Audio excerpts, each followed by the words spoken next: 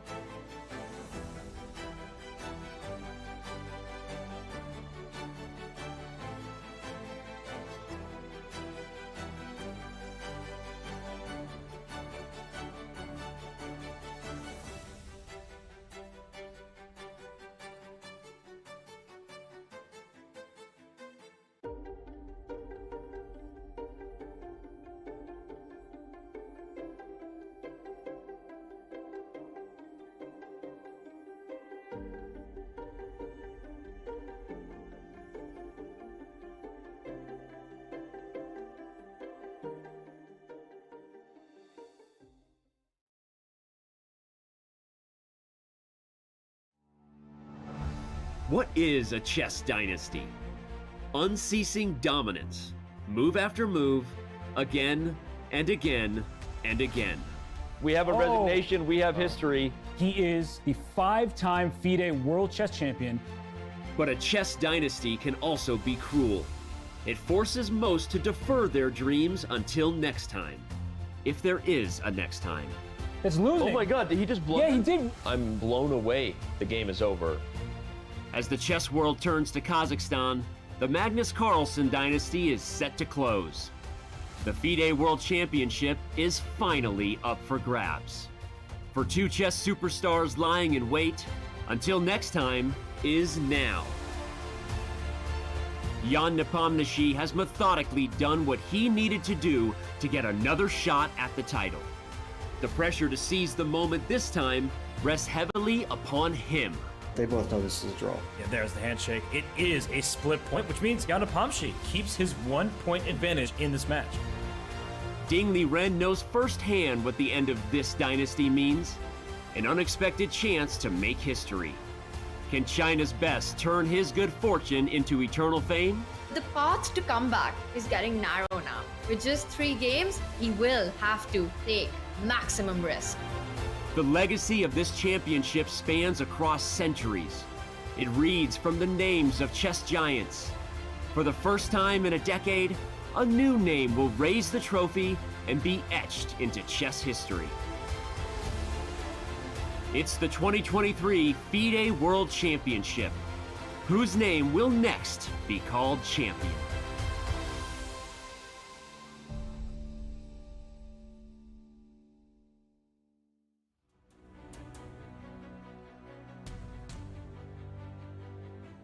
Welcome to the 2023 FIDE World Championship match. We are in cool Astana, but the temperatures are rising inside the halls of the St. Regis Hotel. And that is where the action happens. We will take you live to the playing arena. In moments from now, Jan Nepomniachtchi and Dingley Ren will arrive. It is the final phase of the World Championship match, and we are expecting a fiery Game 12. I am International Master Tanya Sachdev alongside my co-commentators and good friends, Grandmaster Robert Hess and Super Grandmaster Fabiano Caruana. Welcome, guys. The World Championship match resumes after the rest day. And now chat got some sleep. We as commentators got some sleep. Fabi, you've been on this stage. At this point, are the players getting any sleep? I hope they're getting some sleep. They're certainly going to need the energy today, and coming into the final super crucial games, they're going to need all the rest that they can get to have the energy to potentially win this World Championship. Robert, what's that been like for you? Sleepless in New York, calling the chess action? Is that the American dream? Well, no sleep for the weary. Thankfully, I have leftover preparation for the 2021 World Championship. I may not have been playing, but Fabiano and I were up at the crack of dawn every single morning. And so I'm ready. I hope Dingley Ren is ready because he cannot be sleepy at the board today. Yeah, he needs to be. Well, time is running out. Just 3 games remain. Ding needs to find his chances to equalize. The match saw 5 decisive results in the first half. An explosive start. It was fire on board right from the opening phase. Big surprises in the opening, big time scrambles, big risks. But going into the second half, after 4 back-to-back victories that we saw, well, it's been a very stable affair. The players have been playing with caution. They have been playing solid chess, confident draws there, and it has coincided with a rumored potential preparation leak of training games. Hikaru Nakamura said it is an unprecedented World Championship prep leak. Well, has the last 4 draws, Fabi, bought that time for Team Ding to come up with fresh opening ideas? Was that the strategy with the cautious approach that we saw from Ding? I think that we've seen with Ding's recent white approaches, and he's trying to feel Jan out and trying to feel out where there might be some weakness in the repertoire, but it generally feels like he has run out of ideas, and he kind of alluded to that a little bit in the press conference where he said that he will use the rest day to search for new ideas.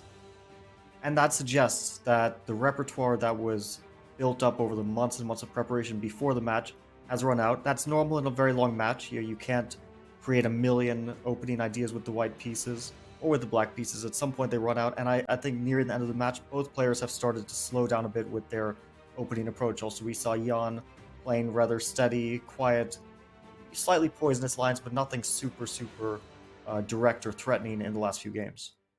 And Dingley Ren has been open, honest, respectful, emotional during those post-game press conferences. He's going to need to have the game be open. He's going to have to leave his emotions out there on the board today. He's going to have to be vicious, no more respect for his opponent, because Dingley Ren needs a win, and he needs it now. There are only 3 games remaining in this match. Ding is running out of time. He is running out of games to make that comeback for Jan Nepomniachtchi. His ultimate dream is just 3 games away. He doesn't need to win a game. He just needs to make sure that he doesn't lose one. Robert, Jan's got to be feeling the nerves as well at this point.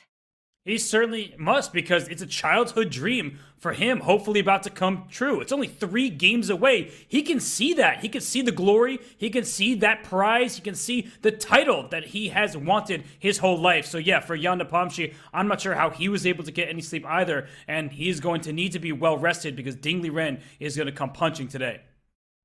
So close, yet so far for Jan. And Katie, after game 11, did ask him if indeed the hardest part of the match was behind him. And Jan responded in disbelief. You got to be kidding, no? I'm not. I mean, indeed, like it's 3 games, and like I should give it all, yeah, to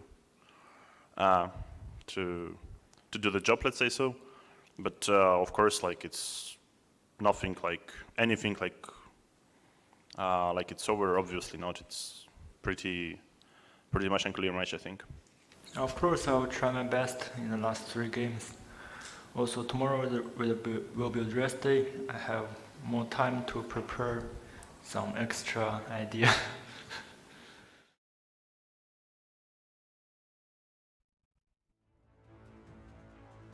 Jan Nepomniachtchi, the job isn't over. He's still got work to do, but it essentially will be over if he can get one more win in. And these are the odds that the Chess.com stats team gives Jan based on the result of today's big game 12. Jan starts with the black pieces. If he wins, it will essentially mean match over. It says 98%. I wouldn't be surprised if it said 99.9% for that in that scenario. Impossible for Ding to make a comeback from a 2-point deficit. But for Jan, a draw is also a great result. With the black pieces, the big question, Fabi, for Jan's team will be to figure out where will Ding try to poke and prod out of the opening. How in a World Championship match can Team Jan and the team of seconds try to figure that out? Well, I think the more interesting question is for Ding, in fact, because for Jan, it's I think going to be pretty standard going to the game with the black pieces. He is going to try to play normal repertoire, what he prepared before the match. He's not going to change anything up because changes take a lot of nervous energy and a lot of work, and you don't want to do that at the moment when I'm sure both players are super, super tired and they want to preserve energy as much as possible. For Ding, it's more a question of where can I search for new ideas? And I think generally speaking, you don't want to go into territory where you don't know where your opponent might be going. So he has information on what Jan wants to do in the English. He has information on what Jan wants to do in the Nimzo Indian. Those are the places where I would be searching for ideas because at least you can kind of guess where your opponent will be trying to go. That would be my guess, one of those 2 openings, and I'm really thinking we might see another reverse Sicilian today, but who knows? At this stage in the match, all options are on the table. Well, Ding needs to choose one. He needs to pick one. He needs to go for it. And with complete depth of preparation there, he has to create his chances. That's for sure. Team Jan has to take that solid approach. And Robert, Fabi is alluding to a 1c4 start. I want to ask you, apart from the opening phase, what's the one thing that you'd like to see from Ding today? I would like to see him show no fear. Of course, the opening will play a part in that, but I also think that back in Game 7 and then in Game 8, he was nervous about the clock, and he was looking at the clock regularly, making sure that he didn't get into too much time trouble. So I want to see Ding just be loose. I want him to be able to play a game where it's must-win territory, starting to feel that way. But as he himself said, that he won the final game of the candidates over Hikaru Nakamura to earn his right to this World Championship. So he's proven that in the very last game, against all odds, he can get that dub. So I think that for Ding Liren, I want to see him come out fighting, not make a peaceful, solid draw. He really needs to throw everything but the kitchen sink at Jan Nepomniachtchi today. Ding Liren has to do, well, it is a tough task for him, but time is running out. It is one of his final 2 whites today. The last time he won a game in this match was back in Game 6. And while we saw a lot of back and forth and punches being traded by both these players in the first half, we see an extremely high accuracy rate there in the second half of the match. And to me, it looks like, well, chess, if played perfectly, draw is a natural conclusion. Is that what we saw happen, Robert, there in the last 4 games where we witnessed 4 draws? I'll be fighting once.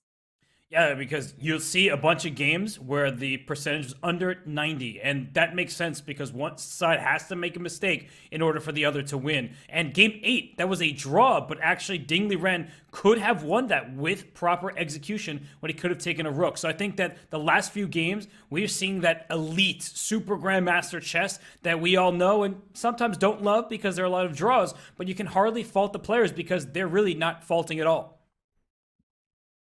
And there we see Ding Liren has arrived. Some anti-cheating measures of FIDE with the international arbiter Gopa Kumar are in order, and they're going on. Big burning question, Fabi, will Yan return with the pink shirt? Well, it's been working for him the last few games. He's been making solid draws, and that's what he needs at this stage in the match. As he said, he won't mind a draw with the black pieces at all, getting closer to the finish line. And I think for Ding, it's maybe already close to a must-win game, but he still has to straddle that line between I really want to win this game, but I have to avoid a loss at all costs. While if you're in a pure must-win, you can just throw caution to the winds because it doesn't matter at that point. He's still at that point where he can't lose, and although he wants to win, still a draw would keep it more or less within that striking distance. But a loss is, as you said, turning into a pretty much desperate, practically hopeless situation. It's such a tightrope to walk, and where you have to take this calculated risk. You have to create your chances. You have to get your opponent into complication, give him the chances to go wrong. But in that deep dark forest of Mikhail Tal, where 2 + 2 is equal to 5, it can indeed backfire for either of the two players. And we see Yan Nepomniachtchi, he does indeed return with the pink shirt. It's been working great for him. All he needs to do is to make sure that things are kept under control with the black pieces. Robert, for Ding, is it time to start playing every single game like his last?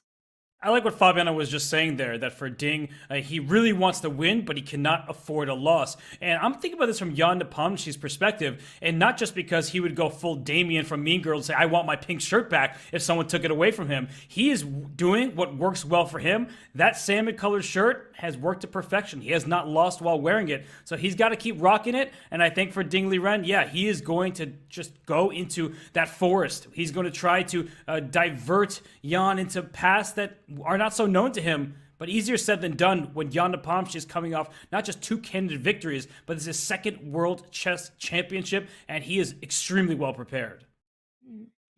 Yeah, wow. A big game 12 coming up. Chat, tell us, what do you think? Will we have a decisive result? Will Ding push too far? Will he be the one who it might backfire to? Now remember, if Ding loses at this point, it will be match over. He has to make sure that he gets his chances, but in a way that he can also keep things under control. He does have one more white, and it will come in that final game 14. While the players are getting ready to step into the playing arena, we still see the chairs are empty. They will be arriving any moment, taking off those jackets. Handshakes will happen. And once again, the big question will be, where has Team Ding found the chances to poke and to prod Yan out of the opening? Now, Fabi, we saw in the interview where, in fact, Ding said that he wants to look for these fresh ideas.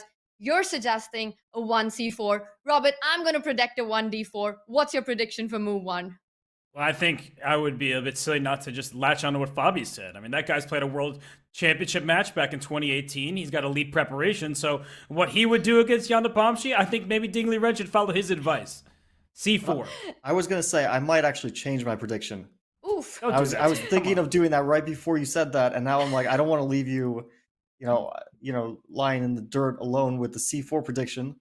But I really like a Nimzo. It's kind of speaking to me now. A Nimzo with E3, some sort of Rubinstein, maybe with A3. Some echoes of what we saw in that last game where Ding had super huge chances in the 8th game.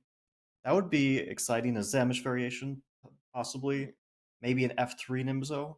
There's a lot of rich directions to turn to in the Nimzo. So, Tanya, I also predict the Nimzo, maybe a Samish variation. The Nimzo seems about right. So that's my prediction for today. 1 second, boys. I'm the one who said 1d4 to start with.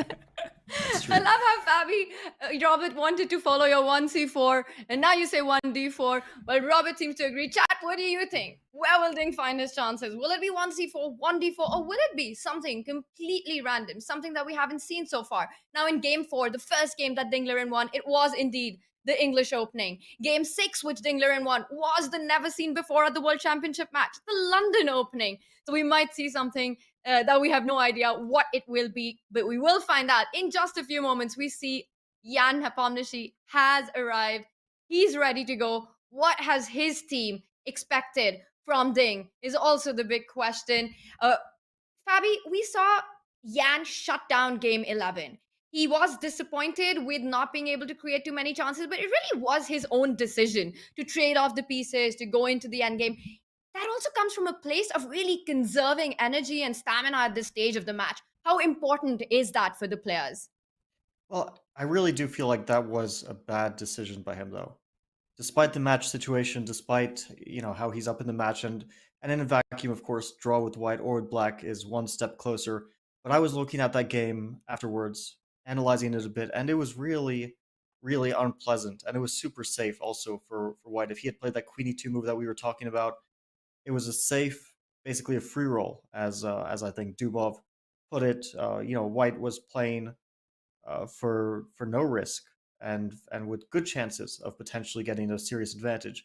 And he looked disappointed. He also looked a bit tired to me in the post-game press conference. I think that he still needs to keep his psychology at a good level. If he lets that slip, if he's trying to avoid calculation or avoid difficult decisions, that could really come back to bite him. It's as Jan said himself, it's still, the match is fully on. It's not going to be an easy road to the finish line, whether he wins or not. It's still a huge battle. I mean, these guys are gladiators, and they're going to be fighting to their last breath. If Ding needs to win in that final game, he's going to fight until the Bear King. So Jan still needs to keep his psychology fully there. He has to keep his head in the match, and decisions like that one, they're a little bit concerning from that point of view. It's going to be a spectacular game. 12 is what I'm predicting. We're also getting some chat predictions in on Ding's first move. And while chat thinks it's going to be 1e4, I would be absolutely shocked to see that happen. It's not something that we see very often from Ding. And 32% saying 1d4. I think that has something to do with Robert and Fabi switching sides at some point, but also the English Opening at 20%. So a big question there for Ding Liren. We've been talking about Jan's decision for game 11. Yes, but how hard is it for Ding as well to deal with the fact that this match could have been equalized in game 8 itself, where he had the option to actually pick up the rook and the match on the spot. And that's definitely something that's way more haunting than anything that Jan has been able to create with the white pieces, Robert. Yeah, it's a great point. I think that for Ding Liren, people say, oh, his losses must be the brutal part of the match. No, game 8, that was a missed opportunity. Missed opportunity, and we see at least the first moves have happened. The guest plays the move with the queen pawn opening, 1d4 on the board. Ding is going to put that pawn right back before he shows us what is his preparation. Where indeed does he want to test Jan Nepomniachtchi? It's not just going to be about the opening phase. Fabi, as you mentioned, no matter what position we get, it very well could be a battle that comes down to a king versus king position. Yeah, certainly. But I think we will see the move d4, because it looked like Ding was gesturing to make that move. So it looked like it wasn't the guest's choice so much as Ding telling him, I want to play d4. So I think we may see an Nimzo, which is an exciting prospect, because the Nimzo is a really fighting opening, but only if white doesn't move that queen to c2. Then it's like super drawish. But we'll see in a second whether he wants to play d4 or not. It's going to happen. I have a feeling. 1d4. Come on, Ding. Do this for the chat, do it for the commentators. Well, he did get a great position out of the Nimzo e3, a3 line, Fabi, something that is your specialty as well. And there we have it, Robert. 1d4 on the board. You're welcome. I called it. What do you mean you're welcome? I'm the one who said, oh, d4, maybe a Nimzo, maybe a Samish. You can rewind the tape and, well... Is it London? Knight f3, no Nimzo. Oh my god. No Nimzo. Are we going to see a London? Are we going to see the bishop on f4 on move 3? No, the London would be an awful choice for Ding. Oh, don't play the London. Oh my god. On the edge of my seat here. Not bishop f4 here. That's going to be an absolute shocker. Ding slowing down. Robert, what are the chances of a London here? I don't think we'll see the London just because he's played it before. And e3. Oh my goodness, he is playing a quiet line. This is known as the Cole, right? Mm-hmm. And yeah, I was kind of thinking that this could, when he was like hesitating, I was thinking he could play g3. He once played this against me, and it's sort of kind of pseudo Catalan approach. But e3, a favorite of Vladimir Kramnik, he was playing like this a lot in like 2017. Of course, it's a system that's as old as the hills, and you can play c5 here. I mean, well, basically the world is Black's oyster here because you can play what you want. C5 is super likely, I would think. And yeah, we're seeing a sort of quiet game, but it's a good place to get a fight. So I don't dislike this decision from Ding, because yeah, it's one of those kind of positional systems. If Black doesn't remember it super well, I don't know what like main move is here. Knight d2. I think that White also had like a lot of different approaches, and now knight to c6 looks like the most logical move. And we will at some point probably see White play with the development of b3, bishop to b2, bishop to d3, post a knight on e5. This is like standard stuff, right? For example, I think we could make a few moves like knight to c6, b3 in a blitz game. Just like playing them automatically, or even a bullet game. e6, bishop b2, bishop to d6. At some point, White puts the knight on e5 and tries to create an attack on the king side with f4, rook to f3, and all those standard attacking moves. And for our viewers in the chat, I actually think this is a great opening for all levels to play, because if you know it well, you can just completely blow your opponent off the board with the kingside attack. So it looks quiet, but it has that long-term poison. And Bobby, I want to make a quick point that you're saying knight c6 here, and that does sacrifice a pawn. Now, before this knight went out to d2, queen a5 would have been a check to win that pawn right back on the spot. And Jan says, I don't even want to give you the opportunity to take on c5, and he takes on d4. So I was actually just thinking that for Jan Nepomniachtchi, when you just need a draw, you're kind of in this weird territory where you have some results-oriented thinking. You don't want to allow Ding Liren to muddy the waters. Let's just trade pawns. Now he can play knight c6 if he wants. That didn't cost Black anything to trade in the center. Sometimes we want to keep the tension. Often we do. But I think this was a good decision to kind of minimize the risk. This entire opening choice by Ding, it feels like he's saying, I don't want to get into any theoretical battles, any theoretical lines. I just want a game. I just want a position where we have a lot of pieces on the board, a lot of pawns, and it's going to be a long fight. What Ding seems to be signaling here is that it's not going to be about the opening, but more about the middle game and the end game phase of the opening.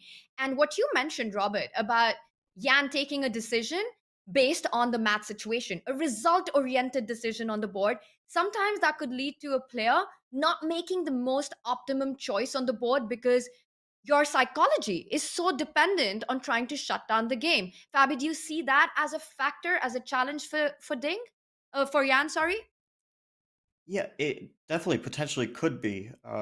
As we mentioned before, like psychology will play a huge role in this match coming into the final games. It's not just going to be about chess, it's also going to be about nerves, and is your mind in the right place, and all those other factors that we think about chess as in just the moves, but of course it's about it's about everything. It's not just about moves, it's about how you feel physically, how you approach mentally, the psychology behind it. Everything is an important factor.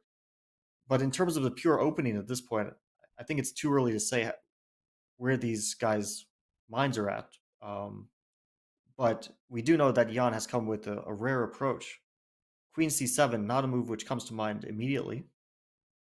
And obviously Jan is prepared because he played it very quickly, and it's not a usual move. It's not like what you would first think of. You'd think, okay, get my knights to the center, develop my bishop out, and standard knight c6, bishop to f5 or g4, that sort of stuff. So why queen c7 first? I would guess he doesn't want to play knight c6 here. So what is the point of this?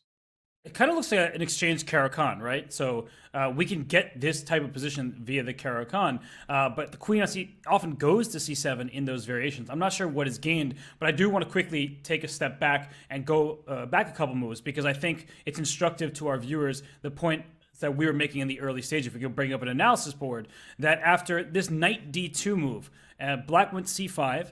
If you took on c5, black can regain the pawn with this check over here right away. So the point I had made earlier was that after knight d2, now that's no longer check. So if black had started with knight c6, white can take this pawn on c5. And if you play queen a5, this can get black into an iffy situation. You play a3, saying have that pawn, and then you quickly play b4, and you see the evaluation going up in white's favor. With rapid development, black is going to be lagging behind because white puts the bishop on b2, takes this diagonal, can strike with c4, gaining space in addition to time. So I just wanted to highlight that in that variation, white is happy. Robert, go ahead. Sorry to interrupt, but in case of e6 here, is black regaining the pawn in a very comfortable way?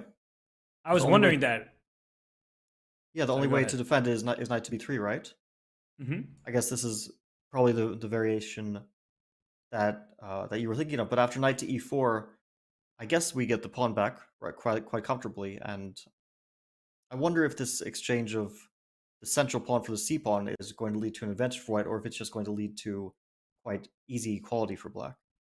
I was wondering the same thing. I was like, does white have c4 here, maybe trading queens? And we know that Ding Liren, he can make the most of small advantages. He is kind of a maximalist in that sense, where he gets this tiny edge and he puts pressure like he did against Fabiano, against Hikaru in the final round of the candidate. So I was just thinking, maybe he's just trying to take Jan out of preparation and try to get a more comfortable position for himself. But you're right, that black would regain this pawn right away, and maybe it's not really so much of an opening advantage, but a decision based in comfort zones. Yeah, it's. Well, I think that was definitely a possibility after knight to c6, but we're seeing a totally different type of position. In fact, the same structure that we saw in that London game, which Ding eventually won, a very important game for him, of course. Different material balance. There, the dark square bishops were exchanged. Here, it's hard to see how those dark square bishops would be exchanged in the near future, but the same exact Carlsbad sort of structure. an offbeat opening choice by Ding Liren, and we see Jan having his first think after the move c3. Well, often in these positions, black's light squared bishop wants to arrive on that f5 square. And he needs to decide if he wants to do that at the moment. He could also think about developing the queenside knight to c6, but then that would give the additional option to Ding to actually go with his own bishop to d3, taking control of the diagonal, and then black is left with not such great options for a square for the c8 bishop. But on the other hand, a move like bishop f5, Jan needs to be thinking about moves like knight to h4, hitting that bishop in return. So Jan contemplating all these decisions.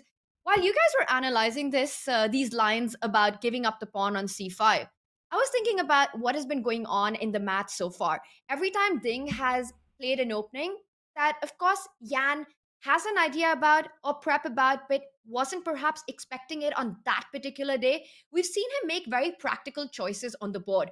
When it was the French, Ding with the black pieces playing the French, Jan did go for the Tarrasch variation instead of the more topical Vinaver or the e5 advance, which would ensue a lot of complications. And that's exactly the approach that we're seeing with Jan with the black pieces today as well. Not sacrificing the pawn, not going for those imbalanced position, but taking a quick decision to grab on d4 to simplify the center. Throughout the match, I want to ask both of you, and I'll start with Fabi, has it seemed to you that Jan perhaps has been the player better prepared in the opening, despite Ding being the one coming up with the surprises? I think that Jan has chosen a very pragmatic approach to the openings, which is that he plays quite positional, relatively solid systems. He's, for example, we mentioned black could have played knight c6, inviting d takes c5. Instead, he's going for just standard sort of Carlsbad structures. Also against the London, he was playing the most positional system where he takes on d4. He doesn't. You could try to grab a pawn on b2 in the London. You can play some crazy variations that we were talking about. But he's playing super solid positional approaches. Queen c7, I still don't like know the subtlety behind this move. I'm trying to understand it, but it's not really coming to mind why Queen c7 over knight c6. But I'm sure that there is some reason why you might play Queen c7 first. And yeah, as you mentioned here, bishop to f5 really comes to mind as the most natural move. You stop bishop to d3. If knight h4, you can just play bishop to g4. Looks pretty reasonable to hit that queen, gain tempo on the queen on d1. And the question is, yeah, does he want to play bishop f5? Does he want to play knight c6? I would think bishop f5 first is the most logical move. Looks pretty logical to me. I mean, it seems like Black has several options, and for Jan, he's just trying to be accurate here. Knight c6, sometimes you meet that with bishop to b5, pinning that knight. Maybe that's why he started with queen c7, just to give that knight an extra defender. It's hard to really describe sometimes the different move orders. It seems like they all lead to the same place, but every single move allows something from your opponent, right? Just a little change of decision making. And I feel like this is a bad sign for Jan. His position, of course, is totally fine. We're only 6 moves by white into this game. But the fact that he keeps thinking, he wants to take a path and he wants to figure out what direction this game goes in. Knight c6, if he were playing a bullet game, he would do this instantly without even thinking. But as we keep talking about, he's wondering if bishop d3, that's a problem for this light square bishop. And big question, actually, is does Jan feel comfortable in these types of structures? In where we have a Carlsbad structure, we usually see Black having the Carlsbad structure, and we get a typical pawn minority attack at some point, throwing the pawns up the board to challenge this extra pawn on the queen side. But he's not really a Caro-Kann player, so maybe Jan just doesn't feel at home in this structure, and that's why Ding picked this opening. It's certainly possible, and also I like the general approach of keeping the position closed, as many pieces on the board as possible. Pieces are not going to be traded anytime soon. You don't have a release of tension. You have the tension remains in the position, like in that London game, for a very long time. So basically, when you're under pressure and you really want to draw, what you really want, just psychologically, is a quick trade of pieces or complication, something that you can calculate, or even what we saw in the last game where Ding had the white pieces, where we see a theoretical fight. Jan has to calculate some stuff, goes into an endgame where he knows it's kind of very much within the drawing margin, and it's just kind of a smooth defense. Here, it's every move is a decision. Even if it's a small decision, every move is a decision. And I actually saw a fun line in case of bishop f5, which I wanted to mention. After bishop to f5, I'm thinking knight e5. And how do you think you would react to this move? I thought that was a rhetorical question. I was hoping it was, but I guess let's see what happens if knight c6. Well, here I was wondering about bishop to b5 as well. It's definitely a question, because if I play bishop takes c6, I'm spoiling your pawn structure, creating an outpost on the c5 square potentially. I was kind of hoping you would play knight b to d7 instead of knight c6, because I wanted to play f4. I know it looks a little bit, risky, positionally risky, but I have some g4 ideas somewhere. Not sure exactly where it might work out, but I don't see why this is obviously bad. You can't exploit the e4 square so easily, because white also has bishop b5 ideas, so there's definitely some tactical potential in the position. Bishop d7. Wow, that was not a move on our radar. It just feels a bit too passive. One can understand that it takes control of any pins along this diagonal, getting ready for knight c6. And wow, I see, Robert, that it's a bad move in the position. Yeah, I think we can understand why it doesn't compete for the center in a meaningful way. It's developing, at least off its initial square, but it doesn't actually get onto a useful diagonal. So I believe that white's automatic move is knight to e5 here, and this is honestly a great outcome from the opening for Ding Liren. The position isn't that bad for black. We're not going to pretend that it is, but this was a mistake. Now, I think it's an objective mistake from the sense that the evaluation clearly has changed in white's favor, but from a as Fabi said, pragmatic perspective. That's what Jan has been all match. That's how he chooses openings. He's saying the position will be rock solid for black. So let's say you want to go and take this bishop, then what? There are no real weaknesses in black's camp. So I don't like the move. I think it's very passive. It's not really in Jan's style, quite honestly. But I don't think it's really that big of a deal. It's not the worst thing in the world. We'll just see how he plays the next few moves, because I would be galloping my knight in the center right now. It might not be that big of a deal, but it's a little something for Ding to play with. At the very start of the opening, we see a question mark being awarded to this move. Knight e5 jumping into the center seems like a natural response. And once again, it seems like bishop d7 perhaps is a decision more based on the result-oriented approach, just trying not to take too much risk, being very solid. Might not have been Jan's choice had the mat situation been any different. And then continues with the development. He doesn't jump in with the knight immediately, but first takes out the bishop. So no more black bishop coming on f5. The e5 square is always there. White simply wants to go shut castle next, bring that rook to e1, jump with that knight to e5, bring that other knight from d2 to f3, really taking control of the e5 square. Fabi, what do you make of this approach by Jan, bishop d7? Slightly passive? Yeah, I think I can only come up with one explanation for this move, which is that he picked up the bishop, and as he was moving it, suddenly he felt the urge to sneeze. And then before it could go to f5 or g4 or some like useful square, his hand released it for a second on d7, where it does absolutely nothing. And well, maybe it's super subtle and I'm just not getting it, but like, why couldn't you start with knight c6, and then if bishop to e5, then you put the bishop on d7, then the bishop serves a purpose there, and if bishop d3, then you put the bishop on g4, where it serves a purpose. But basically, white should castle here, I guess. White can also play h3 to stop bishop g4. But okay, let's say you castle, and then if black plays e6, you kind of accept a slightly worse position, I think. White can play rook to e1, for example, and then let's say bishop d6, white can even play queen to e2, followed by knight to e5. Kind of standard stuff, knight to e5, and bishop on d7 is out of the game. This is kind of classical Carlsbad, post up in the center, knight on e5. Classic stuff, how you might see in the good old days, how people get outplayed in these types of positions, knight f3 and so on, and you start to attack on the king side. And he does indeed castle. Ding is playing quickly. If you don't play e6 and you play bishop g4, you lost a tempo.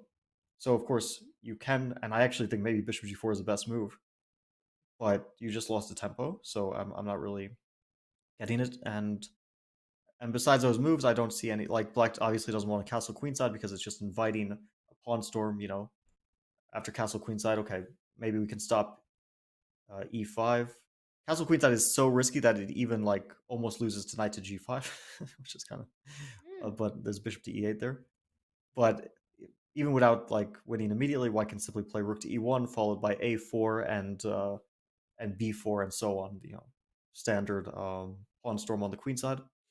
So does he want to play bishop g4? Maybe it's the best approach, but didn't you just lose a tempo? Like, okay, it could be super subtle. It could be that this is like the best approach for black, but to my eye, it's kind of strange. It's also psychologically so difficult to make the move bishop g4 once you've just played bishop d7, one development move, and then to move the bishop twice out of the opening. Even if it is the best move in the position, it's a hard one to make. Just to accept that, yes, it was not the optimal decision, not the optimal choice for that bishop to move to that square. And Fabi, you said a really insightful thing there, that if you're not sure in an opening where to place a piece and you've got different choices, you can always start with another move that you know you have to make. Instead of picking up that bishop and moving it to a square, bring out that knight. The knight has only one good square. You want to place it on c6, and you can just keep the options open, keep it flexible, and decide on the next move where indeed you want to place the bishop. And as I speak, in fact, Jan does go for a second move with the bishop, and he doesn't take much time for it. He plays bishop g4 instantly. Is Jan still familiar with this position, or is this some over-the-board inspiration? What's going on there, Robert? I'm very surprised, and I know that I was saying bishop d7, he's just trying to be solid, and it's not a good move. It's not the opening theory that is recommended to players, but I do see that even though he's losing a tempo, what do you really get from that tempo? Black's next moves will be e6, and the bishop is outside the pawn chain. That's definitely a good thing for Black. e6, bishop out to d6, castle at some point. So it's not like Black is under immediate threat, which gives him the time to step on d7 just to go out to g4. It's weird. I don't know how this happened. I would never have predicted this in my life, that this bishop would make 2 moves as early as move 8. But e6, and where is white going to strike? The key is covering this e5 square, rook e1, get this queen out of here, play knight e5 at some point. That still is in the cards, but I just feel like Black isn't risking all that much just yet, even though I am very, very shocked by the fact that he played bishop d7 and then bishop g4. It feels like he just gave Ding a tempo for free. Can we go back one move? Because I'm thinking that, of course, this looks strange, but what if h3 here? I think I mentioned this was sort of a possible option because I really want to keep that bishop bad on d7. And if e6 short castle, bishop d6, rook e1, like what does Black do exactly with this? Castle, queen e2, same plan. I want to put the knight on e5. How does Black make use of the fact that we played h3, which is sort of a half tempo for Black? Like, what's Black's plan here? I don't really see it. I think we're silent because we also don't really see the exact plan. Is there some kind of e5 available at some moment? That's really the big question, because if Black can play e5, even though it gets you an isolated d5 pawn, you get space, breathing room for your pieces. A rook on e8 will be nice. Your bishop on d7 will be better, but I don't think that e5 is going to work out here. I don't think that you had time. And the reason why I say that is because, let's say, after h3, that was probably the only moment that I could see you playing e5. And then I think d takes e5, knight takes e5, and queen to e2 is quite tragic for Black, because bishop d6, we take an f4. Also take a knight f3, but take an f4, okay. Good enough. And so e5 I don't see ever happening, because I always cover that move in time. And you don't even get the isolated pawn position, which might also be better for white. So I understand why Ding quickly castled, but maybe it was a moment for a bit of subtlety, and I really feel like Jan mixed something up in his prep. Like, he's going, maybe now he's in something familiar, but something was mixed up. Like, after the c3, it looked like he was a bit surprised, and then he played this bishop to d7. I don't feel like bishop d7 was a good move. It also allowed knight to e5, which was super dangerous, or maybe not dangerous is maybe not the right word, but super interesting. If we go back to like bishop d7, knight e5, I really feel like that was an interesting approach as well, because knight c6 comes to mind, but I don't want to take on d7. I want to play f4, and I feel like this is a very, very interesting approach for white. You see, I mean, the engine is saying it's kind of keeping it level, the bar is staying level, but how are you approaching this as well? Like, if e6, bishop d3, I think white's play is pretty clear-cut. Bishop d3, short castle, and this doesn't look very good, or at least very easy for Black. So it's a genuine question. Maybe Black could play g6 instead of e6 and try to put the bishop on g7, and if bishop d3, maybe eventually bishop to f5 to trade the bishops. Some kind of, these are sometimes ideas, right? So also it was a question, but I can't imagine this was his prep. Bishop queen c7, bishop d7. No. Bobby, the reason I'm laughing is because after knight e5, like in this variation we're looking at here, even if you don't play f4, so we understand that f4 compromises some squares. Let's say you just bring this knight to f3. You're just reinforcing your knight on the square. This bishop is passive. There was nothing gained for Black by putting the bishop on d7, especially if e6 is the next move. You could have already had the dark square bishop out instead of the light square bishop, which is not very active. So yeah, it's very strange, right? We're not going to deny it. What Jan has done thus far, he just developed. He could have developed one more piece, but instead he put his bishop on d7 only to get to g4. I think we're going to be racking our brains about this for a while. But maybe Dingley Ren is already regretting the fact that he didn't play h3. Maybe he thought, Jan played bishop d7. There's no way he's going to move that light square bishop a second time. But he was maybe fooled a little bit. And if I'm Ding, I'm looking at queen a4. Then I'm trying to get my knight to e5. I feel like black still has some things to work out here. Yeah. Well, Ding made the most natural moves after this bishop d7. What surprises, I think, many of us is just the speed in which Jan came back to the board and made the move bishop g4. Now, they say don't move the same piece twice in an opening. And Robert, I just want to follow up on your point to show what are the dangers that actually exist in this position. Now, Ding is, of course, contemplating a move like h3, hitting the bishop. But let's say he goes with the idea of actually sidestepping the pin so that he can continue with the move knight to e5, a move like queen c2 or queen a4. But even, I just want to show a point with queen to c2. Queen a4, great move there, pinning the knight. But a simple developing move, sidestepping with that pin. If black continues with development, with a move like e6, you want to open up that second bishop in the position. But now you're one tempo too short with your king safety. White can in fact jump with the knight all the way to e5, even though the e5 square is defended by two pieces in black's camp. But does black actually have the option of picking up that pawn? Knight takes e5, you recapture with the pawn. And if black gets greedy, this could be big trouble with a check coming on b5, bishop b5 check, and suddenly you're missing that one tempo which you've just spent moving your own bishop twice. These are the dangers that could exist. I see the eval bar still thinks that black is doing fine, but I would be petrified here. Imagine queen a4 or bishop b5, knight d7. You recapture the knight, give a check on a4, Robert, instead, and then pick up the bishop. There are all these ideas that you need to watch out for with the black pieces, but for now, Ding takes another approach. He decides not to step away with that queen. These are the dangers in the position, as we're pointing out. Ding makes another natural looking move, not going for the most direct line of trying to get that knight to e5, but brings the rook to e1, a move that at some point had to be played. Yeah, he's playing the moves that you might kind of first come to mind, right? So if you were playing a quicker time control game, you might just quickly play these moves like bishop d3, castle, rook e1.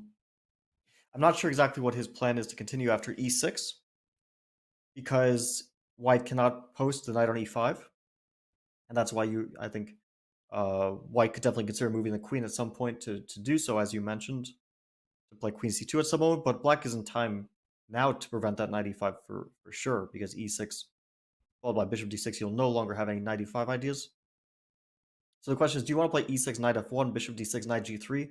I really don't like the knight on g3, so I don't think that should be your approach. Even if you gain the bishop pair with bishop takes f3, I'm not sure the knight on g3 is really well placed. And even castle here, I think you can play h3, bishop f3, queen f3.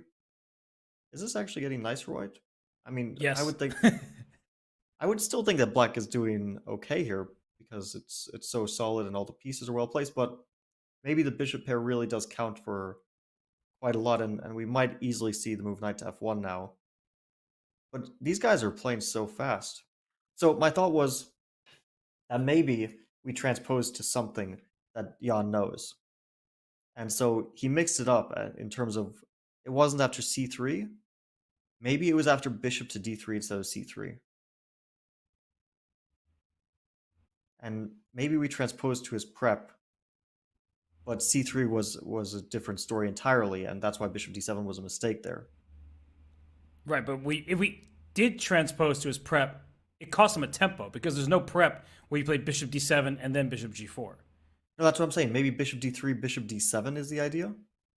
If we go back, I don't know if we want to go back when they're blitzing out the moves so quickly, but okay, we're going to probably see knight to g3 now.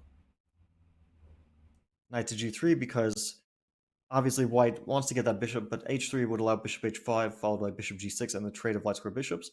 And we can definitely talk about trade of bishops as good or bad in this position. I think the trade of light square bishops is good for black, because imagine that bishop on c8, completely passive, versus a bishop on d3, an attacking piece aiming at the king side. Black is almost always happy to trade those bishops off, so h3 only facilitates black's positional goal. Besides the fact that after h3, bishop h5, black can't even get the bishop kicked away from h5, so you can't break the pin because now knight g3 allows bishop takes g3. So knight g3 here, I think having said A at this point, Ding must say B. He must go knight g3, otherwise there was no point to his previous play. So knight g3 I think will be seen. And okay, there's this like funny h5. I don't know if it's probably what? Bishop g5. The players just keep surprising us with the bishop moves. What on earth is going on here? Knight g3, but Ding going for bishop g5. I don't believe he's actually threatening to take on f6 with white having castled on the king side. Do you really want to take chances opening up the g file? Jan hasn't committed with his own king position. He very well at some point could actually decide to go long castle and build his own chances. And Fabi, you were very surprised with the move bishop g5.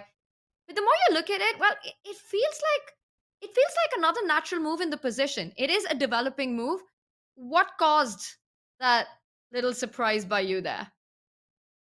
No, it's sensible when I think about it, but I think the reason why I was surprised is because I didn't really see the idea, and now I see that white does have knight e3 ideas, exploiting that potential, knight takes d5. For example, knight to d7 here comes to mind, but then maybe knight to e3 is quite interesting. Because bishop takes f3, queen takes f3. White is not at all worried about the h2 pawn being hanging, because this would probably be very, very bad. King h1, bishop should drop back, otherwise it gets trapped, and then knight takes d5, and obviously things have started to go quite wrong in black's position. We're already thinking about, some potential sacrifices on e6 and some potential mates, but white doesn't even have to sacrifice material, right? Just positionally, black is in so much trouble. So bishop g5 has those ideas. It's not something you usually see, I think, bishop g5 in Carlsbad structures, right? Not super often. No, but Fabio, I think what Ding is doing is he's discouraging Jan from castling kingside. And it is true that black can castle queenside, but this is what we've been talking about from the start. Ding wants a position where kings are on opposite side of the board. He wants to be able to attack Jan. And so even though this opening has been very strange, we'd have to really dive into the nuances to better understand it, and I think the players maybe aren't fully aware of how each move has changed the position. But I like what he's doing, because if you castle kingside, are you really prepared for bishop takes f6, pawn f6, and your king feels a little bit open over there? I actually do think that Ding is playing this quite interestingly, and this enterprising style is what he needs to score a point, and he is putting Jan into the think tank. He's ahead on the clock, and that's not something we can say that often in this match. I love it. I love what you're saying, that a potential opening outcome where we've got opposite side castling, we know that would mean an exciting middle game. Of course, now if black goes short castle here, you will pick up that f6 knight without thinking. But the question is, Robert, if black was to play h6 instead, I hit that bishop. Is Ding anyway planning to pick up that knight on f6, allowing these positions with the long castle? Bishop takes f6, g takes f6. At some point, my idea is clear with black. I want to go long castle, put my rook on g8, and start asking questions on the g line.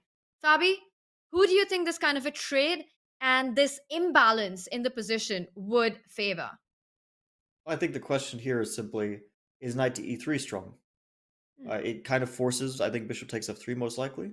Bishop f3, queen f3, and long castle. F3 and long castle. And okay, the question is, first from a positional point of view, is this good for black? Because you are inviting some potential pawn storms.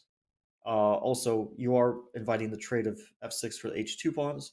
But maybe that's a good trade because queen f6, bishop h2, king goes somewhere, bishop to f4, and white's king is somewhat weakened. So I guess black is not too worried about this one. And then I guess most likely white will play g3 instead of queen takes f6. But okay, you can defend this pawn with g3 or h3. It's a bit of a question. And then probably f5. And then this is like, standard race b4, b4, h5, b5, this sort of pawn storm. And wow, Jan did castle kingside, by the way, so he is unafraid. He does not think bishop takes f6 would be a problem yet. This opposite sides castling would have given us quite an adventure. But maybe Jan's saying bishop f6 doesn't threaten anything, and To answer your earlier question, Tanya, of h6, at some point, white can do what we were saying black might think about, bringing the bishop around just to get control of this e5 square. So maybe Ding is playing this positionally rather than going for any sort of tactics. But of course, you must calculate bishop takes f6, gf6, and what happens in the resulting position to the black king.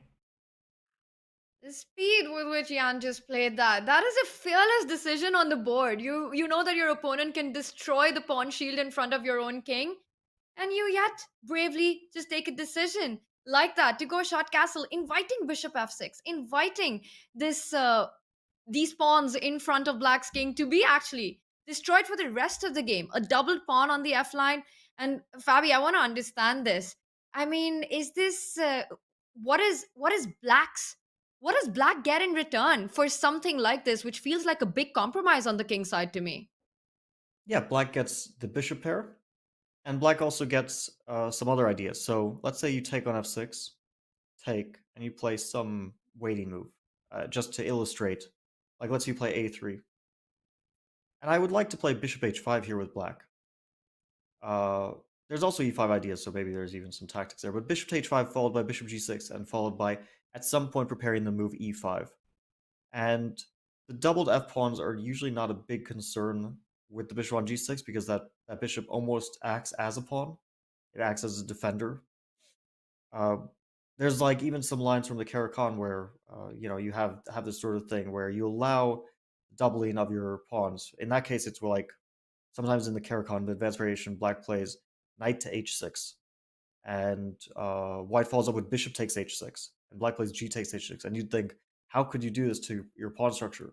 But then the bishop, which is on f5 in the Caro-Kann, drops back to g6, and it turns out that the bishop is a wonderful defender, and the more salient factor is the bishop pair. The bishop on d6 in this case is a very strong piece. It controls the dark squares in a way that white's pieces cannot do in the same way, right? It allows things like here queen to d2, there's bishop to f4, these sorts of ideas, right? So, but let's go back, because I see concrete lines. First thing I think of after castle, it's bishop takes f6, g takes f6, followed by knight to g3 with the very standard or very clear idea of preventing bishop h5 and preparing h3. And here I'm wondering how black would react to this. It's kind of like, I think you probably will give the bishop. You could play f5 maybe, h3, and I guess bishop takes f3, queen takes f3, and you might consider, I don't know if immediately or maybe king h8, but you might consider bishop takes g3 as well. But I would think king h8 followed by rook to g8, and white could put a knight on h5, black could put a rook on g8. It's just a very complex position. But it's not clear how white is attacking here. So given that, it might be completely fine for black. You have some kind of g4. You definitely have your ideas here.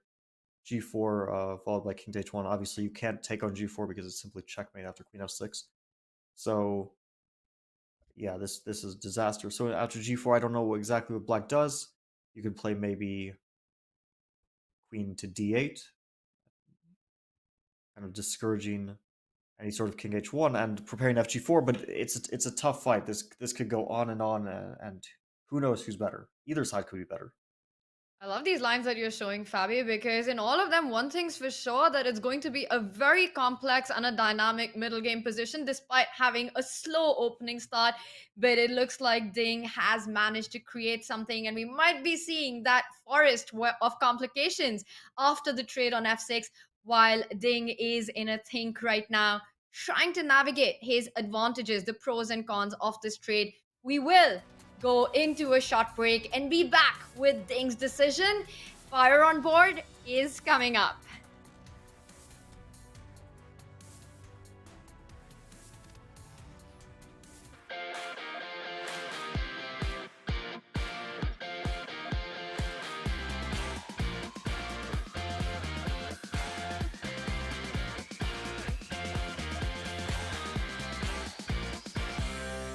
Hi everybody, International Master Danny Wrench here, Chess.com's Chief Chess Officer. We are here and excited to be collaborating and partnering with WorldQuant as an official partner of the Champions Tour in the year 2023. I'm now speaking with Chief Strategy Officer for World Quant, Nitish Maini. The people have met us, and now time for the big questions. Jumping right into the basics, tell everybody a little more about World Quant and what exactly is it that World Quant does? Thank you for having me, Danny. And you already introduced me. I'm the Chief Strategy Officer at World Quant. World Quant is a global asset management organization. It was founded by Igor Tulchinsky in 2007. World Quant today has over 850 employees who are working towards designing investment strategies in multiple asset classes across global markets. World Quant believes in empowering the ideas of the talent across the globe, and we have 23 offices in 13 countries today. Amazing, amazing stuff. So tell us now a little bit more about this project called World Quant Brain. So World Quant is built on the belief that talent is global, but opportunity is not. And we strive to take this opportunity to everyone around the globe. World Quant Brain has been designed as a tool which empowers us to take that opportunity to anyone. That's fantastic. Seriously, that's amazing. I had no idea about that. Learning about this along with our viewers, and obviously as a website and a company with a mission to also connect global communities and increase the opportunity for chess, that makes it even more of a natural partnership. Tell me a little bit more from World Quant's perspective why you guys run the IQC. So World Quant has this mission of democratizing quantitative finance. And International Quant Championship is one of the tools we have to spread the message about this opportunity which World Quant is offering to everyone to be a quant in the world in the quantitative space. And International Quant Championship empowers the individuals to utilize their ideas and show that they can do it, and gives us an opportunity to take this message to them wherever they are. That's great. Now, you said the finals will be in person. Was I right that it'll be in the Bahamas? That sounds like a pretty great location. Can I come? Yeah, absolutely. Absolutely. I can? Okay, so I don't know that I'm qualified to be in the IQC, but tell everybody a little more. So the finals are going to be in the Bahamas. What will that be like for those who make it? Yes, so the finals, as you said, is planned to be in Bahamas for the IQC. So World Quant celebrated its 15th anniversary last year in 2022. To celebrate that occasion, we are getting the whole World Quant organization together in Bahamas this year. And we decided that we will organize the finals of IQC at that event. So this will give an opportunity to our finalists to meet the World Quant team in person. It will give them an opportunity to watch the culture and rigor of the organization. And we are very excited that everybody will be able to get together at that event in Bahamas. Well, this has been awesome. Nitish, thank you so much. This is where I remind everybody it's their chance to get involved in the IQC, the International Quant Championship. You can use the command IQC. You can visit the World Quant Brain website. We encourage you to do so ASAP. Registration is open until May, so it's time to jump in. And maybe you'll get to meet the CSO and others in the Bahamas. Maybe I'll be there. If I'm lucky. I don't know, but it sounds like a great time either way. And Nitish, the Chess World and the Champions Chess Tour, thanks World Quant for their partnership. And we're looking forward to the rest of the year together. Thank you, Danny, and good luck to the community for participating in IQC.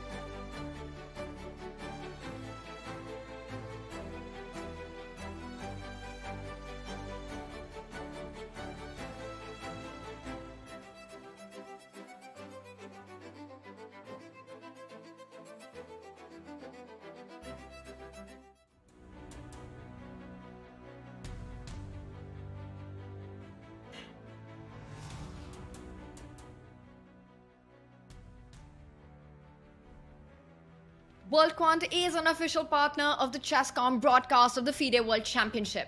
They are a global firm that builds complex mathematical models to identify market inefficiencies. Now, World Quant Brain is bringing together its International Quant Championship and the chess community to hunt down the next generation of quant finance specialists. Because nobody knows how to analyze a position better than a chess player, right? If you think you have what it takes, register for the International Quant Championship. Head to go.chess.com/IQC or use command IQC in chat for more details. And we are back with game 12. Ding Liren has been in the think for about 11 minutes in this position, surprised by Jan's speed and decision to actually go for short castle. He still hasn't taken the decision to trade on f6, the positional imbalances that we were talking about. But given the mat situation, Robert, is that the best decision for Ding? Does he need to grab on f6, regardless of how it is objectively? Well, I guess part of the answer to the question is, what is Black's next move? If we handed Jan a free turn, what would he do? I don't necessarily think there's a great place to move the knight. He can hop back to d7 for sure, but I'm not sure Ding is afraid of that. And so bishop takes f6, g takes f6, that will change the complexion of the game. It'll become into more tactical waters, and the big question is the bishop on d6, is that better than the knight that white will have remaining on the board? So these are very difficult questions to answer, which is why Ding has been thinking for now over 11 minutes. He's spending a lot of time here because it is a critical decision. It changes the nature of the game entirely. Yeah, this is a really big moment because bishop takes f6. It could be good.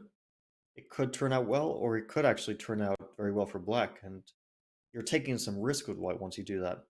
I am looking at a move, I think, Robert, that you did mention this idea. I don't know if it was in this position or a similar one, but it's an appealing idea, and it's to play bishop to h4 here, which is mimicking black's idea of bishop h5, g6. The bishop on d6 is an excellent piece, so white is just trying to trade it off, and it would crucially kind of slightly weaken that e5 square, right? So at some point in the future, yeah, there might be a knight coming to e5. Probably knight takes g3. But maybe black would also just at some point capture on f3. Maybe like rook fd8 here, and then try to like h3, bishop f3, queen f3, and e5 would be one of those standard ideas for black. And d takes e5, knight takes e5. Maybe white's a bit better after queen to f4, but I don't know. It might also be very, very close to equal because I think it would be completely equal if black could get like queen d6, g6 here. But if that knight to f5 is kind of coming into the game at some moment, then it could be a little bit unpleasant for black as well. So, for example, can I play rook to e7? Idea is knight f5, knight takes d3. No, oh, you trickster. I was gonna say. Oh, that was my idea. I did come with a plan, but it's some sort of mess because you can take on e7 twice, and then knight takes f4, rook takes b7, and it's one of those difficult endgames to evaluate because it's the rooks against the knights with some passed pawns as well.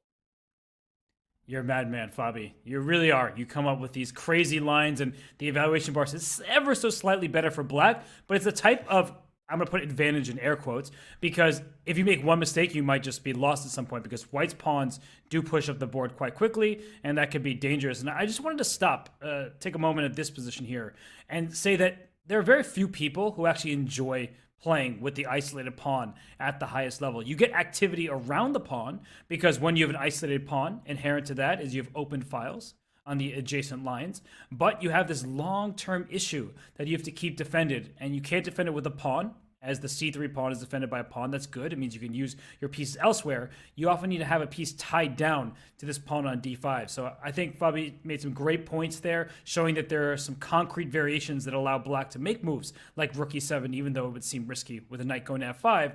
But I think if white has a few turns, just consolidate, I think this could be a long-term issue for black in a position like this.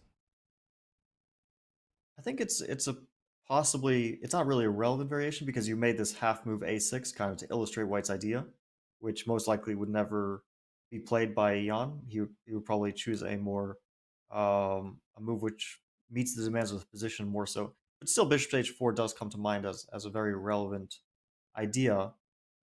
And also, white could first kick the bishop. Like, let's say you played a6 again. I could consider kicking the bishop back with h3 first, and then after bishop to h5, then maybe bishop to g3. And maybe I'll gain like the h3 tempo here. Possibly. It's not 100% certain that this move matters at all, but also I just want to point out that bishop to h4, it does kind of stop this knight d7 move that you were mentioning, because knight d7 would just lose a pawn due to the tactic bishop takes h7, king takes h7, knight to g5, followed by queen takes g4, and white has one material end. Obviously, this is not something that Jan would fall for, but just to point out why the bishop on h4 might be a bit better than on g5. Wow, there are definitely some tactics that Jan needs to watch out for. He needs to keep that bishop in g4 defended. And you guys are looking at these lines, Robert, with the retreat of the bishop. I just really feel that if you are in a situation in a world championship match where you need to score that point, where you need to find your chances, and you don't see anything immediately wrong with the move like bishop f6, it doesn't lose on the spot for white. In fact, it keeps a balance in the position, but in a dynamic way.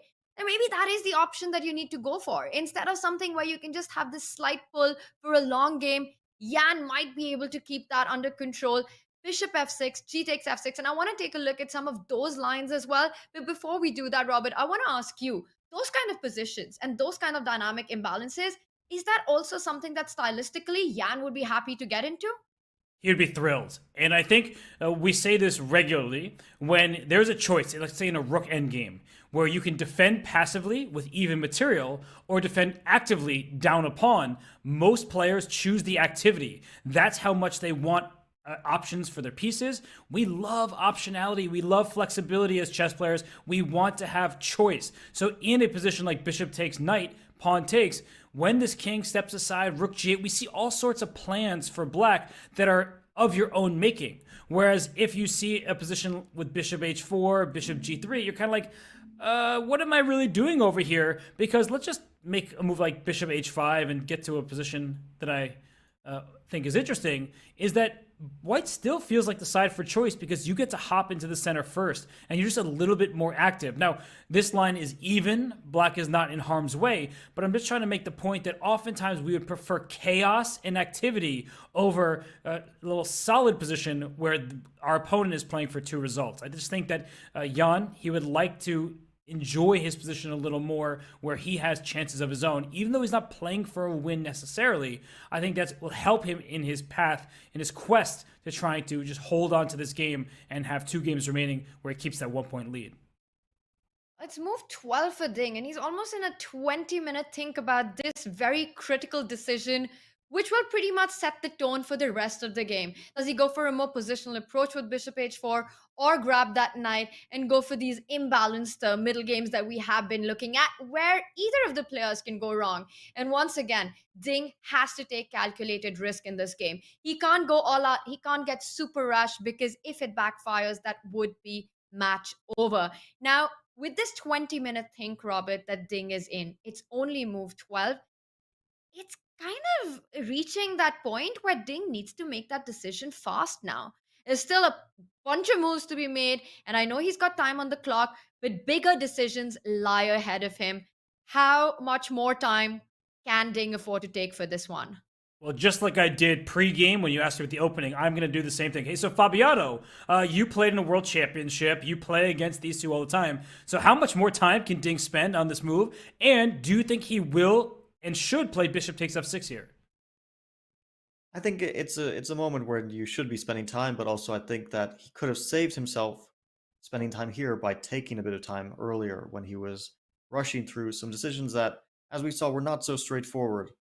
That bishop d3, knight e5 was an option.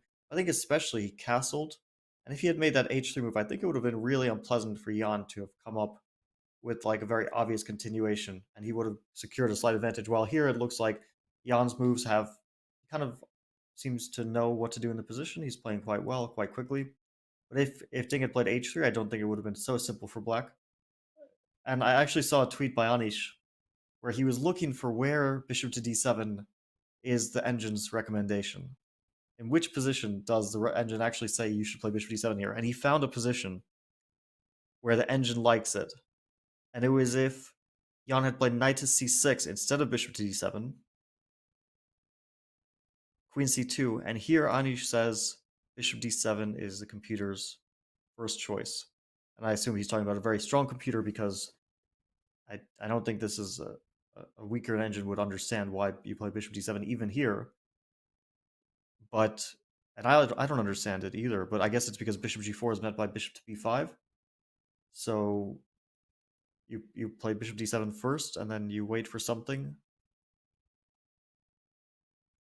And I still don't really understand it, but okay, let's trust Anish and his engine. I'm sure it's very powerful. But no longer relevant to the game position. Just kind of funny to think about, like, why Jan played bishop d7, where it was in his preparation, where he came up with this idea, which is so unusual. Yeah, definitely very unusual, and especially how quickly he moved that bishop on the next move to g4. So it's something that he's seen in a similar position. So very insightful there, as you mentioned, that perhaps just mixing it up a little bit with this queen c2 and feeling that there is a transposition. And it looks like Jan's the one who's feeling the comfort in this position. Ding, head and hands there. Is that a sign that he's not feeling as confident? If you have to take that decision of grabbing that knight, you probably would have done that a couple of minutes ago. Now, crossing that 20-minute mark, I'm getting the feeling that Ding is feeling shaky right now, not as confident. Is that the feeling right now, Robert? Yeah, I mean, the more he thinks, the more I'm a bit concerned for him. But perhaps the more likely it is that he takes on f6. I mean, sometimes you can convince yourself to do something because you're like, I burned so much clock. I'm trying to analyze this position. And it does change the entire nature of the game and maybe even the match, because the last few games have been very solid. There have not been chances for Ding Liren to play for a win. He desperately needs a win. So I could see him making that choice. But yeah, he's spending a lot of time. It's been over 22 minutes at this point. And taking on f6, allowing the pawn to capture back, that opens up the g-file, that gives Jan some necessary play in this position. I think that Ding, from the start of this game, he just wanted to have a slow build-up. He wanted to have a small plus and try to work it like he did in the London system game. So he just has to move. Honestly, it's hard for me to say that, or I should say it's easy for me to say that, because I'm sitting here just talking about the chess while he's playing it and has to deal with every single repercussion. But I feel like being down on the clock has not helped Ding at all throughout this match.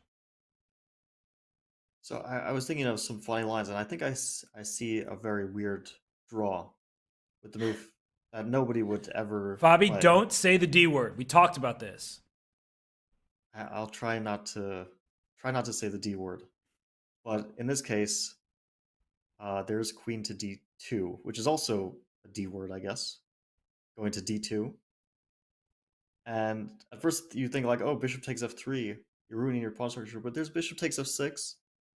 And the draw I saw was g takes f6. Maybe there's bishop f4 as well. Queen to h6. Bishop to e4. Rook takes e4. D takes e4.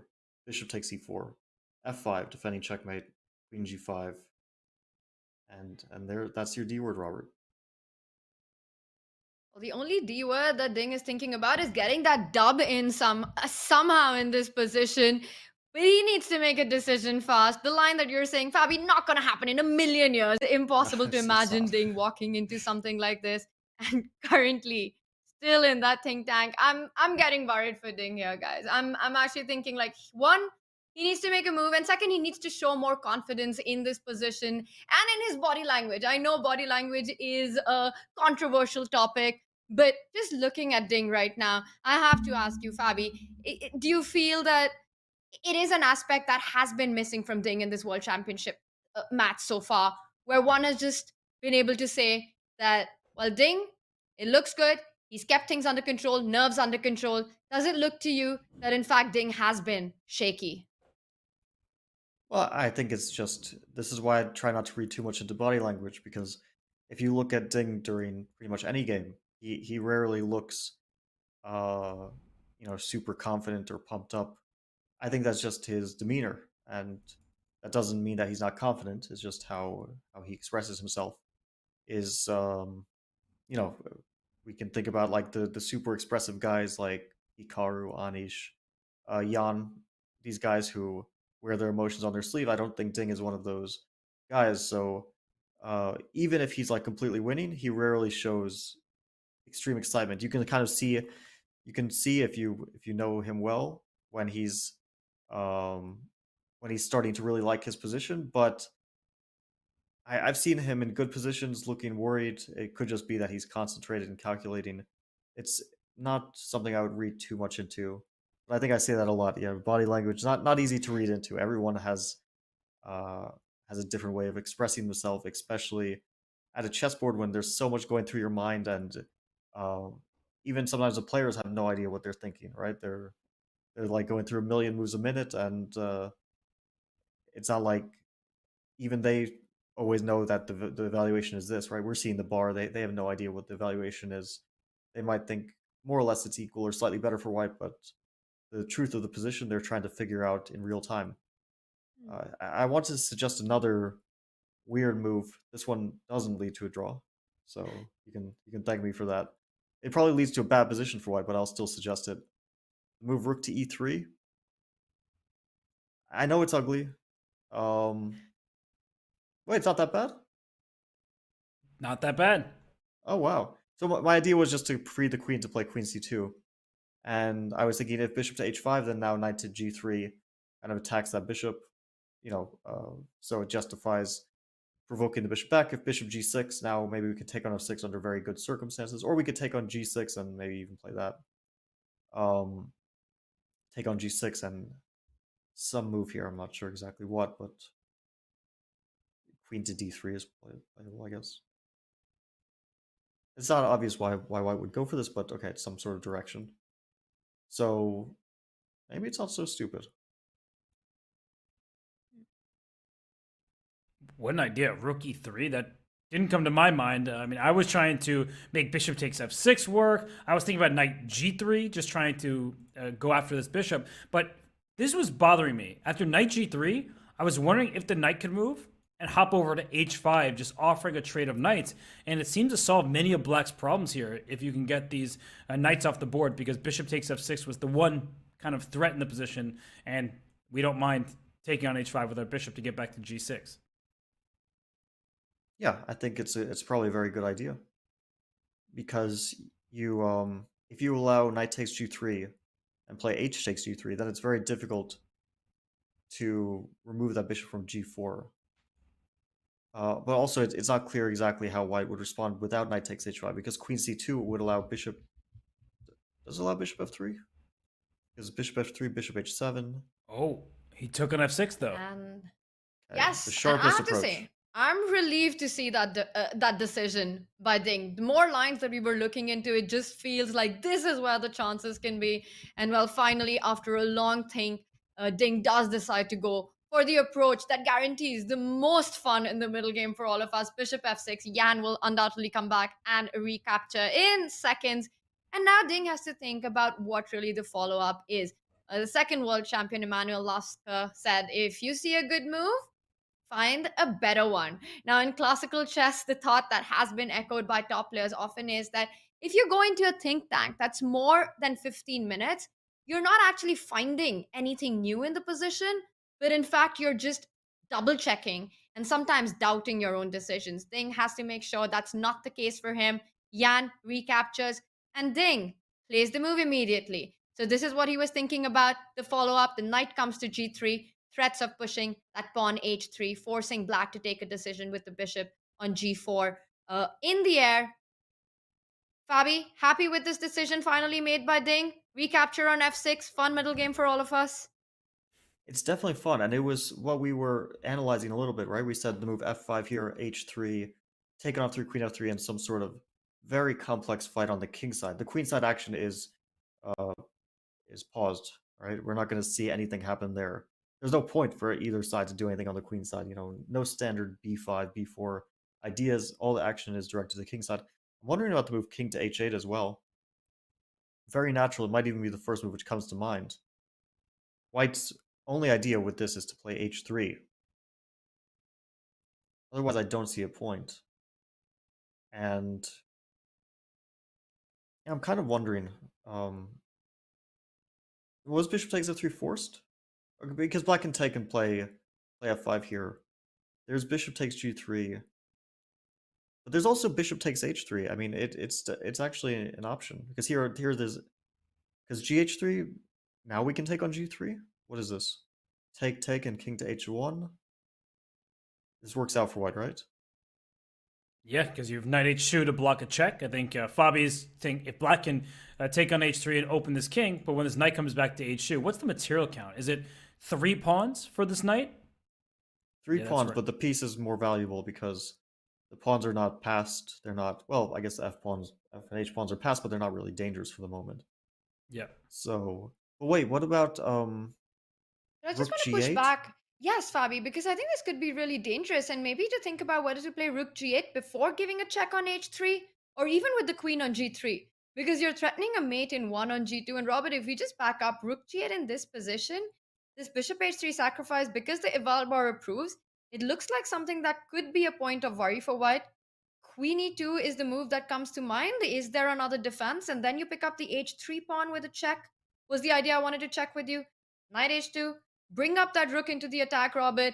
I'm hoping you'll help me with a square. Maybe to g3 with a tempo. Hit that bishop.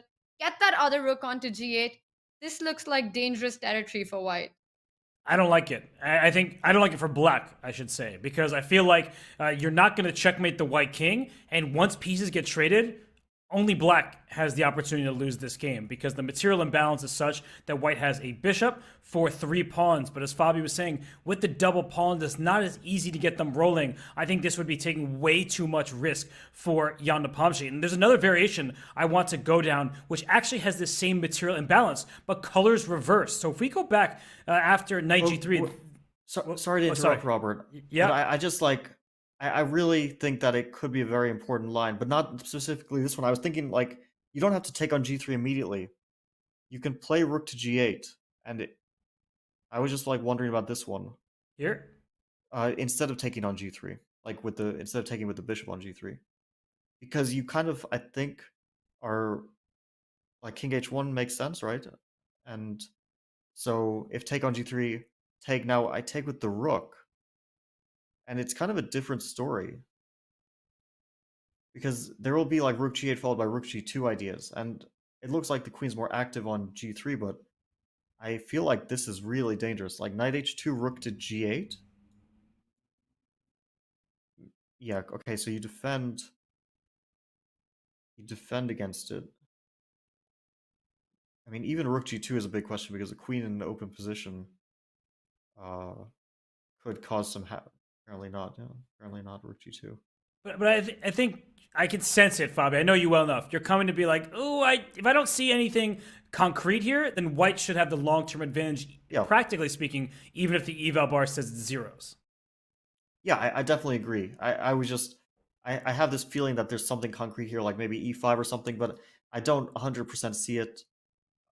I'm getting, the spidey sense is tingling. But that being said, yeah, if you don't see it, then you probably don't go for this with black. No, that's absolutely correct.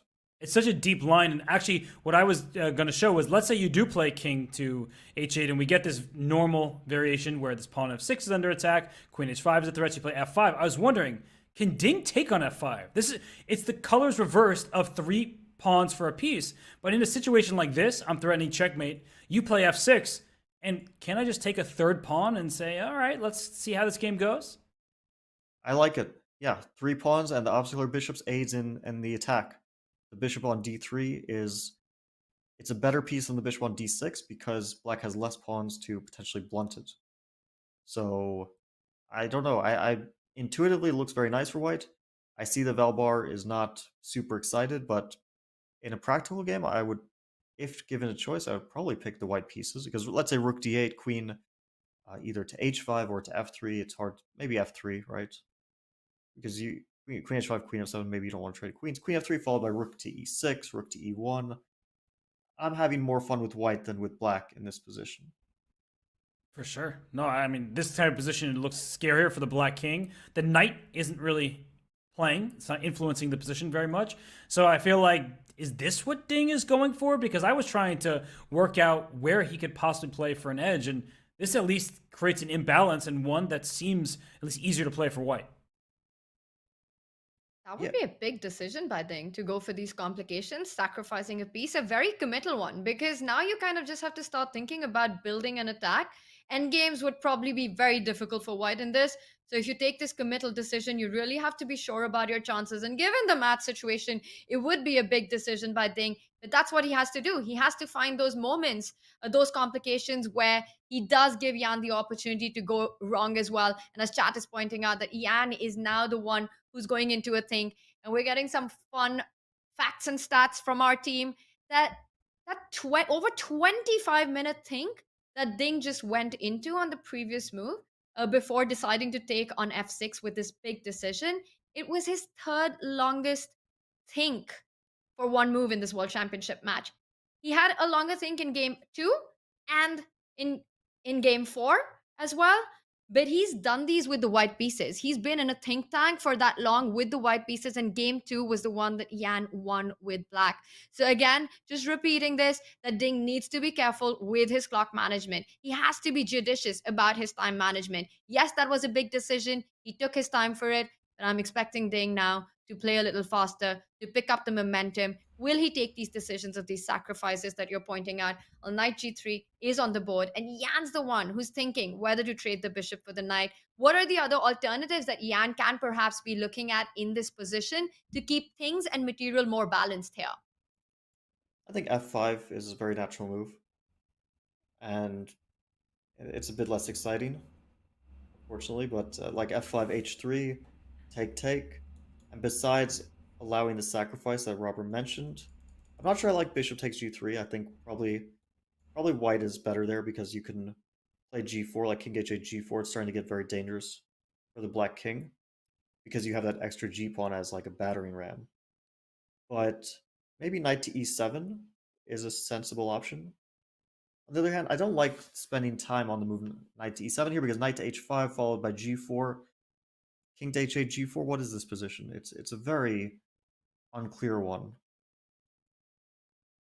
but it's very dangerous. Very dangerous for black as well. Yeah, Fabio, I was about to agree with you, and I was thinking, we looked at knight takes f5, but even these knight h5 variations, they look worrisome for black because there's this tension on f5. This king can step out the way of the g file, and you really are never taking on g4. There's queen f6 checkmate immediately, but even if I didn't checkmate you, let's say I just took back with the pawn, right? Let's ignore the checkmate for the moment. You see white still has a huge advantage because checkmate will be on tap. h7 is threatened. My queen stares down to f7 as well. This does not seem like a position you want from black's perspective. So I really like your knight h5 idea from earlier and in this position as well. So maybe Ding does have options here, and that's what Yan is a little bit worried about. He just sees that his choices, he has a few of them. He's going to have to play f5, but this knight very well may land on that h5 square or sacrifice on f5. I kind of like knight h5 it is more after we just looked through that line. Yeah, it's a big choice for Yan now because he can sack a piece or he can allow those. And let's go down that line a little bit more because I feel like there was a very interesting option for black at the end of it there after g4. I just noticed this dynamic option. And it's a line which could easily happen. So like all these lines are definitely relevant. So f5, h3, take, knight to e7. In case he's worried about knight takes f5, I'm not sure he would be. Knight to h5, castle g4. King h8, sorry, that is g4. And knight to g6 is super tempting. G takes f5. I think white should go for it. Knight to h4. So queen to g4 loses a queen. So queen to e3, I was thinking. Yeah, this is dead in the water.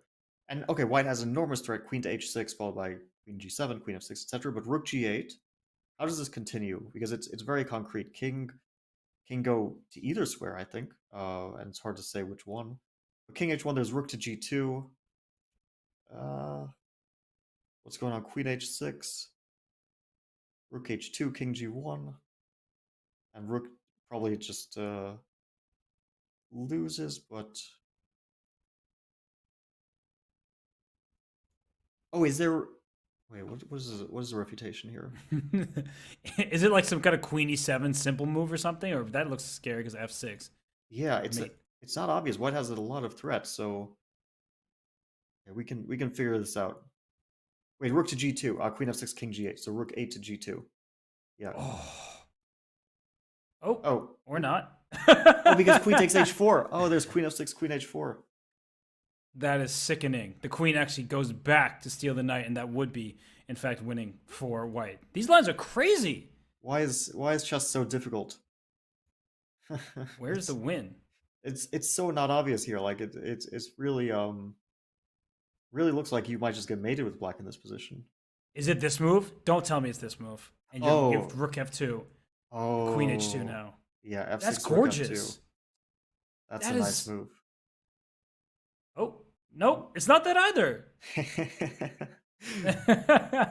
What? Rook. How do we? Rook takes f2 is not the move? Is it? How do we find this? I'm so confused. Because queen h7 is checkmate. I'm really searching hard in this position. I promise, I'm not slacking here. I'm No. This is what happens, right? People think, oh, but chess is so easy. It's completely winning. What's wrong with you? What's wrong with them? But where's the win here? Because this king can always slink out to e2. Yeah, if it's not rook takes f2, because rook g1, king g1 doesn't seem to change anything. Yeah, so in yeah, fact, it just right. Yeah, it just gives the rook. So like the tactical options are, what are your tactical options? I mean, you can block the mate on h7, but what does that like achieve? Like knight f5, bishop takes f5, e takes f5. This is it, really? This is winning? Whoa, it wasn't? Now you take on f2. Now you take on it. Now it's rook. Oh, okay. Oh my goodness. This is like stuff out of the puzzle books. That's actually sick. You distract the bishop from the diagonal. You can't move this king on the g file. Thank you, Fabi. This was really bothering me. And rook e2 takes away the king's escape square, and rook h1. That is so difficult. I think this queen c4 wasn't too difficult. It was just some blindness. Because we're looking in this direction. Yeah, we were looking with the queen coming to h2, and it was an unexpected direction for the queen. But yeah, these are complex lines. Yeah, we should get back to the game position where none of this might happen. Who knows what will happen? You guys just saw a line. I don't even know how many moves deep was that, with queen c4 checkmating in the end. Just some amazing ideas. Easy to miss when you're focused on one side of the board, when you're so concentrated on finding a mate on the king side with sacrifices. Incredible line there, Fabi. Just shows the kind of attacking ideas that do exist in this position.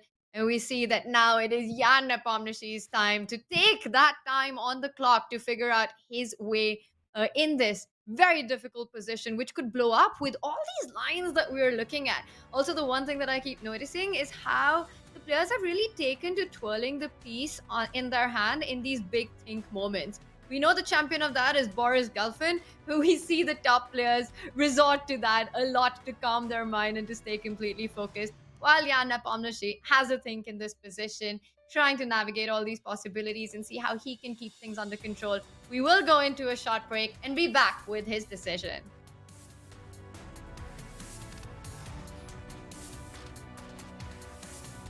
Introducing WorldQuant, the partner of the Champions Chess Tour and Chess.com. WorldQuant is a global firm in the field of quantitative asset management.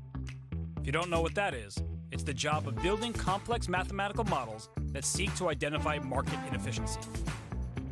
For 2023, WorldQuant Brain is bringing together its International Quant Championship and the award-winning Champions Chess Tour to hunt down the next generation of quant finance specialists. It sounds very exciting. You put your skills in practice in a case competition where you get a real challenge. And I signed up. WorldQuant is seeking new talent and new energy, and it's looking at the world of chess to help. Because nobody knows how to analyze a position better than a chess player, right? No quant experience? No problem. So, do you think you have what it takes to compete in the International Quant Championship? Sign up and be the next quant champion.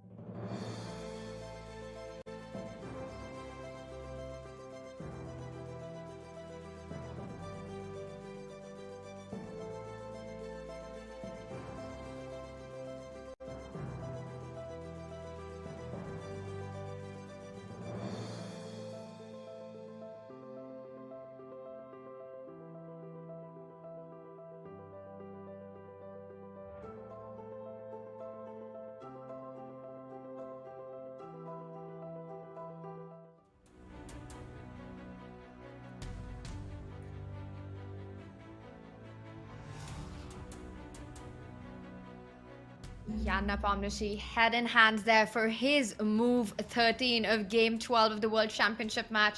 He leads with a 1 point margin. He is a point and a half away from the ultimate dream of becoming world champion. But playing with the black pieces today, there are questions to be answered with the approach that Ding has had in this game so far. And we see there, Ding has left the chair. Yan is still there, having a big think right now. One of the bigger ones that we've seen burn the clock with the black pieces there. Knight g3, Ding's last move. The two moves that do come to mind naturally for Yan in this position: sidestep with the king to h8, open that g line for the rook to come into other lines that Robert and Fabi have been discussing. Also the move f5, blocking that bishop on d3, taking control of all these attacking ideas, just consolidating the position on the king side. But the good news for all of us is that in both these lines, we can potentially see big piece sacrifices from either of these two players. I'm going to ask Robert. Robert, looking at Yan, what do you think is his mindset right now in this position? He can't be too pleased about getting this kind of a fiery position on the board in this game 12.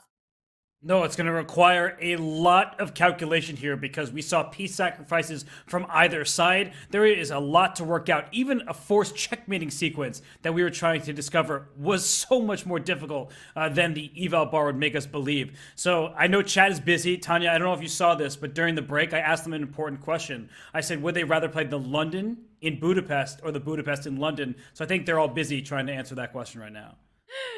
They're definitely busy trying to figure it out for the question first, Robert. That's a fun one. Well, we didn't see a London, but we saw a very quiet opening by Ding, and it has completely exploded. Fabi, when you start with the white pieces and you make these small moves in the opening, you play e3, you play c3, we expect it to be a slow, long game. But this one is anything but.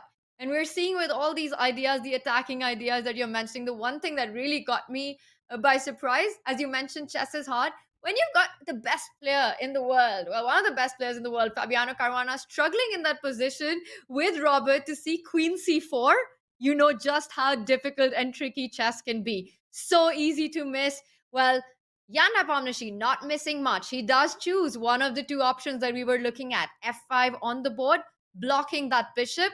Now the big question will be, what does he have in mind after h3 and the trades that we're looking at? Fabi, what do you make of this decision by Jan?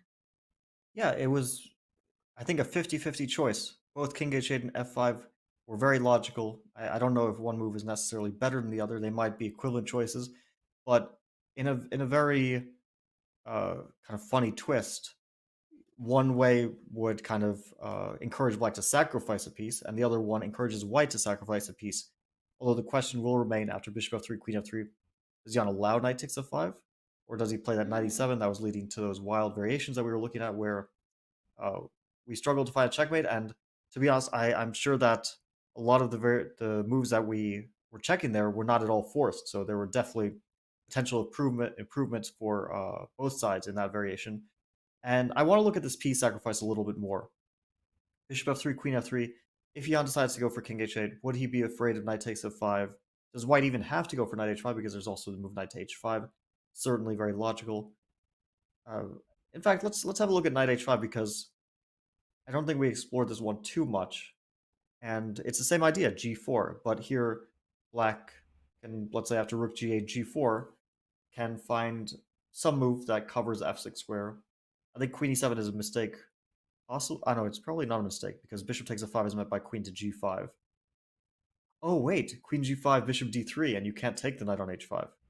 That's quite funny. Oh, that's a nice one, Fabi. Because let's just show that line on the board, f6, Robert. yeah. And then you just give up your queen, but take the rook that was actually pinning the g4 pawn, and you end up winning that queen. Good stuff. So tactics everywhere. Queen to d8 or queen to e7? Queen to d8 is a bit more logical because anyway the queen's going to go on that diagonal, so why allow bishop takes f5 at all? And if the king moves somewhere, black has all these like queen h4 ideas. So for example, king to h1, black can certainly consider starting to sacrifice some material. Oh wait, here you can already take on g4 and queen h4, so this is simply bad for white, so you have to move the king to f1 instead.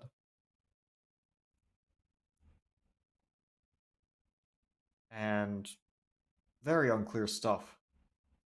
Black can sacrifice queen h4. G takes f5 followed by e5 is definitely coming to mind as a very interesting option. And who knows? I mean, white is taking just as many risks as black in all these lines. You got some decisions by the players. By the way, h3 was played. The knight on f3 has indeed been picked up. And after queen f3 will be the big moment. Does Jan allow the complications with that knight jumping into f5, picking up those 3 pawns for the piece in the line that we've seen? Now, the one question I have for you, Robert, in this position is that after queen f3, if Jan wants to try to keep things under control by liquidating, by capturing that knight, which is creating so much trouble for black, queen f3, bishop takes g3. Is that a capture that actually ends up favoring Ding Liren? Because then we can see a recapture and that pawn actually pushing over to g4.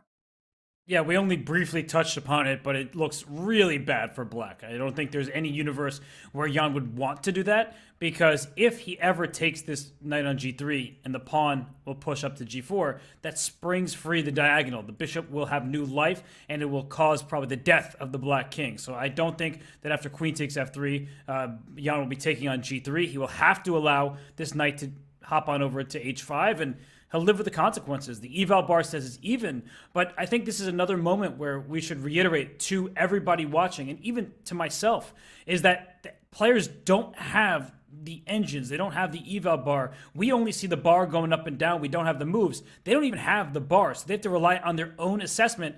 And sometimes in positions as tricky and complicated as this, you may think, oh, I'm worse, when the computer says you're equal. You may think the position's pretty dynamically balanced, but you're actually losing. So it's not very easy to figure out the exact evaluation, and he does bring his knight to e7, so he defends preemptively this pawn on f5, and I do think we're going to see these crazy variations with knight h5 and g4. White's most logical move here is knight to h5. How else do you get the attack in? Because queen to h5 will allow bishop takes g3. You don't want that at all. Or although you can consider queen g5, knight g6, f g3 there, so I wouldn't say that you net, but queen h5 just feels a bit wrong. Black can also play knight to g6, and yeah, knight to h5 is really coming to mind. And after knight to h5, I think king to h8 is the most logical move. There is knight to g6 again. It's a position which is rich in options, but king to h8 is super logical. And then white has the move knight to f6 as well as the move g4 that we were considering. Will Jan continue to blitz out? Tricky, because you're just threatening queen h5 and there's no way to fight that mate on h7. So will black actually have to be super precise and start offering the trade with knight g8? Would that be the way to counter the threat? I think so, but then it allows knight takes d5, the piece sacrifice that he seemed to have been avoiding. So knight f6, knight g8, knight takes d5 is the same, pretty much the same position, no? The knight magically transported from c6 to to g8, but besides that little detail, it's the same position. But it is an important happy detail, transformation, because that knight is there closer to the black king, which makes the black king feel safer. Because actually, I would like to analyze it just very quickly to show the difference, because it is an important distinction. And sometimes I think a lot of our viewers, they may say, these two lines look identical. How do we tell the difference? Well, here, if this knight goes to g8 and we take here, we take on f5, we're threatening checkmate. So you have to stop that with f6. This knight actually defends this pawn on f6, whereas in the other position, the knight was on c6. So that knight is a very important defender, which means moves like rook e8 will be possible, because you don't need to be tied down to this pawn on f6. So it's a really important distinction. A move like rook e6 was probably available with the knight on c6. With the knight on g8, rook e6, you want to double your rooks, but you're too slow because you're not threatening this pawn on f6. So it is actually a nuance that would be good for black. And so I don't think we are going to see a piece sack in this particular variation. Yeah, it's really difficult for me to say, because this is such a complex position. And I even think rook e6 here, although it does threaten a lot less, is still a viable move, because rook to e8, I just want to play a position. I want to play oh wait, actually rook takes d6. It's just threatening to win on the spot with rook takes d6 there, as you highlighted. So how does black plays rook to d8 here, I guess, to defend that? Yeah. Then I'm just playing with compensation. Rook a to e1. I can't take the pawn d5, but I can continue in a slow fashion with g3, king g2, and light squares. It's all about those light squares. How about that? Oof. That's nasty. Yeah, so he played G4, the line that we were looking at. Yeah, Exactly you the guys same are line. calling out the game. This Knight is to incredible G6. stuff. Let's go, Knight G6. Knight G6 would be such a brave decision from Jan, but this is probably what the position calls for, is instead of just becoming a turtle and going into your shell when there are predators around you, you have to fight back. And look at Jan. He's actually about to make a move very quickly, and he plays Rook G8, so I think that makes perfect sense. And we could see a transposition because Knight G6 could be next anyway, heading to H4. Yeah, it's probably very likely to transpose because white decides where to put the king. And so we saw that king to f1 was not working out, right? Just to reiterate that line, king f1, knight g6, g takes f, or at least if white takes on f5, which is not obligatory. But let's say king at h1. Let's put that king on a square where it allows rook to g1. I'm actually kind of liking this for white. So That how being would it said, go it's so after king complex. h1? And if black continues with knight g6? Rook to g1. And you jump in with the knight to h4, hitting your queen? I don't know if that's too terrifying because I can play queen to e2. And now can black actually try to just consolidate on the king side and say no more open files with the f-pawn push on f4? Or is that too dangerous to allow the bishop to open up on the diagonal?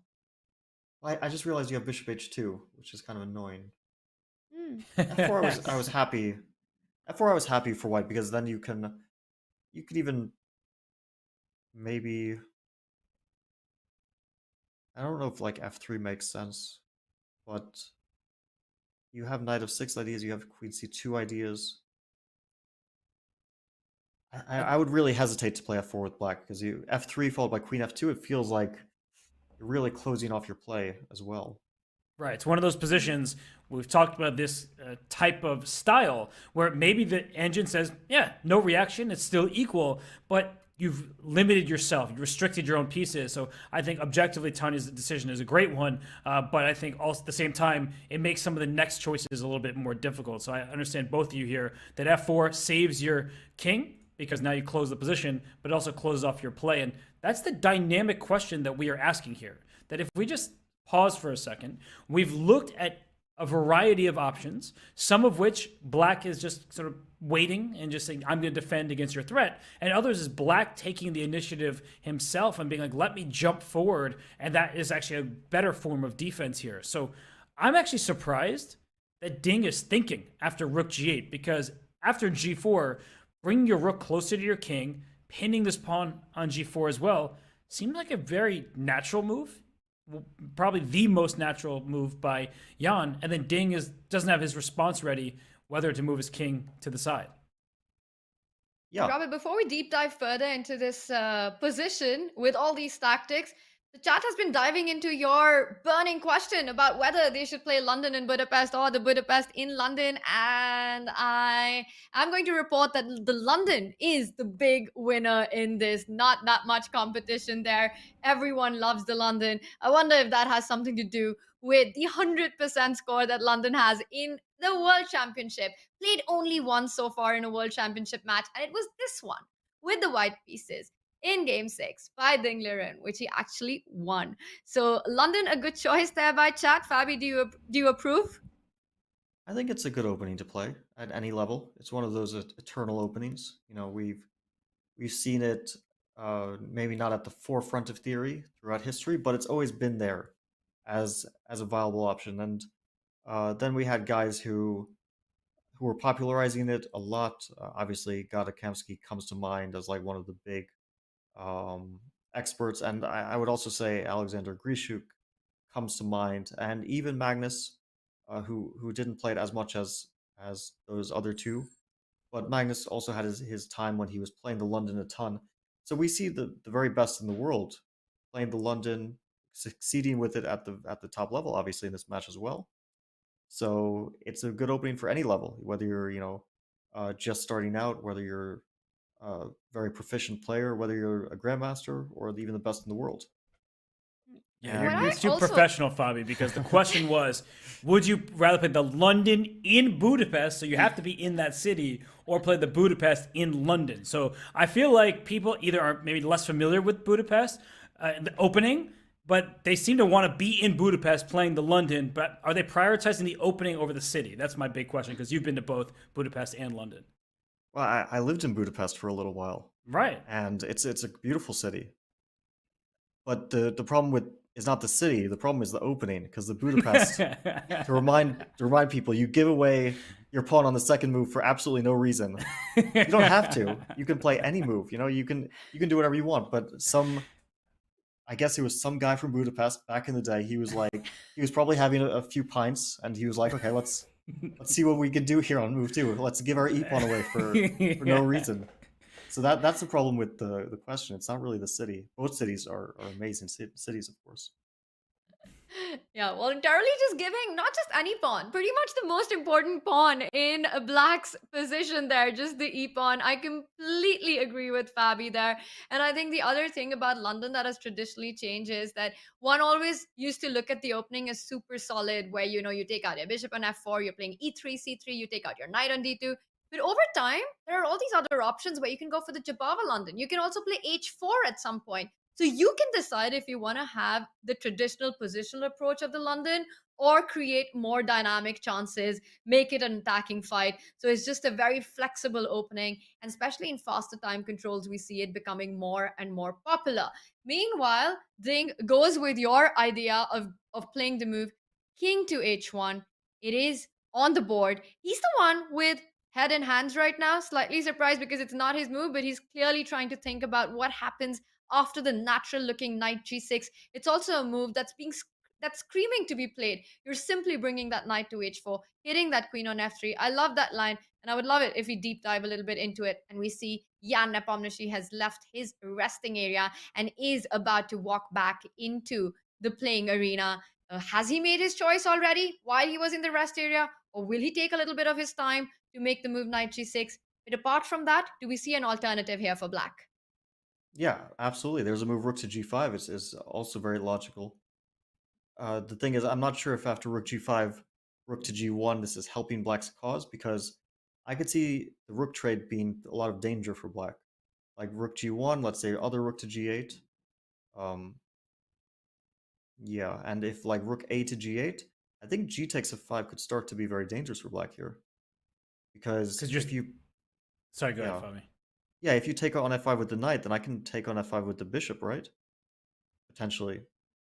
And if you take with the rook, I take on g8. Is a king this king is escaping to the center, though. That's queen g4, king f8. I thought it would be dangerous, but maybe it leads absolutely nowhere for white. So white would have to find something better than this.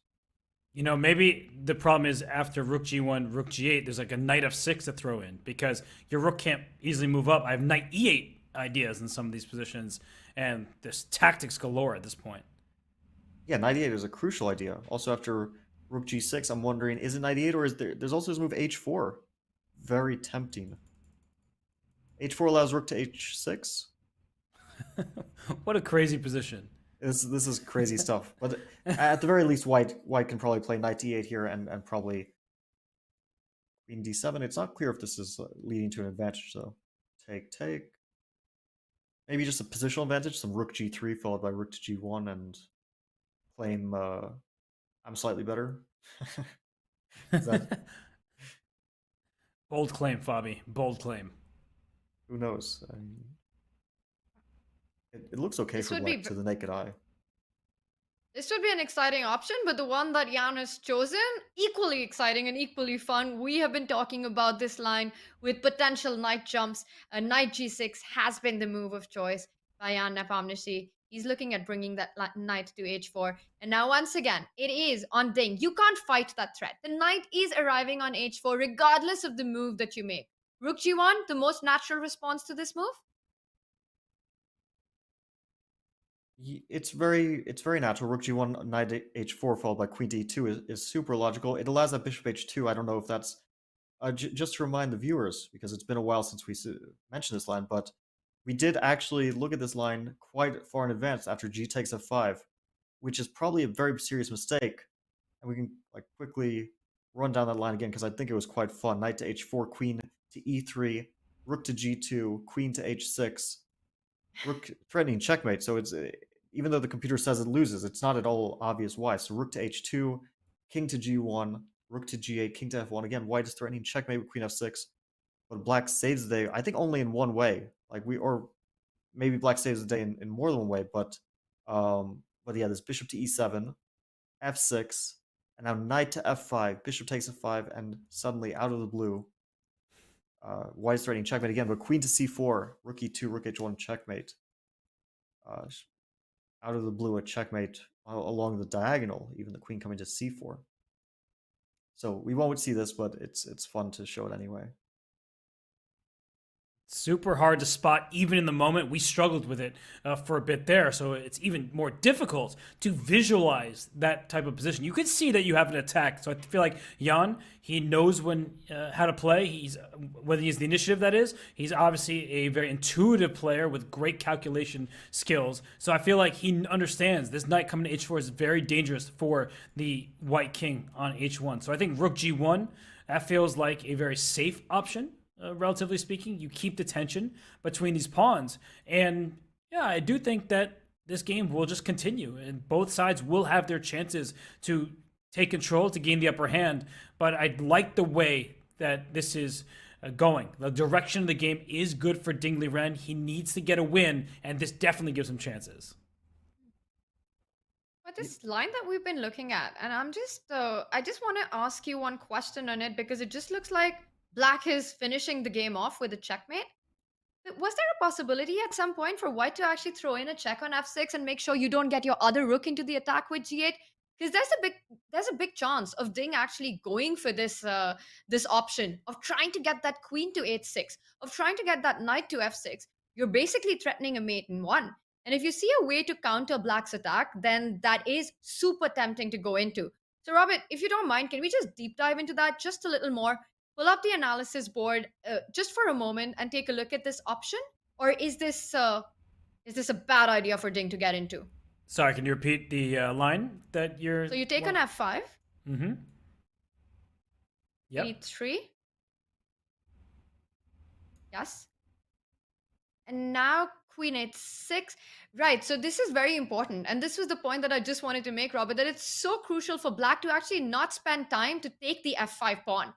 Because if you just back up for a second, instead of rook g2, if you waste time with a move like e takes f5, then white actually is in time to come in with the attack. Queen h6, rook g2, and now nothing works out for Black because you've got a check on f6. And the bar approves, and I think rook g1 is the follow-up. The knight falls as well. So you really have to go for the attack with rook g2. What are the chances for Ding to actually miss this idea of queen c4 in the end? Because then I think that you might just go for this attack. I think that in fact e takes f5, the move you mentioned, is actually very good and a much simpler. Maybe rook g2 is good, but e takes f5, and the point is after queen h6, we aren't going with the attack immediately because we have rook to g6, and that actually just kills all the play. And I think that's what, once you see this rook g6, you just stop your calculation with white and with black because you realize e takes f5, white's attack is actually going nowhere, and you're left probably with your king going to be getting hunted down rather than the other way around. So with that in mind, I think although our line was fun, it's always nice to get into those fantasy variations, but e takes f5 is a cold shower. And yeah, once you mentioned that, I saw that like this queen h6 is actually a dead end for white. So Ding will not go for this. I'm completely sure at this point that there's no temptation even to go for that. So Fabi, you mentioned a different line with rook g1, knight h4, and if queen e2, there's like some bishop h2 stuff because you're kicking this rook away. So this looks pretty annoying for white to deal with. Your rook can't go up to g2, the knight will take it. If the rook goes up to wait a sec. I was about to say, you know what happens when you're speaking, you can't do this, and I'm wondering now, what if you do sacrifice an exchange like this? It's a really interesting idea because the knight should drop back to g6, and it's not a matter of like some direct tactics. I think it's just you're taking the pawn.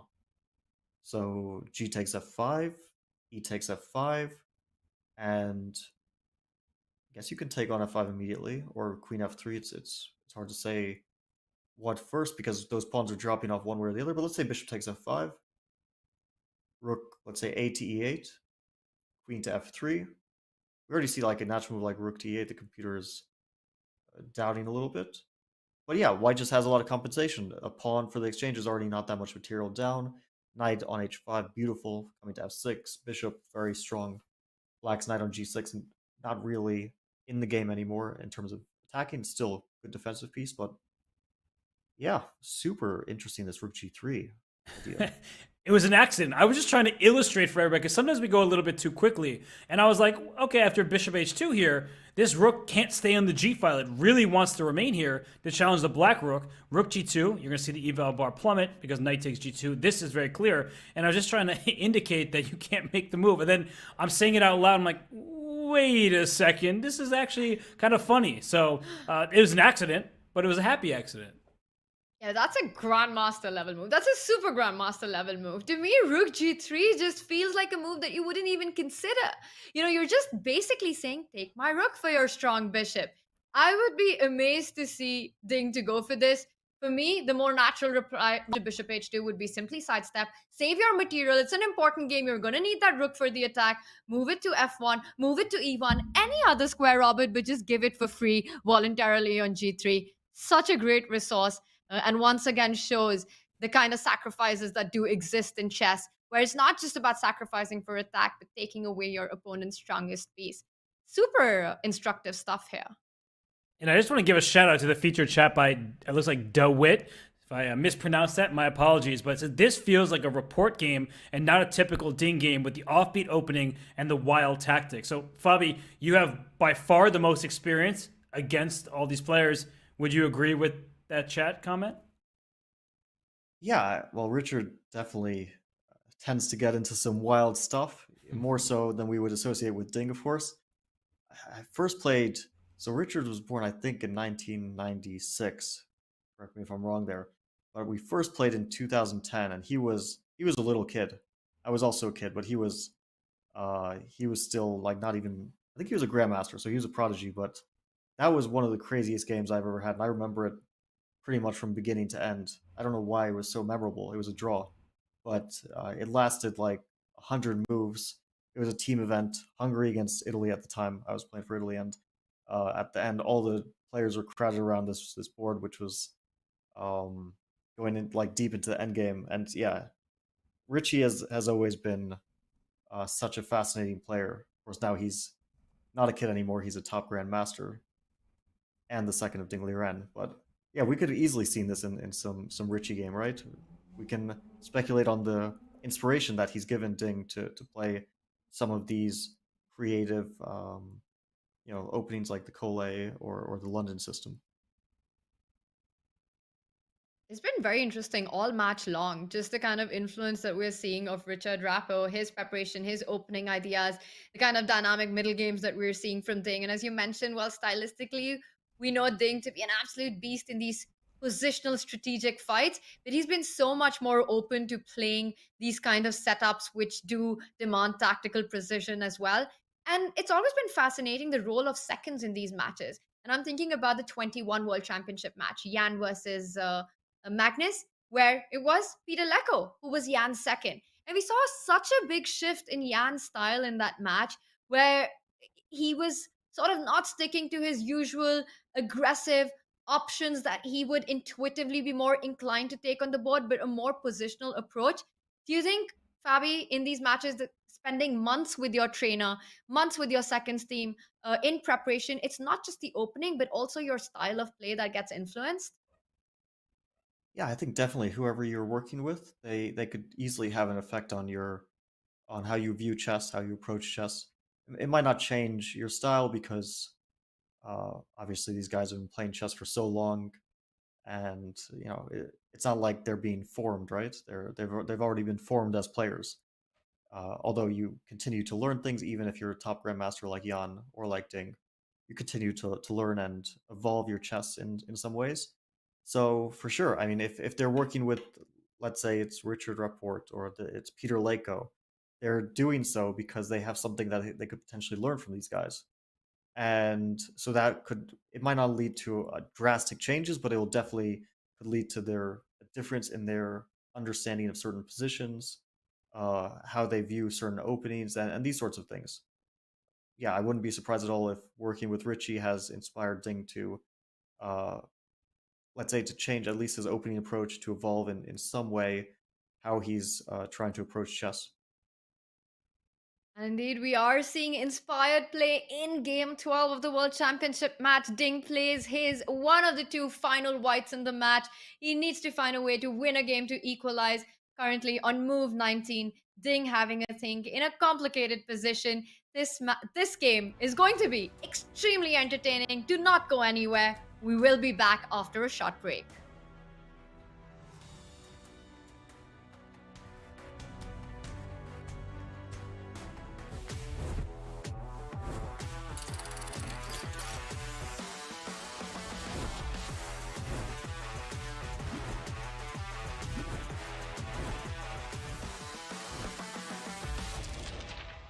We have Magnus Carlsen's most incredible moments as world champion. This one right here is Viswanathan Anand with the white pieces versus Magnus Carlsen in 2013. Here we go. So this is a Nimzo Indian, famous variation, right? And the last move here was B3 from Magnus, just saying, hey man, I'm trying to queen this pawn. And of course, Anand is saying, I'm trying to mate your king. Cool, you can get your little queen. I'm just going to try to checkmate you, right? So of course, this is a hint to move F5, B3. And he's like, cool. Viswanathan Anand says, hey, okay, you can get this queen. I'm going to try to go for mate. So he goes queen F4, get another piece in the game. This looks very, very dangerous here. Knight C7. What the heck is going on? Knight to C7. He thought it'd be something spectacular. He was like, yeah, I'm waiting for this one. But it's just knight to C7. Defensive move. Cool. Allows F6 to happen here.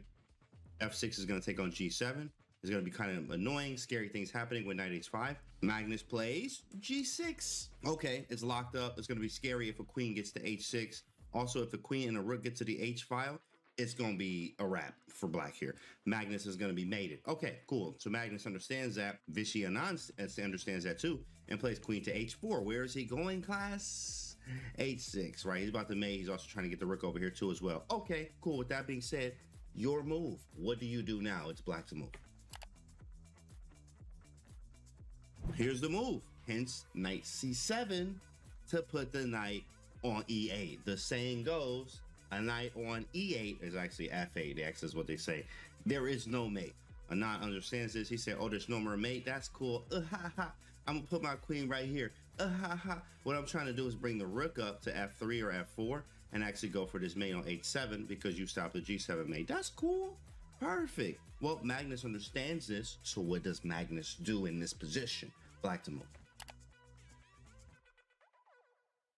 Here it is. Magnus says, cool, you want mate? Okay, that's cool, that's cool. Go for it. B2.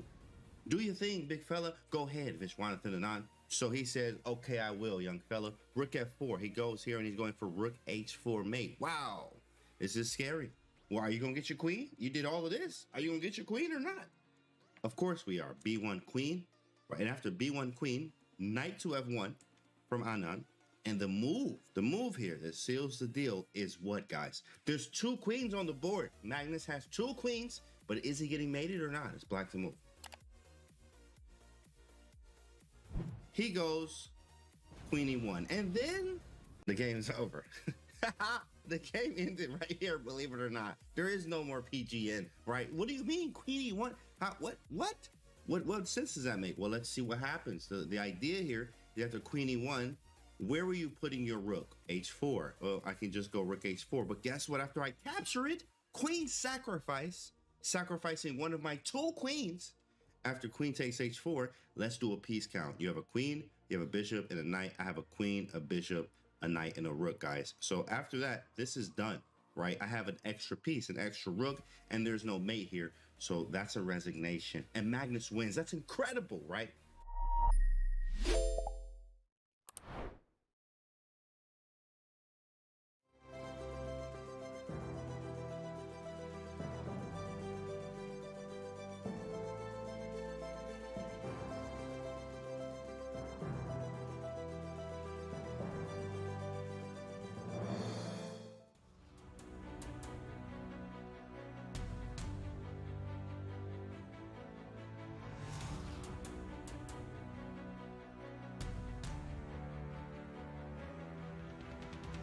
Robert, we do see Jan taking his time right now. Perhaps not one of the moves that he was expecting. The question mark on the board, our eval bar says that white made an inaccuracy here. What's going on? Why is bishop c2 been awarded the question mark right now? Yeah, it sometimes feels unfair in chess when you go to game analysis, game review, and you're like, wait, I thought that I made a good move. Why am I getting a question mark? But this was a mistake. You can just see the eval bar. I'll just go a half step back. You see it was towards the center. Then after the move bishop c2, all of a sudden black is the side for choice. And we understand why Ding would make this move. Bishop c2 opens up the d3 square if you want to line up this battery and go for an eventual checkmating attack. So there is merit to this move bishop to c2. And it's not the worst mistake, right? It wasn't a blunder, but you see how quickly Jan just brought his knight up to h4, the best decision. This queen has to move, and in many of the variations we looked at before that resulted in a checkmate, it was important that this queen got to c4 when the king was on f1. Now that looks even more available to the black queen. And also, black can simply go rook g6, bring this rook over to g8. I feel like time is very important here, and playing bishop c2, it seems like a bit of a waste of time. Yeah, this is a interesting moment. Bishop c2 definitely doesn't come to mind immediately, but I think it was because he was looking at rook g1, knight h4. He wanted to put the queen on e3 to play potentially queen h6, but then he saw that f4 is kicking the queen away, and so he amended that whole concept by playing bishop c2, queen e3 into f4, queen d3, and now you threaten mate on h7. Still, the computer does not like white at all here. Is it because rook g6 simply? It could just be rook g6, rook g8 followed by f5. And I mean, all these lines, Fabi, who is attacking who is the first question I want to ask you. well, I don't see white's attack whatsoever. Like, I just don't see how you ever get to the h7 pawn. So I think if white is doing okay, it's because he has like some very slow long-term plan. I think in this kind of position, you probably want to play f3 at some moment, because I'm very worried to be allowing like rook g8, and your queen can't move because knight f3. I just want to play like f3, rook e2 to kind of lift the rook into defense, so I can play rook e2 followed by maybe rook to g1 at some point. But I'm also super worried that I'm cutting off access to the king side, so if at some point black's pieces get in there, could be, checkmates on the h file, could be all sorts of potential attacking ideas. Like queen e7, knight f5, and queen h4, and just, you throw everything at your king, you sacrifice pieces. I don't know. Yeah, definitely not exactly here, but like if black had rook to g8 here, and then knight to f5, take queen h4, like you could start to see some potential things like this working out, right? In this case, it actually does seem to work out. Engine approved, yeah. So you give up all your pieces over here, but this king is the one that's in grave danger. Well, let's show the end of that line. Queen to f1 instead of fg6. Okay. Queen f1, rook g1, queen g1, queen h3, queen h2, queen f3, and checkmate on g2. So you can't defend against the threats. Just can't do it. Is Ding getting in serious danger? Also notice how when Jan thinks for a while on a move, the next one, he often makes it really fast. It's like he's seen a line and then he goes for it. Now, this move that Ding played, the bishop retreat, he took a while for it. And knight h4 is, of course, the first response that you look at. It's the most direct move. It's the one that threatens the queen. And now, once again, we see Ding slowing down. The doubts on that calculation, the second guessing of his own moves. Is this something that is surprising? And apart from queen e3 that you're pointing out, queen d3 is the other natural move that comes to mind. Can you guys highlight the differences between these two? And is it more beneficial for white to not provoke f4, perhaps?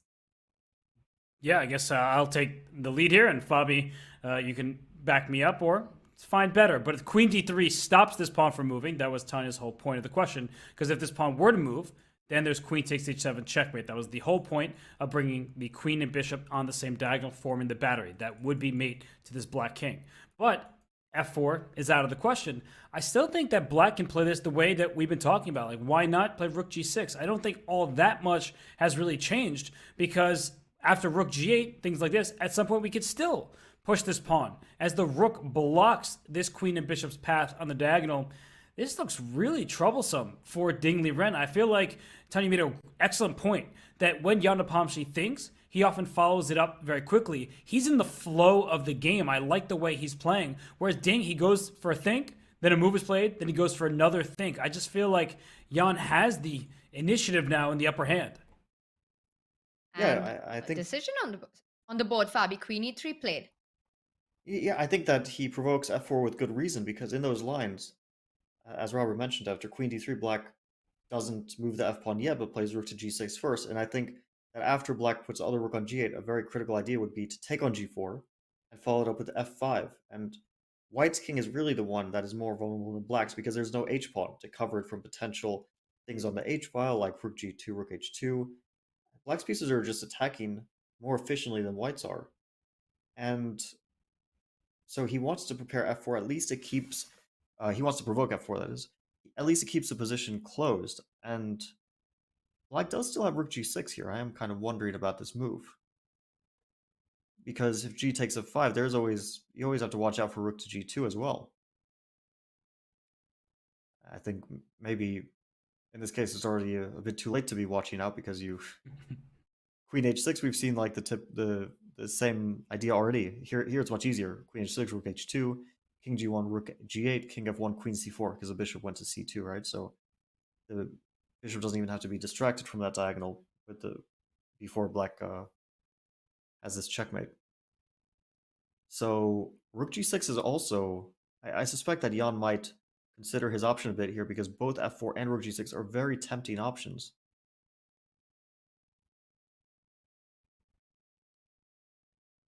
Maybe white needs to play this like fortifying f3 again. Doesn't look good though, right? I mean, if you gave white 2 free moves, besides let's go Pac-Man and eat all the pieces, if we gave ideas more so than moves, what is white's idea in the position? I don't think you ever want to take on f5. That opens the g file, especially with the rook coming over here. So what's the plan that Ding Liren is trying to make work? That's a great question, Robert. It's not a great question because I can answer it. It's a great question because I can't answer it. I just don't see white's idea here. I mean, slowly get c4, but I don't even know if you want to get c4, and it would take like a million moves anyway to prepare b3, c4, and so on. So I guess your idea is rook e2, queen f2, but then just queen e7 defends it, or queen d8, so that doesn't really change anything.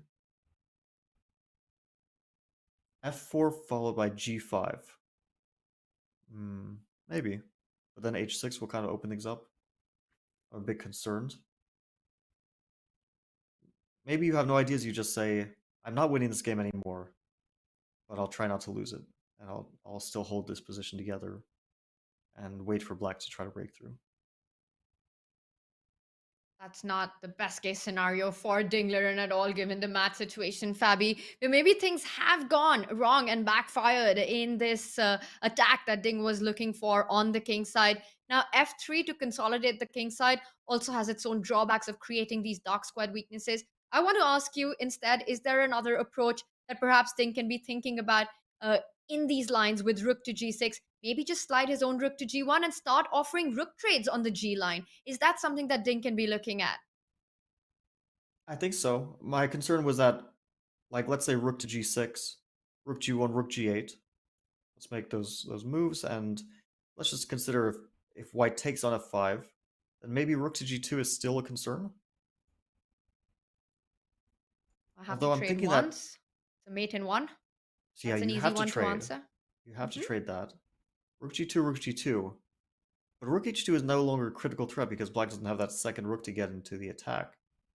So maybe white can play like fe6. Nope. I just want to point out, I almost fell for a checkmate there, trying to get the queen to h6. And there is a checkmate, in fact, with a rook check on h2, the knight jumping to f3 after the king moves to g1. And what we were pointing out, that move by Ding of the bishop retreat, and suddenly the queen comes to c4 with the check, and this would be game over. So easy to fall for these tactics. Yeah, this is showing why bishop c2 was not really a great move, because the bishop is actually more of a better defensive piece on d3. And although Ding did have an idea, and it makes sense in a vacuum, but in this specific position, it just doesn't meet the demands of the position. But still, that's an option. Rook g1 followed by g5. At least it's a very concrete option, and I think Ding will be looking for concrete ways to solve his problems. The other issue, I think, though, is let's try that again. Rook g6, rook g1, rook g8, and g takes f5. Super direct approach for white. I'm wondering, what if I just play e takes f5 with black? Like, yeah, what is better here? Oh, rook takes g6 followed by knight f6 is... What are yeah, you because recapturing with? Not with if you the take with the h pawn for rook, sure. it's very dangerous because suddenly there's queen e8 ideas on the table. So here I'm like very worried. There's even... okay, just rook g1 maybe is simple enough. And the queen e8 is a deadly threat. Really looks like the pressure is on for white. Robert, do you think Yan taking his time, spidey senses tingling here for him? Makes a move, goes for rook g6. So we might be seeing these lines. Yeah, sorry, what was that about Jan taking his time? You know, didn't even allow you to finish your sentence because he said, I have this one under control. He's making very logical moves. He's making very good moves. And it is confusing, bishop c2, by Ding in this one. We've had some confusing light square bishop moves. Jan in the opening played bishop d7. We kind of were scratching our heads trying to come up with a reason why. And then here, Ding brought his bishop to c2. So he may have had a point, but this is not going to lead him to the full point that he needs. I'm looking at this position. I really like black's chances. I'm seeing doubling of the rooks. Jan can start thinking about taking this match here and now. If he wins the game, the match isn't officially over, but then Ding would have to win both game 13 and 14 just to send to tiebreaks. Jan's position is good. He's up on the clock. There's 20 moves left to make until they reach the time control. And this is a hectic position, so the moves will not be easy. And we've seen Ding in time trouble in this match. It hasn't been particularly good for him. Oh my god, Fabi, is it the time when Yan starts getting ambitious with black right now? Oh, absolutely. But so I was just gonna say rook to g1. Let's say immediately. It's sort of inviting bishop h2. Maybe Ding will think, I invite bishop h2. I play rook g to f1. What, this loses? You know why, Fabi? Oh, rook g3. Oh, we already saw this idea. Oh, but it's my even God. worse because the knight doesn't have a yeah. retreat square. That's hilarious. You cut off circulation between queen and bishop, and then once it takes, after pawn takes, the knight is just trapped. I forgot your idea. Yeah, it works here far more effectively. It was effective there, but even far more effectively here, where it just wins the game. Okay, so little trap. It's kind of it's a seductive trap. It would. So what's the problem with rook g1? Because rook g8, we saw g takes f5 is kind of unclear, bit of a mess that would have to be calculated, but wasn't clear cut at all. So what's the issue with this logical move, rook to g1? Is it f4 followed by rook to h6? Queen d3, rook h6? It's not easy to do something like this. Well, you could also play rook to g8 now, right? Yeah, I guess so. That's true. Well, let's say, does the queen have another square? Let's say queen to e2. But now the rook can also go to g5 as well. But h6 is, it's kind of, it protects against against any like queen h7 threats, and that h file is scary. I'm seeing some exchange stacks in the future. I'm seeing some knight f5 ideas like rook h6, f3. At some point, knight f5, you know. Fabi, I got something. Can I play g5? Because if you play f3, can I sack my queen? And after you take my queen, I have rook g7. I'm trying to mate you. You're it's a fascinating idea. And if knight to f5, like you take a knight f6, and that actually is checkmate. Exactly. That was my whole. This is the ridiculous checkmate, but. Oh wait, what's the defense then? Is it just f5 resacking the queen?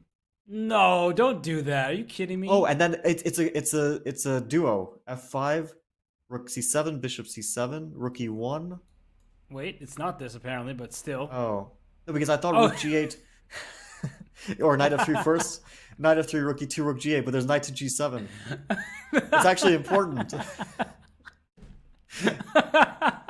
Otherwise, black just wins his position, but knight g7 stops the checkmate.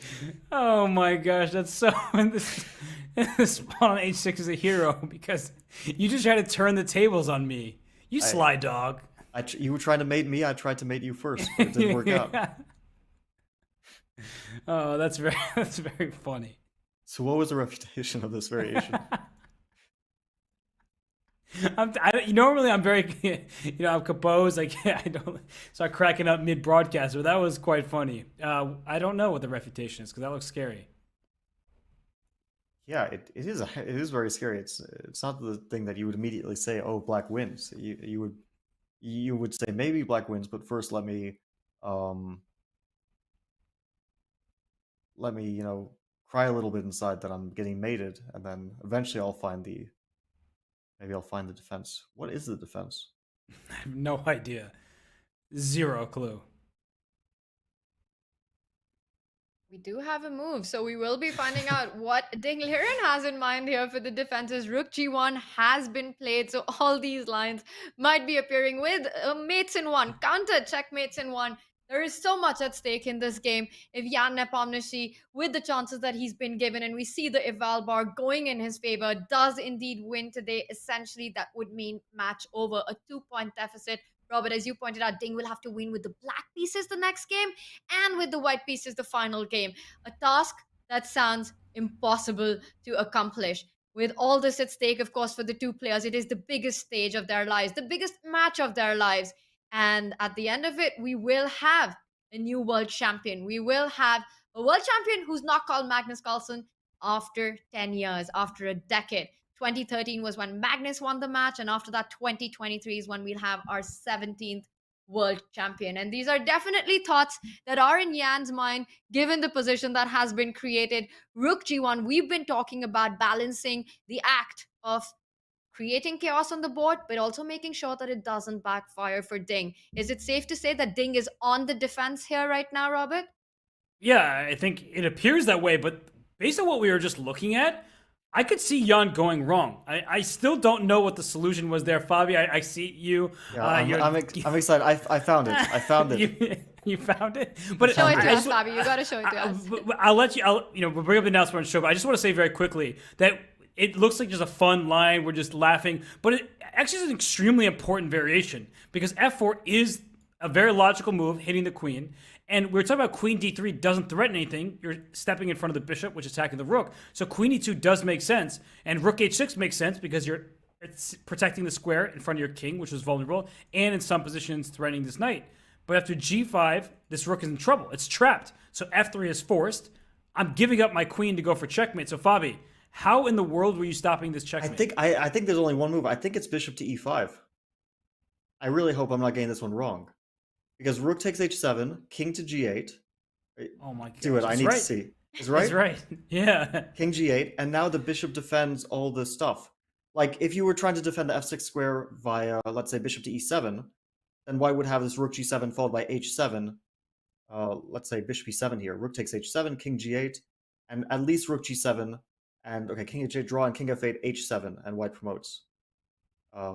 Yeah, we see that's winning. But bishop e5 defends against the rook g7, and then after, let's say, rook h7, king g8, take on e5, queen e5, the other point is that the queen not only is defensive, but also threatens e1 queen. So now rook to g7, I can just play king to f8. And now I'm queening, e1 queen is a deadly threat as well. So it's not just like h7 here. Okay, probably has a bunch of problems, but at the very least, e1 queen, right? So bishop to e5. I didn't see any other moves. I think it's the only real way to win the game.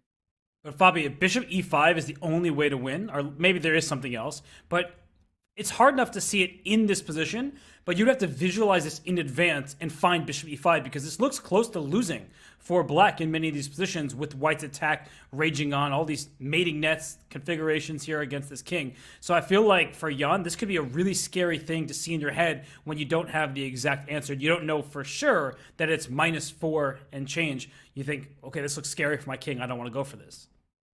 Yeah, absolutely. I think what would be a relief for him is that he did have like this f5 move. Like, he wasn't risking in this line. It's only that there was one way to win.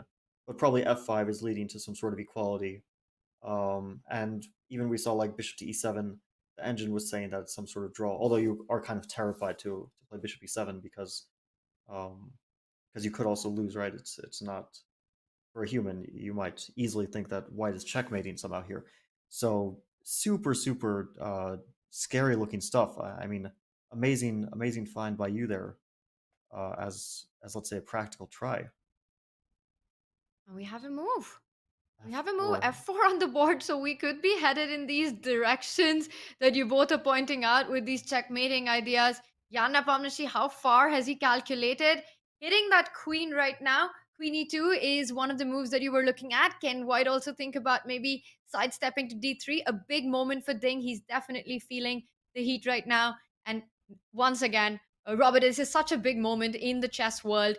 Regardless of who wins the world championship, it will be indeed an end of an era.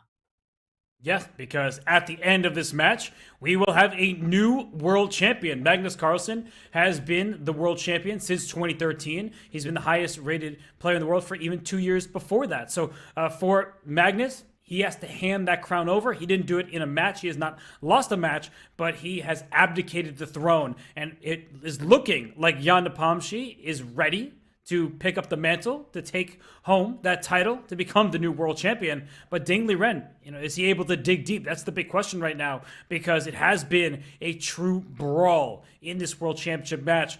And for Ding, it started early in game 2. He lost to the white pieces, but then he was able to strike back. He's proven that throughout this match, when he goes down by a point, he has been able to even up the scoreboard. But right now, this looks like a determined Jan Nepomniachtchi. And throughout this game, he played a weird opening, but right now, he is not in harm's way. In fact, it looks like Ding Liren is the one who needs to find a way just to salvage some sort of equality. And look at that rival bar. It is inching towards Jan. So he is in driving seat. This is his big opportunity to actually close the match today if he continues to play accurately in this position. But again, it is a position for all 3 results where draw is the least likely outcome. Fabi, how scary is this looking for Ding? And how big is this a moment for Jan to actually just shut down the match and get that second victory? We also have a move by Ding. He has made the move queen to d3. Yeah, I think it's a really scary moment. I mean, white is in a great deal of danger here. And black's moves flow very naturally. I think that rook to g8 could easily come on the board quickly. And white still has to prove that the plan. Or wait, rook g8 allows knight to f6, I just realized. So maybe that move is not actually effective at all, because it would probably force black to play something like rook to f8, losing time. So he's playing so quickly, queen to e7. And he played it so fast. He didn't even take a moment on the board. He just comes back, makes the move queen e7. He's really putting the pressure on Ding, on the board and the clock. And I want to ask you, Fabi, before you deep dive into it, how much of this narrative is because of Jan's match experience in the World Championship?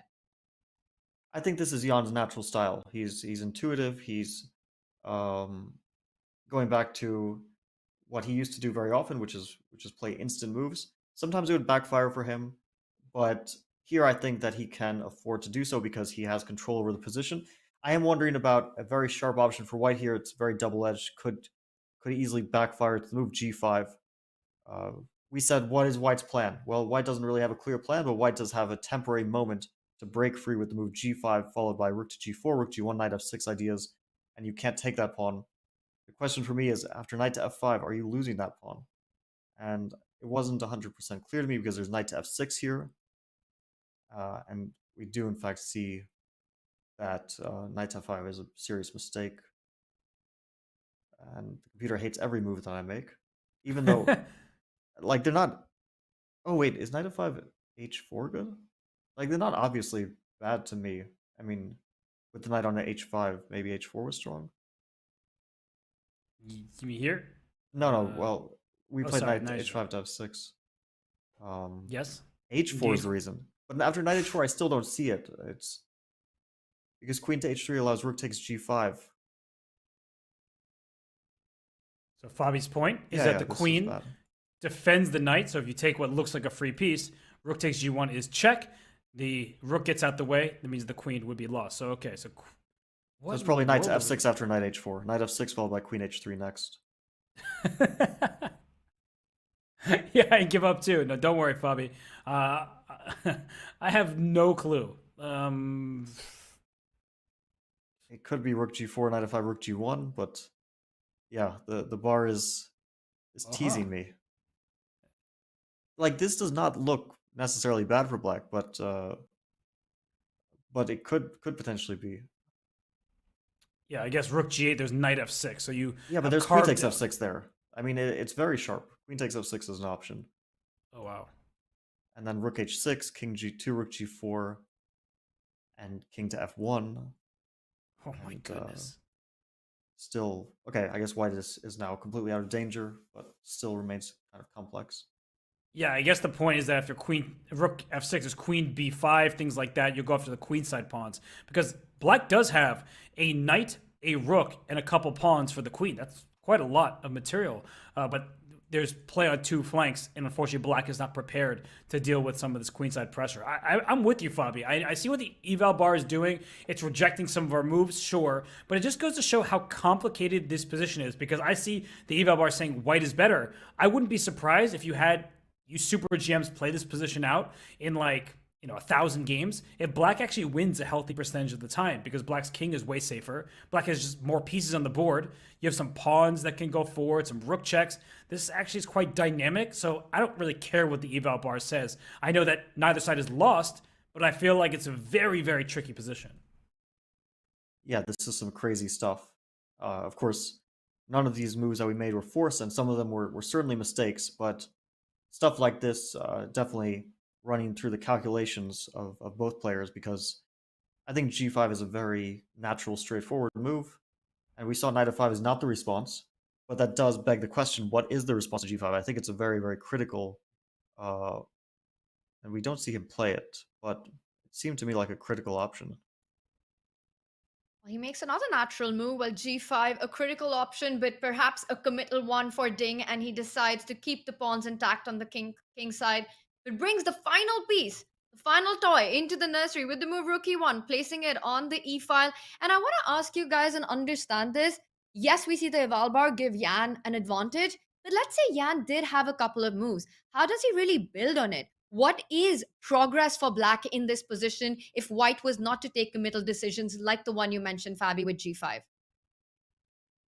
I think one natural way of playing is rook g8 followed by rook to h6. We want to get that rook out of the bishop's way on c2 and eye the h-file. And after that, we can consider queen g5 and just slowly build up the pressure on the... It's not like we have immediate threats, but maybe we'll play f3 there. Maybe we'll play f5, and white is not going to have fun waiting around, waiting for the breakthrough. So you just build up slowly. You don't have immediate knockouts here, right? White is still relatively solid. But the slow build up of pressure could be extremely dangerous. Rook to h6 or rook to g8 here. Both moves. In fact, also queen to g5 is very logical as well. But queen g5 allows queen b5, probably not something you want to allow just yet. So rook to h6. Oh wait, does rook h6 still allow knight f6? I don't know if that's... You're a tricky man. I'm just going to quickly show it. Knight f6, Fabi's saying, because if you take with the rook, you get checkmated in one move. It's a distraction tactic. And if you take with the queen, it becomes a fork. You lure the queen to the f6. That is sick, man. Knight f6 out of nowhere. Yeah, that's a surprising tactic, but it seems to work out. So rook to g8 first to stop that threat, because then after knight to f6, if rook h6, then knight f6, black would have the rook takes g5 resource in the end. Let's say a3, rook h6, knight f6, queen f6. But I'm wondering, is there your g5 move now? Yeah, definitely g5. It's always an option. And I was thinking in another position, maybe h6 was an option, but here, h6 is maybe not as effective. Also because there's simply knight to f6 again, right? Knight to f6, and then knight takes d5 tactics, and all sorts of messy things are happening here. Fabi, all these lines that you're showing begs the question to be asked. that if the plan for black is to double up on the G line and get the queen into the attack, why can't Yan start doing it now, stopping this counterplay of white with the move G5, start with the move queen G5? And as I said it, Yan responds, yes, that's the way to go. He does play the move queen G5, but your ideas of rook G8, rook H6 coming up next, and that would be extreme pressure. Now, white doesn't have the option to create play on the king side with the move G5. It's pressure on the board, pressure on the clock as well for Ding. 17 moves to be made, 42 minutes for Ding. How much of a factor is that going to be, Robert? Oh, it's a huge factor because this position is really complicated. We have looked at so many tactical variations involving queen sacrifices, some lines where you give up material and almost checkmate the other person's king. With this pawn on h7 is still an issue for black, but maybe rook h6, maybe f5, maybe rook g8. We see so many ideas for Yan here, and for Ding, there are kind of not really that many choices. So I don't like this position for Ding. I think Yan played the best move, queen g5, stopping all of potential counterplay, and he can just sit on this position. I don't think that Ding Liren is going to get much in the way of winning chances. We mentioned an idea with queen to b5. At some point, that may be an option, but it does allow this black knight into f3, and that's also a problem, not just for the rooks that are forked, but for the white king in the corner. Yeah, I think that's a super... sorry, Tanya. Go on, Fabi. I think that's a super important detail because queen b5 would allow a lot of would give a lot of counterplay for white, attacking the rook on d6, attacking b7, queen d7, all those things. But knight f3 is probably absolutely crushing, not because you take a rook, but because you're going to play queen to h4 with the threat of queen h3, and white's king will just get like completely destroyed in all these variations. So if you can't play queen b5, like what do you do? I'm starting to really be concerned that Ding is like on the verge of just getting rolled over here. So he needs to find something fast here. I don't know what it is. c4, dc4, queen c3. I'm already looking at desperate stuff for him to try to get some counterplay. Fabiano Caruana is concerned for Ding's position, and he's got all the reasons to be. Ding Liren in big trouble in this one. If he lets this slip out, if he loses game 12, it would mean that Jan Nepomniachtchi, well, practically, at least we can say, will win the World Championship match. Ding is not thinking about striking back right now. He is thinking about survival right now. Will he be able to do it? We will find out on the other side of this break.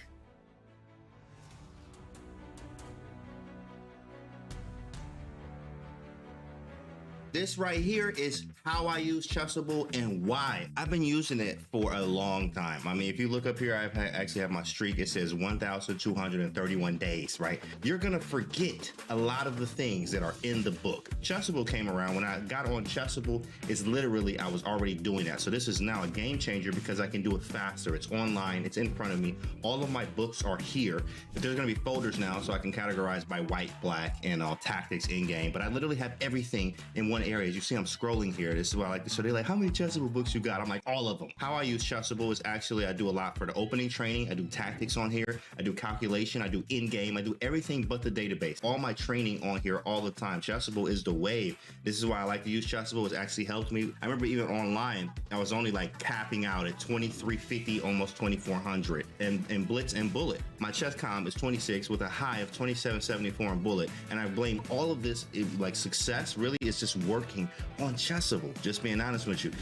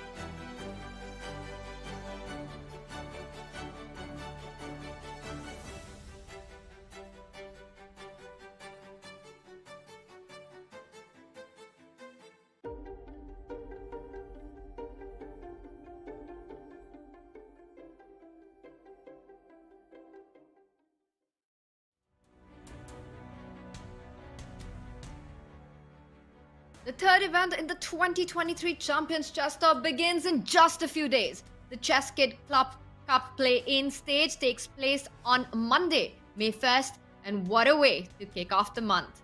The play-in determines who will join Hikaru Nakamura, Nordebek Abdusattorov, and our very own Fabiano Caruana in the fight for the third Champions Chess Tour trophy. Don't miss a moment of it.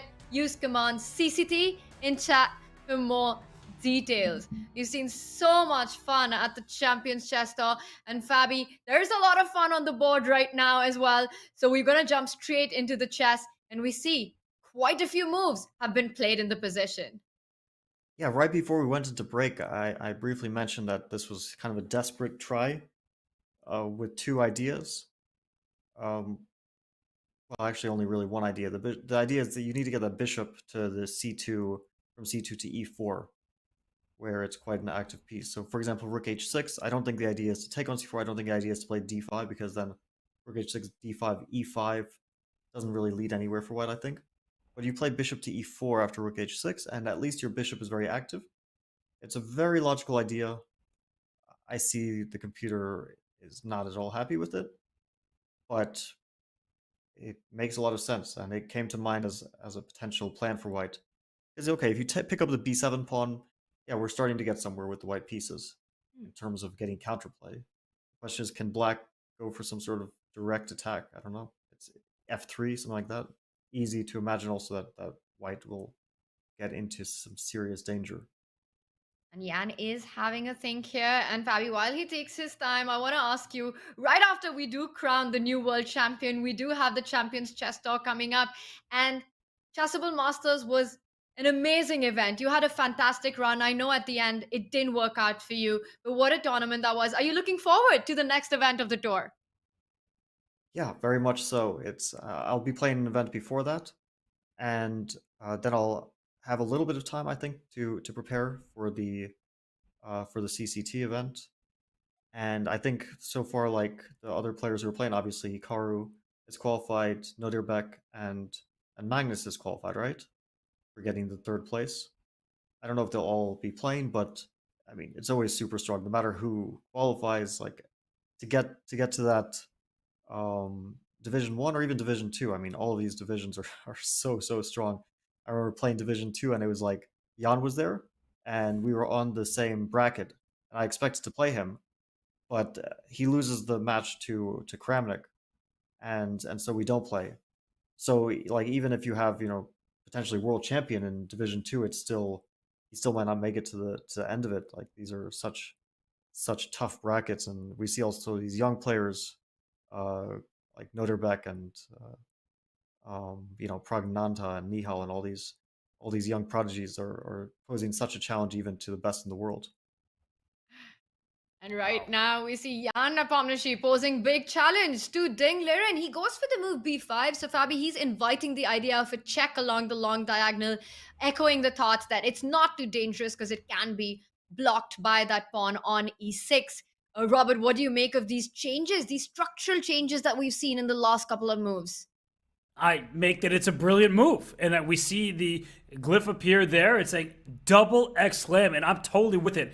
Do you know how few people would be willing to walk into a check with d5? That looks very scary. But I believe that b5, it's unexpected, as we see. It does allow a discovered check, but it protects the c4 pawn, keeps the extra pawn there, and as we've been talking about, d5 is just a single check. Black can push the pawn up in the center, and you also have gearing up your rook on g6 as well. You could take that rook, but if you do take that rook, it's not going to end well for white. The knight on h5 is actually trapped over there, so when a pawn takes back, this knight gets caught off on the sideline. This is a really great move from Jan Nepomniachtchi. He played it quickly, he played it confidently, and it's just one of those moves that you need to make in order to become a world champion.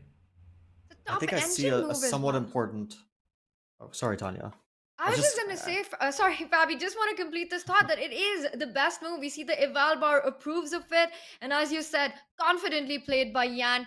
It is a big problem now for Ding. And Fabi, please complete your thought. But I want to also ask you, what are the chances of this game actually being a decisive one? Super high. I mean, we're definitely over 50% that Black could win this game. just the speed at which he's playing with, the pressure that's on Ding, the position obviously is extremely bad for White, objectively bad at this point. And I'm just trying to look for chances, and the only thing that I can immediately think of, because, well, White is already down material, and so you can try to regain the material. You can play d5, I think, because if you take on g6 first, it probably just, your knight gets trapped. But after d5, let's say e5, I think you should play e5. Bishop takes g6. Let's say you take with the h-pawn. Looks most natural. Knight to g3. And the point is, if fg3, that knight on h4 is being trapped. But here, this is where I think there's an important moment. I think the move b4 is super strong. And if queen c4, knight to f3, and that was the point, the queen is distracted, so the knight can escape, and not only escape, win a rook in a process. And if g takes h4 after b4, then this is the most brutal end that you can imagine, because b takes c3, take the queen, and then cb2, and it doesn't matter that White is temporarily up in exchange, because those 2 pawns will cost you at the very least a rook. So White cannot, let's say, shoot his way out of this position. There's no, the direct tactics just work out for Black. It's, the question is, can he try to hold on in the short or long term? I'm not sure. It's very, because I think also Black, like after, let's say, a4, some sort of move to undermine the structure, I think Black can just play a6 possibly. I don't think you have to go for anything super, anything super like concrete after a4. I think you could just play a6. You defend against the threat of ab5. You keep your structure intact. Black is actually up a pawn, and if you can't take that rook on g6, then Black will remain up a pawn. The question is, what does White have for it? Not much that I can see at the moment. Robert, this is incredible board awareness by Jan Nepomniachtchi. I mean, Ding just made the move queen to c3, right? He lines up the queen on the long diagonal to give it check. He opens up his own bishop on c2 to grab that g6 rook. And Jan says, I don't care about either of these moves. You ask the question, how many people in the world can make such a move? I can't think of anyone. Only Jan can do Jan things. b5, double exclaim there. And this potentially looks like huge trouble for Ding Liren. He has gone into a think, almost touching the 5-minute mark. Do you see a way out here for Ding Liren to try to at least create chances to hold this game?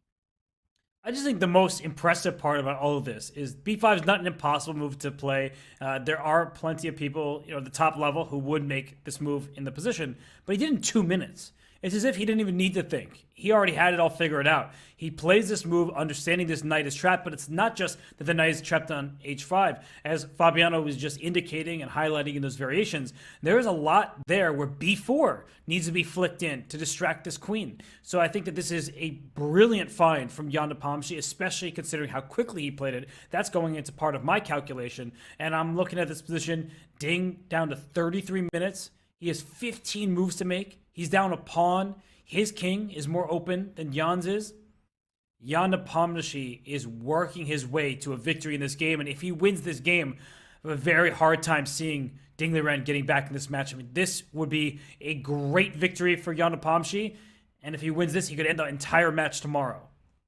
It would be a 2-point deficit. We have seen 2-point deficit comebacks in the World Championship, but with just 2 games remaining, it is hard to imagine a task that's even possible. Ding will need the biggest of miracles to come back in that situation.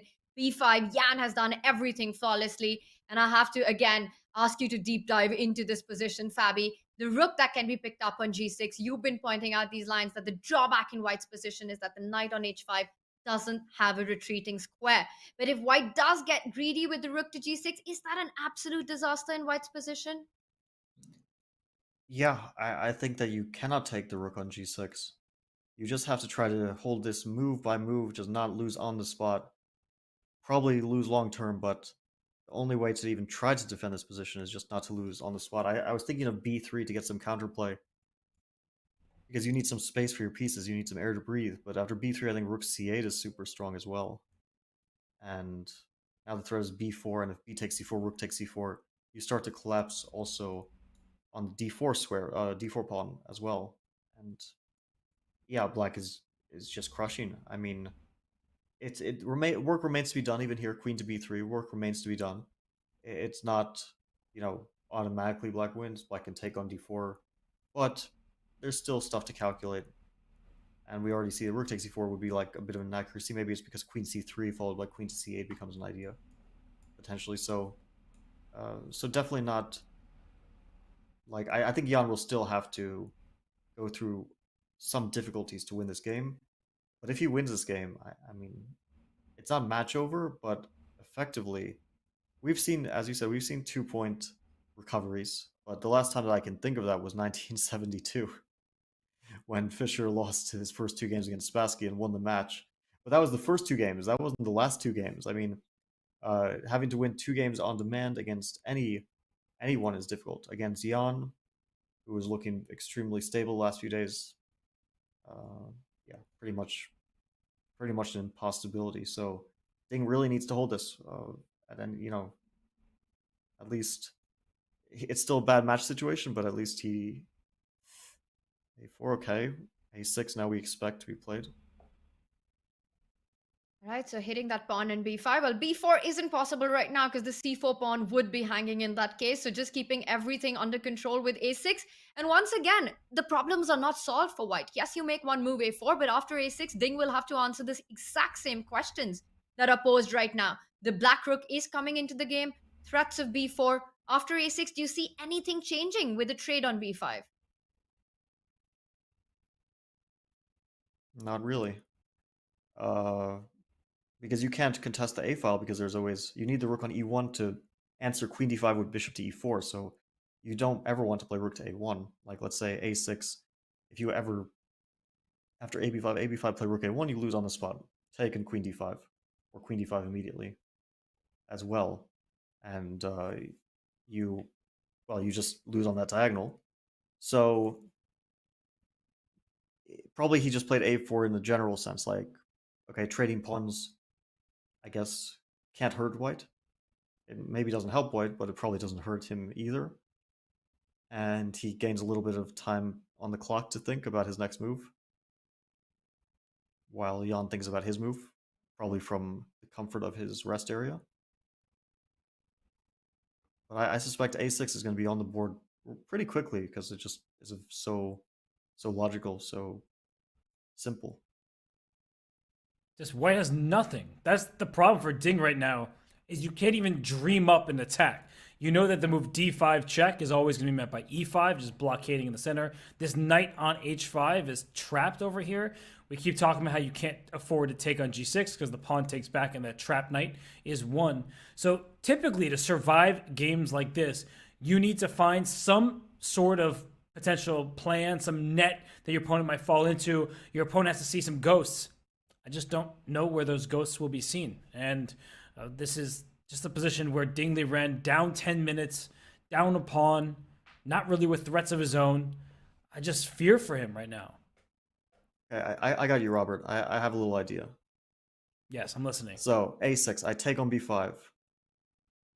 Take back d5. I think e5 is a proper response. Now rook to a1. Now it doesn't lose on the spot because there's no queen d5. Where do you put your rook? I'm not sure where it goes, but c8. Okay, c8. And now I want to play rook to a6. I'm getting something there, right? Bishop takes g6 now becomes a little bit more of a threat. Is bishop to b4 crushing? It could be. That could be an issue. Or maybe just b4 followed by knight to f3 is, yeah, b4 followed by knight to f3 just ends the game. Disaster. Disastrous end. Not just a disastrous end to the game, that would be a disastrous end for Ding Liren in the match. Now, the pre-game odds for Jan Nepomniachtchi with a win in this match going into game 13 with the outcome of the current game, with a win, a 98% to win, a favorite to win the World Championship.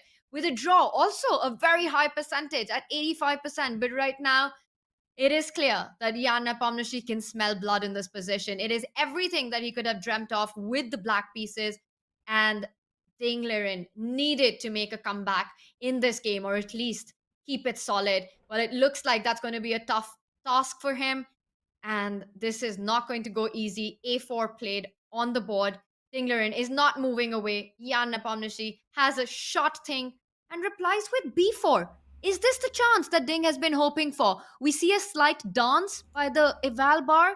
Ding doesn't blink, picks up the C4 pawn. What's the idea of this pawn sacrifice? Well, I thought like this would naturally be followed by knight f3, but then I thought knight f3, queen c6 should be strong, but perhaps there is some tactic for black here. What does Jan have in mind? Knight f3 feels like a different plan, Fabi. He just goes for rook to g8 instead. It just feels like he gave up that c4 pawn for not much. Continues the pressure. Now knight f3 is a big threat. You don't have queen c6 anymore. Robert, with this decision by Jan? Extremely surprised. I just don't know why he did this so quickly. And you see the X, usually it marks the spot, but here it marks the big mistake here. I mean, this was just a rushed decision. And Fabi was talking about the old Jan, the Jan that we know. I mean, this was a miss. He didn't find the move that would have kept him with the advantage. And I'm pretty sure it was knight to f3, Fabi's first instinct here.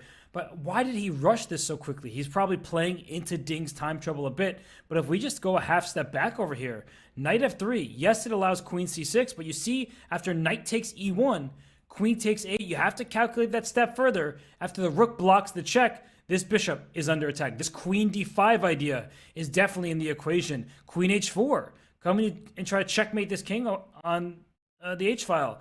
This is a big problem for white, and it says still minus almost 3 in the position. So I just feel like I'm always okay with people missing stuff. Nobody's perfect. We're all human over here. But to play it that quickly and it to be a miss, I feel like that's always the worst combination. Yeah, absolutely. And I think the point that maybe, of course, he rushed and he shouldn't have, but the final point in this position, which, like to me, didn't come immediately because I thought white has queen e4, attacking h7, so black is kind of obligated to take on c2, not to lose, queen c2, and it's possible to stop in this position and think that white is consolidated, but that final move you mentioned, the idea queen d5, that's the crushing move. It's about... Oh, okay. I guess not. I thought it was as well, so it's maybe just queen h4? Queen d5 is not good, that's like absolutely shocking stuff. Queen d5, king h2, is that the reason? Or... Oh, Fabi, what's also not good is Ding's decision that he's taken in the current live board. He went for the move queen to c6. The eval bar bounces straight back to Jan's favor. And what is the problem with this move? It does take care of the threat of knight f3, but what does it walk into? Oh my gosh, this is just too complicated of a position, so it's no surprise the players aren't making mistakes here. It's a really wild affair. And it changed. So the more depth it had, it went from a blunder to a mistake. So, and it's going back. So the engine is gaining in depth. It's trying to calculate what is happening here. It attacks the bishop. And my first instinct is just to move the bishop somewhere or to defend it. And Jan, I thought he was about to grab a piece. That would have been a little bit too hasty. But what is the reply here? But I have to say, queen c6 is by far the most natural move. It's the first move which comes to mind. So it's surprising that it's so bad. It really is surprising. Of course, it's such a complex position that... Maybe there was a bishop takes g6 that should have been played first, but he plays bishop b8, does Jan Nepomniachtchi, and oh my goodness! Whoa! The evaluation bar went all the way up in Ding Liren's favor. Oh my goodness! What has happened? Bishop to b8, a natural defensive move, but now it is advantage Ding. What is going on here? You just pick up the rook on g6, but then there's hg6. Fabi, can you knight throw the g3. line? There's this knight g3 tactic, like we mentioned in another position. I think it might work here. Bishop g6. Pawn takes, and look, Ding looks excited, or at least he looks like he's very concentrated. Is it? But I don't know if that works out because knight g3, fg3, fg3, and queen d2 is coming to mind. So what's going on here after queen d2? Oh my gosh! Well, let's just pause. We all need to breathe. We all need to breathe for a second. Oops, sorry. I keep refreshing the game to the beginning. We need to go. We need to start to from the the very position. beginning. But Bishop b8's play, we saw Ding perk up here, but Jan continues to play too quickly. Like, it's okay to miss things. We keep talking about this. Everyone does it. But this is clearly a critical position, Fabi. You played a world championship match. And I don't want to be overly harsh. I mean, Jan Nepomniachtchi has played a very, very excellent match thus far. But when you have a position that he knew was much better for him, to rush these decisions feels odd to me. Maybe he's getting excited. Maybe he thinks he's just winning. Maybe he wants to put Ding in time trouble. But now it's backfired completely. And it definitely, Bishop takes G6, we saw as the first step. It's about finding what happens after HG6. These things are easy to miss, but they're easier to miss when you don't spend the time to calculate. You know, I'm looking at a little idea. After Bishop G6, HG6, I don't know, this could be a terrible blunder. I'm sure the Valbar will hate me. D5? Okay, moment of truth. You're brilliant. Oh, it worked. You're brilliant. Well done, Fabi. If you take, there's knight f6. And if knight f3, I think d takes e6. Yeah, this is just winning because the knight escapes, and obviously black was counting on trapping that knight. And if knight f3, I think d takes e6, and then knight captures one of those rooks, and then e takes f7, and it kind of probably starts to fall apart. Yeah, you don't even care about that knight on g1. It's all about like rook f8, rook e8, and that stuff, or queen e8, as you pointed out. Yikes! Well, I think rook d8 is actually the way. So not to allow bishop d6. Oh my god! And then there's the final option after d5, and it's g takes h5. And here I was hesitating for a second because I thought the response was g takes, but then queen f5 is actually threatening checkmate. So this is not the way to go because the queen h3 is checkmate. But the way to go is actually d takes e6. And you don't care about hg4 because rook g4 is just like attacking everything. And in fact, black is falling apart. It's easy to miss this, but black begins to fall apart because f takes e6. I think maybe now gh5 is a better version, but also rook takes c6 with the threat of rook h6 is coming to mind instead of hg4. Rook e6, gh5 also, but this one is very, very, very scary looking for black because rook h6 could just end the game. This So is wow, a yeah. big moment. Ding needs to calculate. He can find us. This is definitely findable for a player of his caliber. He's got 25 minutes. He needs to burn the oil right now. He needs to burn the clock a little bit. He needs to calculate this line. The tables have completely turned over the last two moves. And we've been talking about one of Jan's biggest strengths, the ability to play fast, to play confidently, and to make those good moves on the board. But these are exactly the time when the biggest strength that Jan has backfires into a weakness in his game and often brings out the inconsistency. And we saw that with just two moves, b4, giving up that c4 pawn, and the natural looking rook shift to g8, a complete turnaround. Ding Liren, he needs to find this option of picking up the rook. He's definitely looking at that with the move d5. It reminds me of game 6. d5 was the move that got him that point, Robert. d5, bringing that mating attack to the black pieces. Will Ding find this for the second time in this match with this killing blow of the pawn advance? I think he absolutely will, and I just want to give a shout out to everybody watching. Your enthusiasm is felt. I know you're losing your minds, but you're going to lose your mind even more when we go through what Jan Nepomniachtchi just, I don't even want to call it overlooking. That's how complicated chess is, and engines, they make it look easy because they just go up and down and tell you who in fact is winning. Calculating all of it is nearly impossible. So let's just go back a step here, because after queen took on c4. Rook a8 was a mistake. Queen c6 apparently also a mistake. But after knight f3, we were struggling in this position to figure out, okay, rook g8, queen e4. All this is forced. Checkmate is threatened. You have to take away this bishop. And after queen takes, queen d5 check looked very good, but the bar went back towards the center. After queen h4 here, you have this move attacking the h3 pawn. Oh, and a move has been made. It is queen to b7 and a mistake back. I will get back to this in a second, but this was a very complicated line. We'll show this later because queen b7 was Ding's choice. He also doesn't find the best move. Yeah, I have to say these guys are just fried at this point. Like they've stopped calculating, and you know, players they're super strong, but they're strong because they can calculate. They're not strong because they can instantly spot the best move. Nobody can.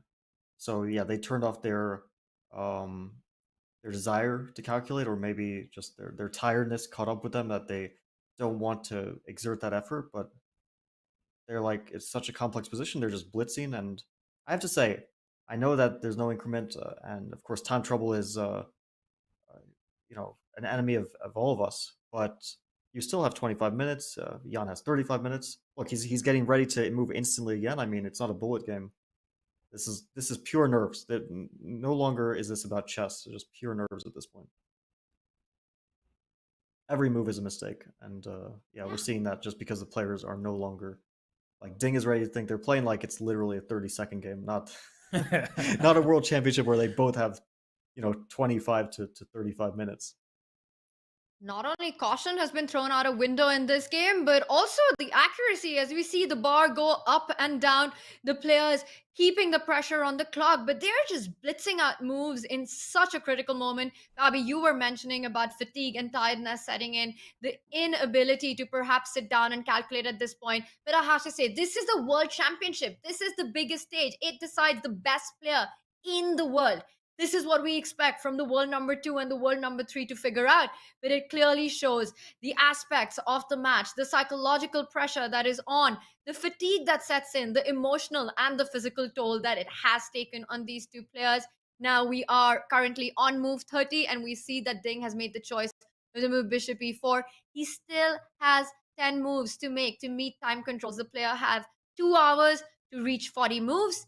And then after that, an additional 60-minute gets added on the clock. We often see that it is the time scrambles reaching towards move 40 that often decide the game. And it looks like this one is going to be about that. There is no increment from the start of the game. It's only after move 60 that the players get a 30-second increment. So we are going to come down to those moments, those critical decisions. Bishop e4, and the eval bar says we're back to level.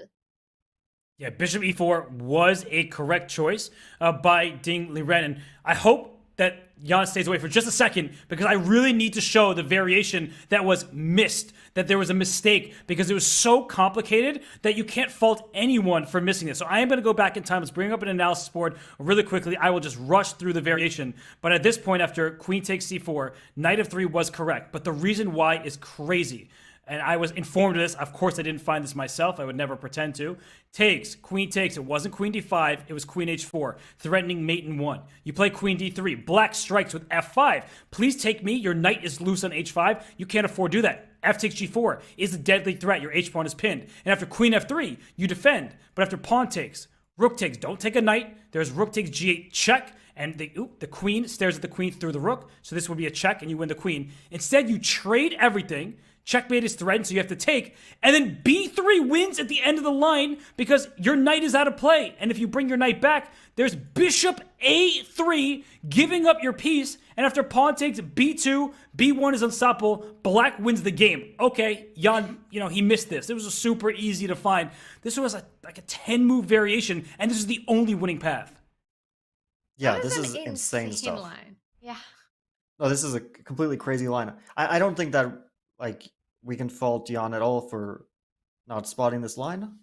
I mean, it's super difficult, but I do think that not playing a6 was kind of very irresponsible, because a6 was just a practical decision. So he's keeping his extra pawn, right? And after a6, what is the line that you have to calculate? Like, I actually thought he would play this quickly, but to play b4 quickly is very responsible, because you're giving up your c4 pawn, and unless you see this whole knight f3 to the end, and you're either precise calculation to the very end, super genius line that you pointed out, I think you should play a6. b4 was a very strange decision, and now I think Jan really needs to be careful, because it's a position where, as we saw, one mistake can change the evaluation a lot. He's still potentially in danger, even though the position is balanced, and obviously Ding is in danger as well. f7 is hanging. You need to deal with that pawn, which is threatened at the moment. It's a big threat. If you lose that pawn, you might just lose the game. It couldn't have been taken in move e4 because of knight to f3 specifically. That's why Ding played bishop to e4. And if you play f5 here, I think you lose the game. G takes f5. Because queen takes h5, rook g8, followed by queen takes b8. The move that Black should play is not instantly evident to me. How he deals with the threat of queen takes f7. I think Jan is in danger, despite what the Velbar is saying. And if he keeps rushing, then yeah, he could easily lose. I mean, I don't understand this decision to rush every move. It's a world championship. You have usually one chance in your lifetime, maybe two. Like Jan has, obviously, this is his second world championship match. How can you play every move like it's a Title Tuesday game? It's really, these are responsible decisions to make. Very big misses we've seen by both these players in the last few moves. Yan missing the most natural option of just defending it, the b5 pawn, keeping everything under control. All your ideas are still on the board. Ding would have had such a tough time to just respond to that little move that you were pointing out, Fabi. And instead, he goes for this line that requires complete precision. It requires you to look at a variation that is at least 10 moves ahead with some very unnatural moves. And if you don't make them, then you allow your opponent back into the game. We saw another big miss by Ding, where in fact the eval bar would have completely turned around in his favor, the line with d5. So both players making inaccuracies, and even though the eval bar says it's level, it's far from an equal position. You're pointing out a direct threat on the board that Yan has to deal with. The f7 pawn is hanging, and simple defensive moves like rook coming to f8, defending the f7 pawn, do not do the job, because it's not just the f7 pawn, but also the b4 pawn that you need to watch out for now with the black pieces. Rook f8 would run into a move like queen takes b4. So definitely not an obvious way to actually fight against the most direct threat of picking up the f7 pawn.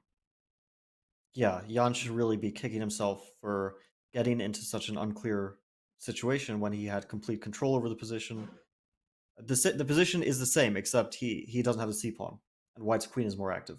He could have had the same position with an extra c-pawn and white's queen passively placed on c3, not particularly threatening black, while here the queen is threatening two pawns.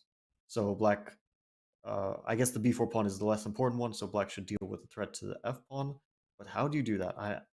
At this point, I prefer white's position. I don't particularly care what the evaluation is, because that's not the reality.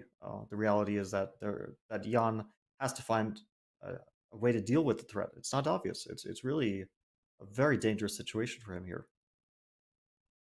Looks like the tables have really turned in Ding's favor right now, regardless of what the objective evaluation of the position is. Jan Nepomniachtchi is currently in the resting area.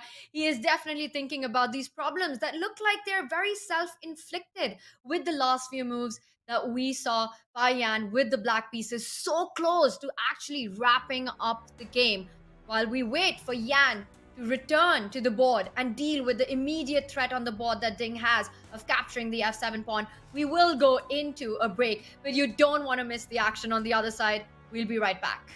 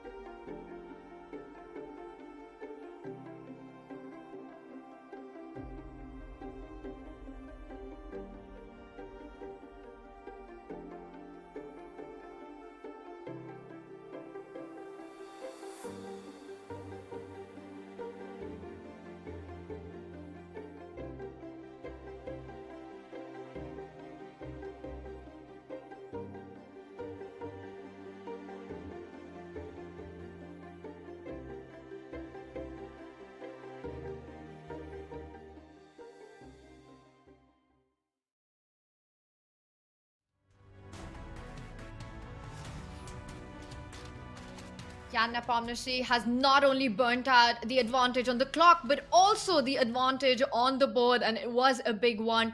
We see that he has returned on the board. He's made a move. He's made his choice. And Fabi, you were discussing a fascinating resource that Black has in this position.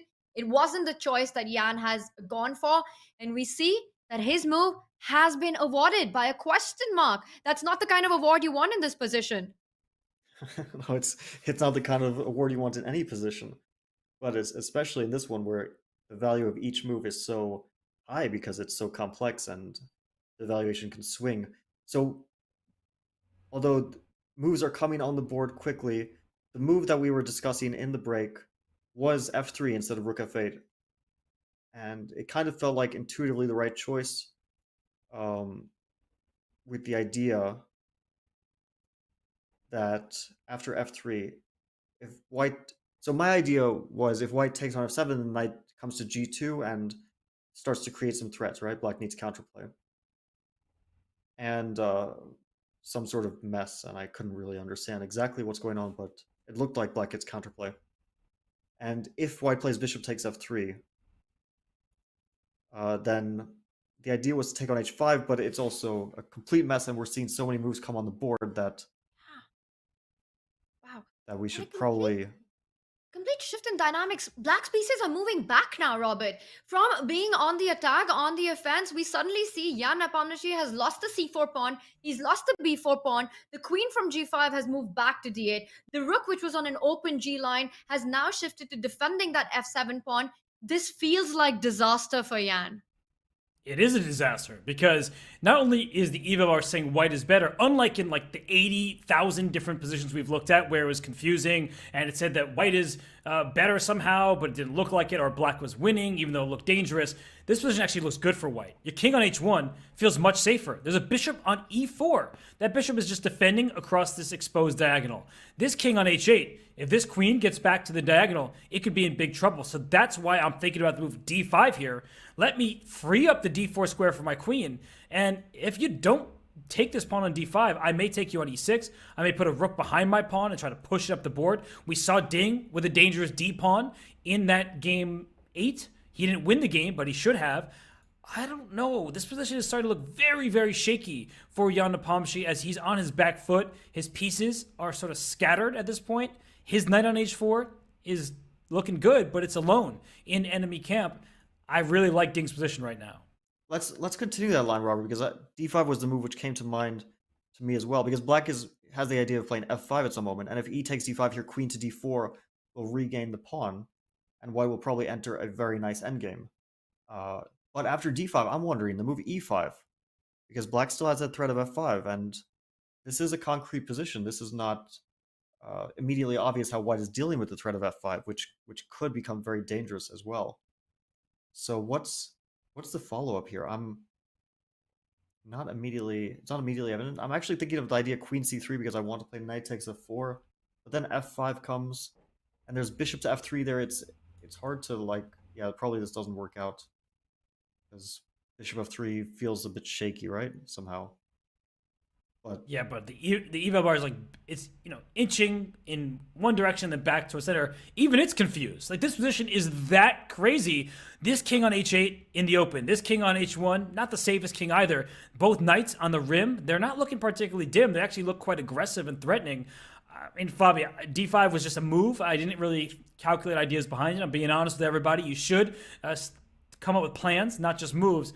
But I'm just looking at this position and I want to go after this king. Maybe there's a better way. I don't have to rush. I mean, what is black's next move? Is it really f5? I think so. I think f5 is coming. And the reason why d5 is a bit double-edged is because after f5, that bishop can go on the diagonal somewhere, and d5 cuts off a lot of those squares. For example, the c6 square is an option. And he plays queen c3, which is more logical without playing d5, indeed, because now after f5, white can play bishop to c6, for example, with the idea of d5 at a more opportune moment and potential exchange sacrifices in the air. For example, if f5, bishop c6, and if black makes a waiting move just to illustrate what white might do next, Oops, sorry, as a mouse slip. I mean, these guys are just playing instantly every move. It's amazing. What's going on here? I mean, they've got more What? than 20 minutes on the clock. This is a world championship match. The title is at stake, and the players are just blitzing out their moves in a position where you could be lost in one move. One bad move, and the game is over. Yeah, it's craziness. I mean, just to like illustrate something, the tactical details are white can actually play the move knight to f6 here. It is a tactical option. It might not be a good option, but it doesn't lose the knight because queen f6 g5 and you pick up the rook on h6. And obviously I don't know if knight f6 is the right move, but to play instantly in this position where there's some kind of sharp stuff like knight f6 on the cards, and who knows what happens. Potentially knight f6 f3 is actually very dangerous, but I don't know what that is. f3, queen f3, and then the queen can actually come potentially to d6, or queen f3. Actually, knight to h4 is super strong. So yeah, this actually just wins for black. So the knight would actually maybe have to go back to h5. So knight f6 not working out the way that white would hope for sure. But yeah, I mean, you can see how like d5 here is coming to mind as a very logical move. I think e5 is no longer what black wants, because now it just seems like it kills your bishop, and f5 is no longer a threat. So d5, bishop to e5, is that the answer? But bishop to e5, queen to d3? I don't know. Looks really nice for white to me. Looks really nice. Yeah, great centralization. And just to show how easy it is for black to drop things, bishop takes g6 is already a threat with the bishop loose on e5 over here. This is just a hectic position, and both sides are playing quickly. Now, they have played 32 moves. They need to reach move 40 before gaining time. There is no increment, and they don't have that much time considering how difficult this position is to calculate. But it almost feels like they're putting calculation on the back burner because they just want to speed up, and their nerves, there's exhaustion. It's just mentally fatigued considering how tricky this game has been. But I'm looking at this position, and Ding Liren must be thrilled to be here. It looked like he might lose the match today, not because the match would have officially been over, but being down by 2 points with 2 games to go when Jan has looked pretty stable. Good luck to you. But now all of a sudden, Jan looks shaky, and this is Ding's chance. He can't pull a game 8 when he was winning, but let Jan back into it and hold a draw. He needs to take advantage right here and now. Robert, Yeah. you're saying putting calculation on the back foot. I know one person who's not going to be happy about that. Our friend James Canty, because it has to be calculation over everything. They needed to have that chat with James about this position, and Jan would have been a happy man. But instead, now he's just playing so fast. He's blitzing it out. Fabi, do you think this is Jan's way of trying to get into those time scrambles, of putting Ding into a pressure situation? He's seen Ding collapse in that. Is that the hope, big hope for Jan right now? Well, I'm reminded of some advice by one of my former coaches, because I used to, as a kid, play absolutely instantly in any position, very often to my detriment. And he said that, when you have a bad position, it makes sense to try to press your opponent on time. Like, let's say your opponent's in time trouble and you have a bad position. It makes sense because you're objectively in bad shape anyway. You might be losing, and probably your best chance is to bluff your way out of it. When you have a good position, you don't need to bluff. You just have a good position. All you need to do is find the right moves to convert your advantage. And so there was no point earlier in the game. Jan's decision to put pressure on Ding with natural moves, with all these intuitive moves that we really liked, like queen to g5, knight to e7, knight to h4, all this stuff, rook to g8. His play was absolutely brilliant. We can't fault him for a single decision, because it was like world class, or even better than world class, I would say. Like, the best of the best for most of this game. But once he reached a winning position, he didn't slow down. That was the moment where he had the objective factor. He didn't need to try to bluff Ding or put pressure on him, because the pressure was in the position. So again, I just want to reiterate that these aren't chess mistakes. This is not about chess anymore. This is just about psychology and keeping it together under really strong pressure of a world championship match. That's purely what this is. Obviously, both of these guys know the complexity is super intense in this position. So just by pure logic, not even thinking about the position, in complex positions, you need to take time to figure out the right path for anyone. Nobody will intuitively, unless you're obviously an engine, And we even see the engine sometimes, adjust its evaluation based on the amount of time it takes to think. So if even an engine is confused here, how can a human not be, right? These guys really should have been taking more time, especially Jan, because Ding, I understand bad position, you want to kind of blitz it out, standard sort of practice for defense to try to blitz your opponent, but for Jan, really, he dropped the ball by not taking more time. And you see Ding, by the way, right there? Memories. Yeah, Robert, I was just about to say the same thing. Ding, a couple of minutes back, looked like he was about to make a move, but he looks so uneasy right now. He looks like he's so much under pressure, feeling the heat of the moment, and that's what he has to make sure doesn't happen. He still has some critical choices to make. He still has some big decisions to make. He reaches out and makes the move bishop to g2, retreating with the bishop. That kind of fights against the ideas of f3, defends that h3 pawn. I see our eval bar still pretty much remains around the even point. But Ding there, Robert, definitely giving signs that he's not feeling confident currently in this position. Yeah, it's a different kind of pressure because earlier in this game, he was in under big pressure. He was probably almost lost over the board. Now he's under pressure because he knows he's escaped. And he's like, I'm right back in this, but I still need to win. I still need to reach move 40. I only have 13 minutes left. I don't mind bishop g2. I don't care if the engine says it's a mistake because black's best move might be something that's hard to find. And this position is really one where I don't want to play it ever. I'm looking at this. I'm scared because with both sides, I would make 20,000 mistakes and you don't even get 20,000 moves. So I'm just looking at this and I just don't blame either player, but I do agree with Fabi. Earlier, Jan should have slowed down. That was the big turning point in this game. If Jan had slowed down, he would not have given all this counterplay because Ding's position is just more free. It's more flowing. It's just more fun for him to play. So, by the way, let's talk about bad pieces. There's a rook on h6. Earlier, that was an aggressive piece. Now it can't move. It's stuck over here staring into a knight that's well defended by a pawn. The bishop back to g2 took f5 out of the equation. You want to play f5 in many of these positions, you're just going to drop this pawn on e6. That is not acceptable. So what does black do here? d5 is still a threat in most of these positions with the king over here on h8. This is really tough positioning. And I think that Ding did not want to allow the bishop to e5. And that's why he first brought his bishop back. So d5 can no longer be met by bishop e5. And Jan answers your question. What does black want to do? He brings the queen back into the attack. He was on the offense, went back to defend the rook on the defense, and now back to the offensive place. Queen h4, so still hitting ideas of the h3 pawn, but more importantly, the f2 pawn. Super tender there. And Ding takes an immediate decision. He just simply guards it, passes the ball back to Jan, saying, I've got the ideas of d5, all the points that you were making earlier, Robert. And it's, again, practical problems, but this time for Jan to solve. I'm really tempted by white to play d5. I understand why he's keeping it in reserve, and it makes sense to. But positionally speaking, if white can force d5, e5, which it seems to do, that black kind of has to play e5 after d5, this is a great thing for white, no? I mean, like, endgames suddenly are probably winning for white.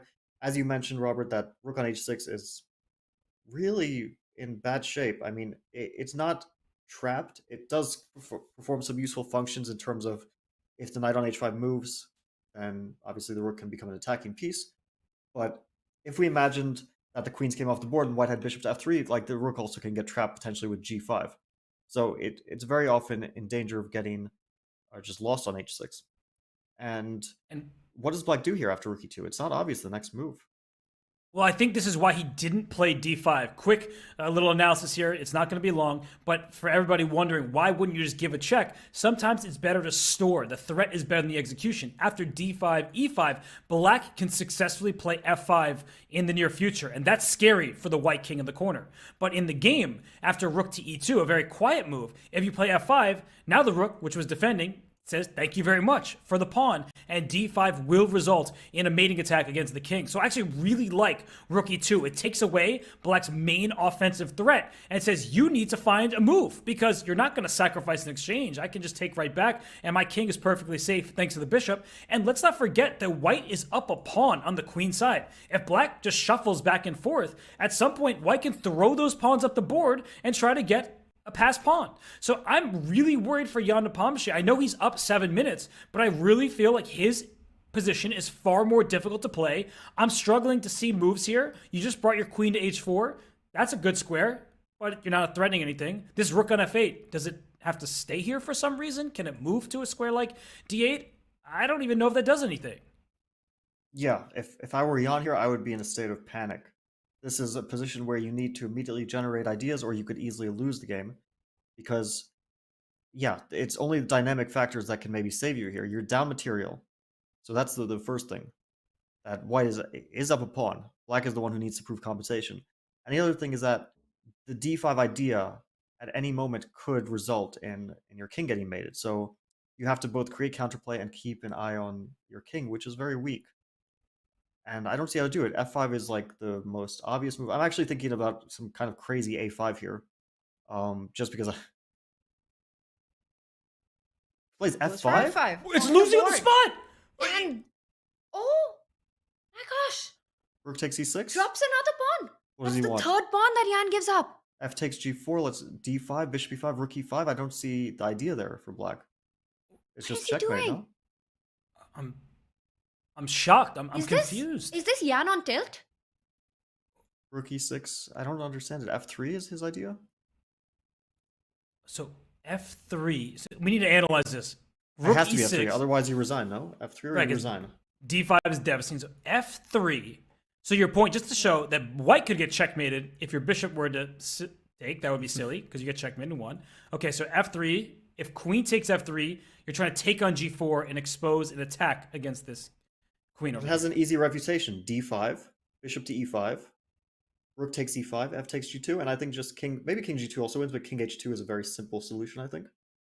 And yeah, the king is safe. F takes g4 leads to mate after rook to f5, among probably other moves as well. Or rook g5, whatever you want. Knight takes e5, queen e5 will, yeah, white is... And he played it. He played rook e6. Support. This is complete craziness. I This is can't bizarre. imagine this. This is bizarre. I don't know what Jan has been doing for the last 5 moves, but it's been an absolute disaster. Every single move, he's lost out on an advantage. Given the chance to Ding to strike back, and did you see that? Ding actually looked at Jan. He looked at Jan there with this puzzled expression. Jan has blown this away. Rook e6 on the board. No way for Jan to come back. If f3 doesn't work, that is the third pawn that Jan has just given to Ding for free. What is this? This is supposed to be a world championship match. And this is why Ding Liren played rook e2. That was a really subtle idea. It was just defending, of course, a pawn that was under attack. But he made it so Jan could not successfully play this active move f5. So I think that Ding Liren deserves a ton of credit. Yes, Jan Nepomniachtchi is absolutely collapsing at this stage of the World Championship Game 12. But Ding has created some problems for Jan. Jan's created problems for himself as well. And now the game's just over. There's no way to save this king. Did you see Jan there? It looked like he was so angry at himself for what he allowed. He couldn't even look at the board. He was just talking to himself, just in complete disbelief of how he's just left the title, the World Championship crown, just slip out of his hand in this game 12. Jan Nepomniachtchi feeling the heat, Ding Liren in driving seat, is not just about losing this game and Ding striking back. But if that was to happen at this moment, Jan knowing what he messed up, Fabi, the momentum of the match will completely shift in Ding's favor with this comeback. Yeah, it's difficult to because on the one hand, I really feel for Jan in this moment. It's clear the pressure got to him, and I think that it got to him because he probably realized that he was on the verge of winning a game which would probably win him the match. We can't say with certainty, but with great likelihood, 2-point margin would be too much to handle. And at that very moment, when we were already calling for, like, maybe Jan is going to become world champion very soon, every move, like, we can basically criticize pretty much every move he made. It became like a bullet game, just instant moves, and within the span of 10 moves, at least like 7 serious mistakes. Just very, like, the quality just went basically to 0. So, and with 40 minutes on the clock, not like when Ding collapsed in Game 7, it was shocking, but it was still very much associated with time, trouble, panic. This was unprovoked mistakes, just pressure of the match dictated what happened in the end of this game. And now he's of course, as soon as rook takes e6 happened, he understood what he had done to his position, but it was already headed that direction. Like he had gone from completely winning to like just compare the position before b4 and before f5. It's the same position without his b and c pawns, exactly the same. He's just missing his b and c pawns. Besides that, the position is identical. We've maneuvered a lot, but the b and c pawns somehow magically disappeared from the board, and obviously something went pretty wrong for that to happen. So yeah, just he's definitely kicking himself. Who knows what this means for the rest of the match. This is heartbreaking to watch. To watch Jan right now is pain, because he can feel it. He's talking to himself. He's not being able to look at the board. This was a big missed opportunity. Jan Nepomniachtchi from a completely winning position. And it was flawlessly played by Jan up to that point. Ding hanging on by a thread. And then just a bad move, one after the other, has seen a complete collapse. And at this World Championship stage, I'm not used to seeing something like this. We usually see play, which is, we've seen the highest accuracy by these two players in the previous games. And Robert, this has been shocking and currently just heartbreaking to watch Jan on the board. It's been shocking, but if you think of the match overall, is this the first time where Ding Liren received some luck? Because when I think of Game 7, where he got in time trouble, he was the one who was outplaying Jan Nepomniachtchi. In Game 8, he had a winning position. Now, Jan put up some very stubborn defense, but Ding Liren outplayed him, had a winning position, and didn't win the game. So I feel like this actually is a moment where Ding Liren is experiencing some fortune because his position was terrible, and it happens to be very late in the match, and we'll get some recency bias. But if I think for a second and look at the match as a whole, Ding Liren, I didn't think he deserved to be trailing based on the way he played. So I feel like for Ding Liren, this is a huge moment. He is bouncing back. He is about to level this match up. And I wouldn't say he is undeserving of being 6-6 after game 12. So he could have lost the match in this game, and that is fortunate for him. But if I just take a step back, if I look at the match as a whole, Ding Liren has not been a worse player. I think they've been very level, and so a 6-6 score feels about right. Yeah, I don't think that we can talk about luck because this has been up and down, and for sure, Ding is not lucky to be in this position. Or, I mean, maybe considering what the position was 30 minutes ago, we can say that. But as a whole, yeah, obviously he's counting his lucky stars because things could have been a lot worse. But both these guys made mistakes throughout this match. They had their chances. They missed their chances as well. I can think of like one moment where Jan will definitely regret earlier in the match, which was when he decided to take the exchange, right? And he allowed this monster knight on f5 and in the English game, reverse Sicilian game earlier in the match. I think it was probably game 4. So there's definitely some moments they can both regret so far. For Ding, of course, game 7 and game 8, that was a nightmare stretch for him because he could have been 2 out of 2 instead of half out of 2 from those 2 games. Oh my God. What we're witnessing right now is just, it's unsurpassed. It's something that we haven't seen happen before. This, to me, looks like Ding has used up one of his 9 lives today, surviving this one. And simply because Jan played such a great game from the start. He took his chances. He went for short castle. He went into that deep dark forest we keep coming back to of complications. He did not shy away from it. Some brave, fearless decisions. I'm still thinking, Robert, how do you explain the last few moves by Jan being so close to it, but move by move, just undoing everything that you've created, being so close to becoming world champion? Yes, not for certainty, but for all practical purposes, it was clear. And Jan right now is fighting the demons in his head because he's also thinking about what he's missed out on his game. Not just the fact that he's completely lost, but the fact that he perhaps lost the world championship title with this game. It's an impossible question to answer, and the reason why is it's an impossible experience, impossible situation to replicate without being in the World Championship stage. Now, we have somebody who played a World Championship match against Magnus Carlsen. That's Fabiano with us, but I think one of the big differences is that Jan Nepomniachtchi had the lead, and he was about to make it a 2-point lead. And so, Fabi, I mean, you can maybe comment on this. I don't know. It's kind of speculation to some extent, but nerves had to be a huge factor, and the exhaustion after playing now a 12th game of chess. You know that these players have been giving it their all. They really must be just out of gas. Yeah, exhaustion is definitely playing a huge part in this. And I think also the weight of the moment.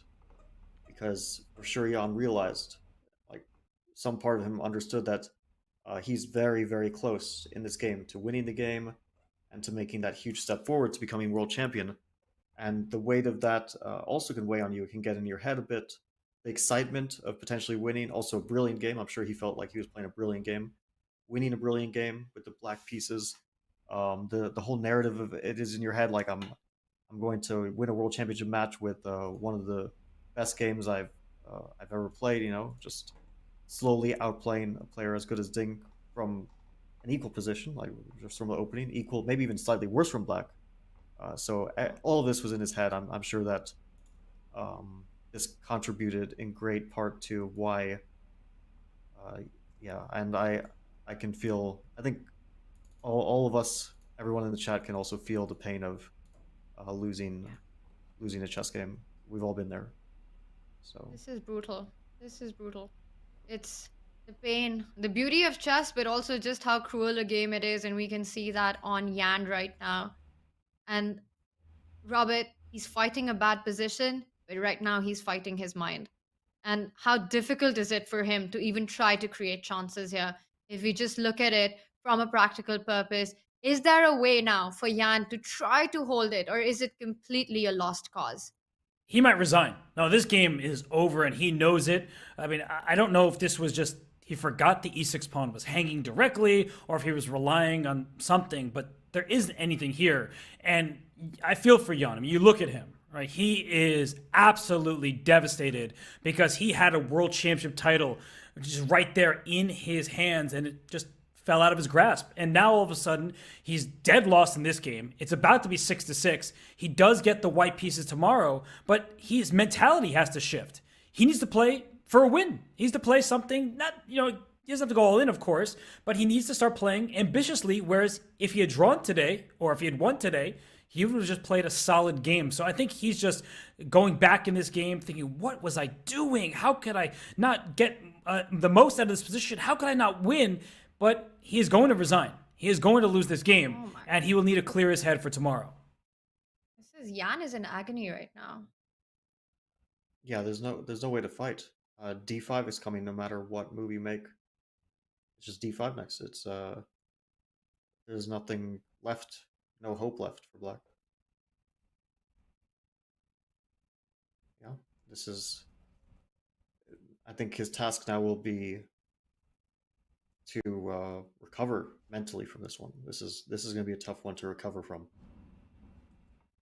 And just to push back on that, that's exactly what it was, right, Fabi? It's not just about Ding making his comeback in this match, but Yan being so close to closing the match.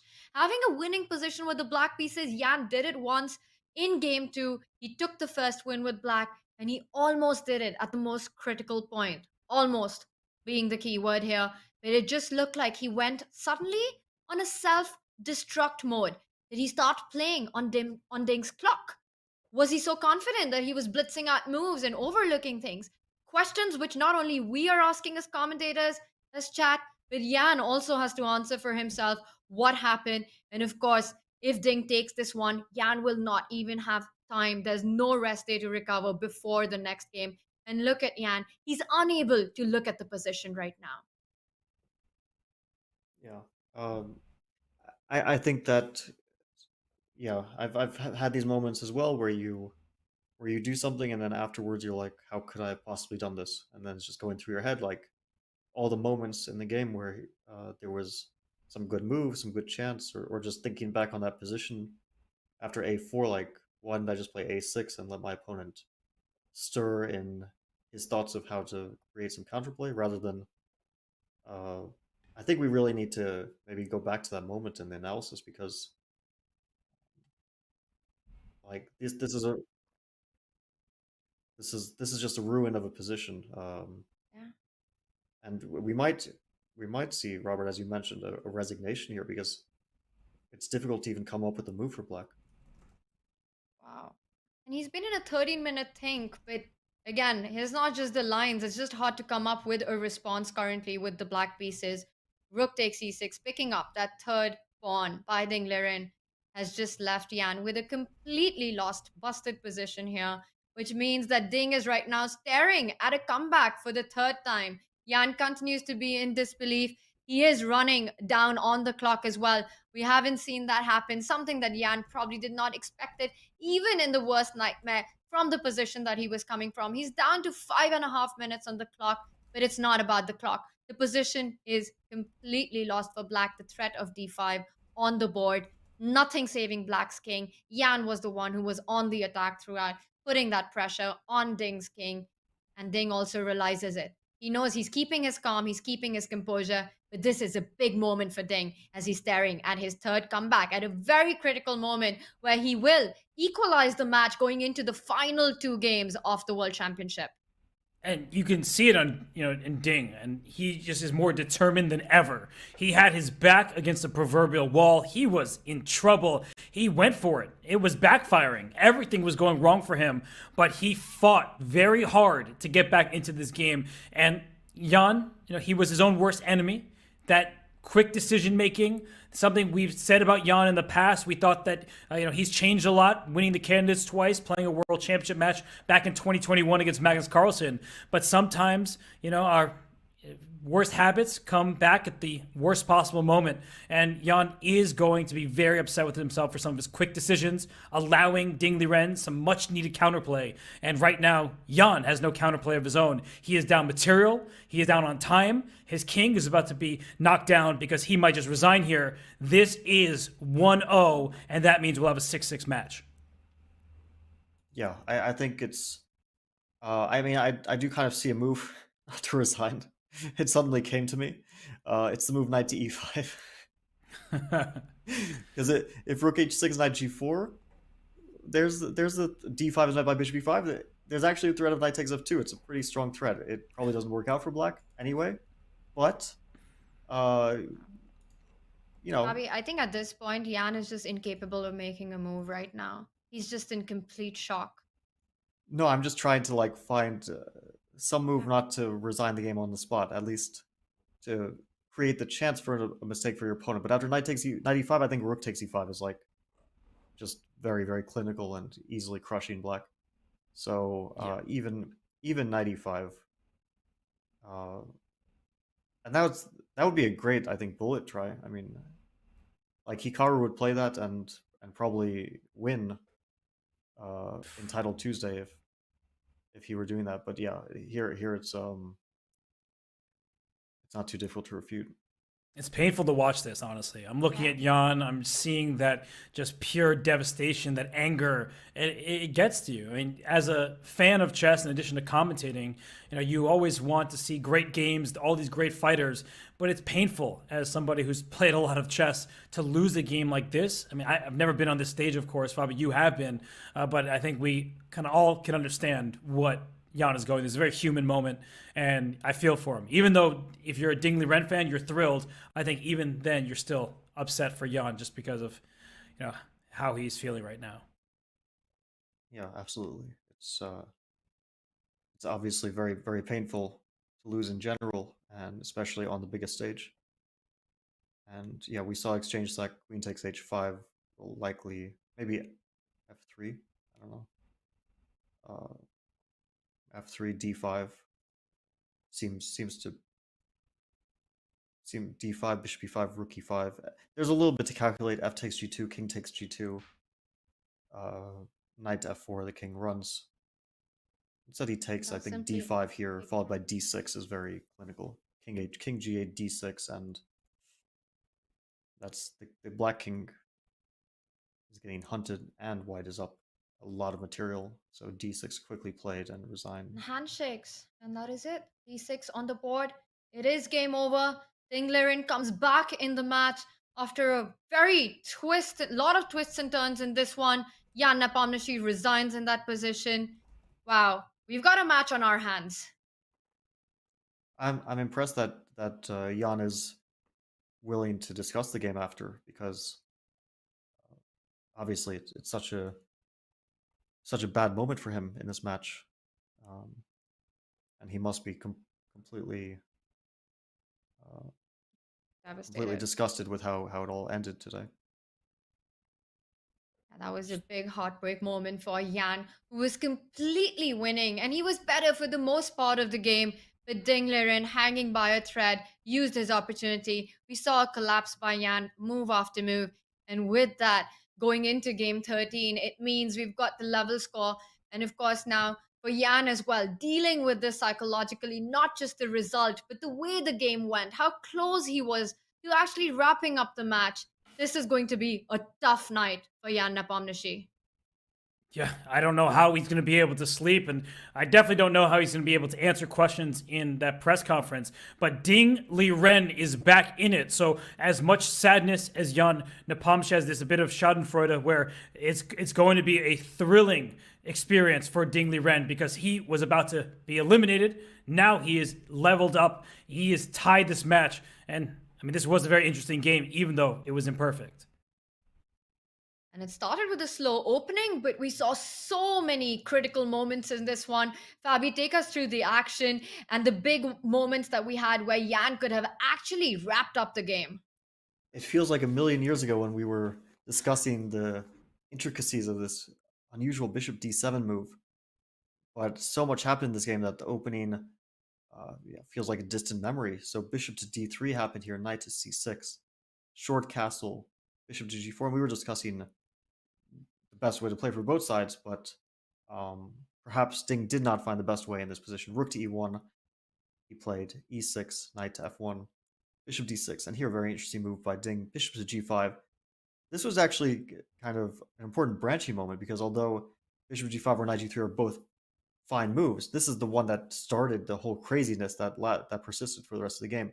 Short castle, excellent move by Jan, and he continued to play excellently. Bishop takes f6, gf6, knight to g3, f5. We were kind of expecting this might happen. h3, bishop f3, queen f3, and here to avoid the potential knight takes f5 sacrifice, Jan played knight to e7, very interesting move. Inviting knight h5, as played by Ding, king to h8, g4. Obviously, both sides are staking out their way to attack on the king side now. g4 was played, rook to g8 played to stop gf5, and after king to h1, knight to g6. Excellent move. Here we started to see the difficulties for Ding, as knight to h4 was coming on the board, and he started to maybe drift a little bit. Yeah, gf5 met by knight h4 indeed. I just want to show this one more time because there's such a brilliant tactical variation where this looks winning for white, but in fact, black gets there first. Throwing a check, throwing another check, and then the moves that were really difficult is bishop e7, stopping the white queen from checking here and delivering mate. And after f6, it looks like mate or a win of a piece is unavoidable, but there is some brilliant stuff. Knight f5, cutting off circulation between queen and bishop on h7. And if you take this knight, which is attacking the queen, then you get checkmated because queen c4 takes away the king's escape route. And after rook e2, rook h1 is mate. So this was gorgeous tactical possibilities. Didn't happen, but still worth showing. Yeah, this was one of the lines we were fascinated with, and instead Ding played bishop c2, although we were speculating that maybe rook to g1 was a better move. And after bishop c2, Jan started to play absolutely brilliant chess. Knight to h4. The queen moved. Now rook to g6 came. And now he played rook to g1, yeah, that's right. And f4, queen d3, and now queen to e7. Excellent idea of putting the queen on g5. I mean, all of these moves were perfect. It's like brilliant. He's just blockading on the dark squares and slowly going to break through on the king side with an attack. Rook e1, queen g5. And in desperation, Ding played c4, a pawn sacrifice, which probably doesn't work out, but the pressure was mounting, so maybe a practical decision. This wasn't a bad one. dc4, queen c3. he's eyeing some d5 ideas, but Jan played an excellent move. b5, not worried about bishop takes g6, because after h6 the knight on h5 would be trapped. Now Ding played the move a4. Very logical, and I think this was a crucial moment in the game. If Jan had played a6, We will come back to that. We've got the players in the press conference. Let's head over to Astana.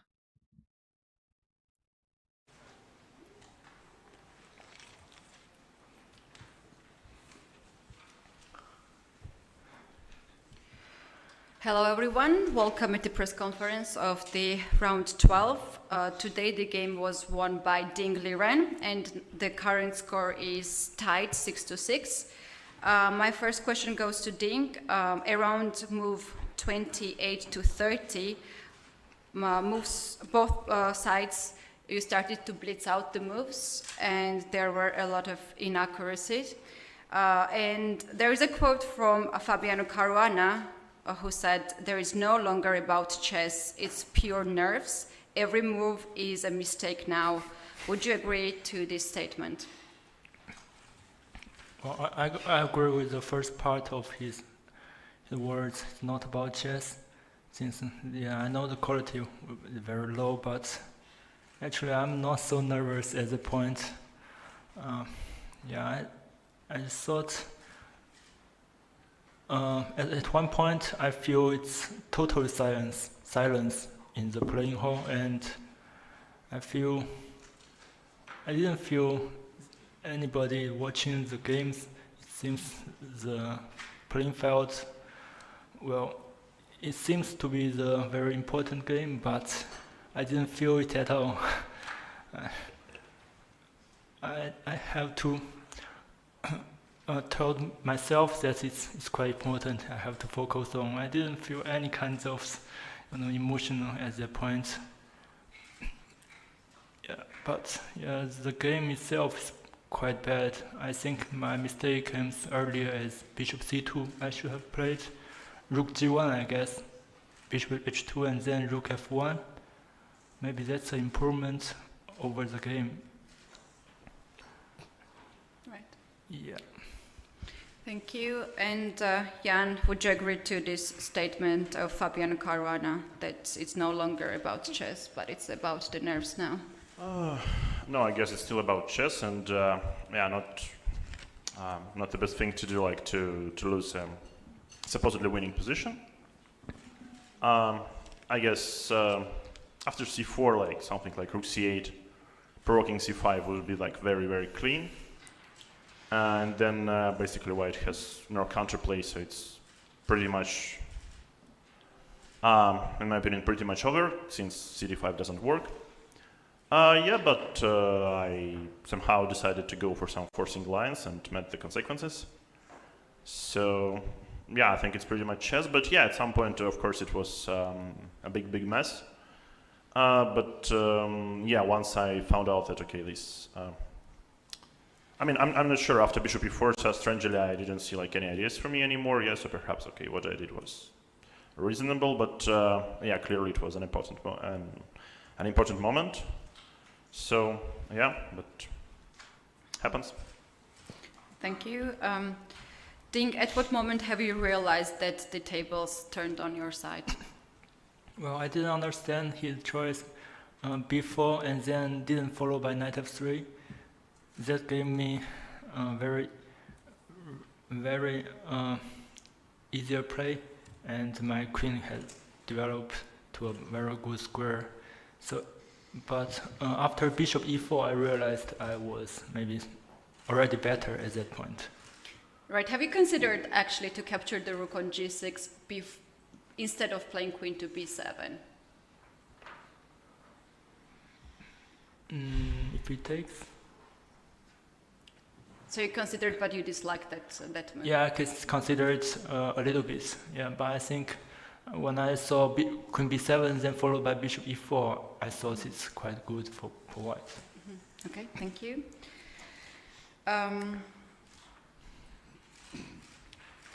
One last question from me, and then we'll go to press.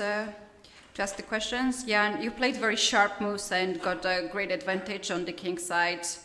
When the things started to go wrong exactly for you?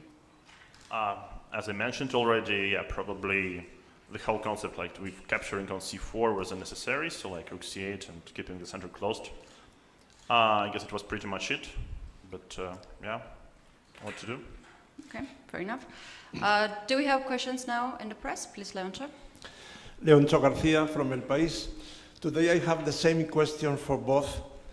Millions of chess amateurs all over the world were following the game with the help of very powerful computers, which were saying that black was winning for a lot of time, and then at a certain moment that white was winning. But both of you are human beings, so I think it will be very interesting if you can explain as best as possible how were your feelings during the critical part of the game. For instance, Ian, did you feel completely winning? Liden, did you feel totally lost? Let's start first, Jan, with you. Yeah, indeed, it looks like winning. I think the whole like attack on the king side doesn't work here, but yeah, it looked promising. Yeah, but still, you like even if you are winning, you still got to be precise till the end, and clearly I wasn't precise today. What about you, Ding? Well, I thought I was better out of the opening, but after he played a series of very good moves, the table had turned around, and I realized after he played f4, and then queen e7 quite strong, also queen g5 the best. After that, I thought I was nearly lost, so I have to complicate the waters by playing c4, queen c3. Thanks a lot. Thank you. Next question, please. Эльмира Мирзоева, телеканал Матч ТВ. Вопрос к Яну Непомнящему. Ян, вообще в целом вы были довольны тем, как сложился для вас именно дебют, вот этот маневр слон d7, слон g4, вы перед этим думали, вспоминали, то есть это то, что называется, играли по книге? Jan, the question is to you. My name is Elmira Mirzoeva from Match TV channel.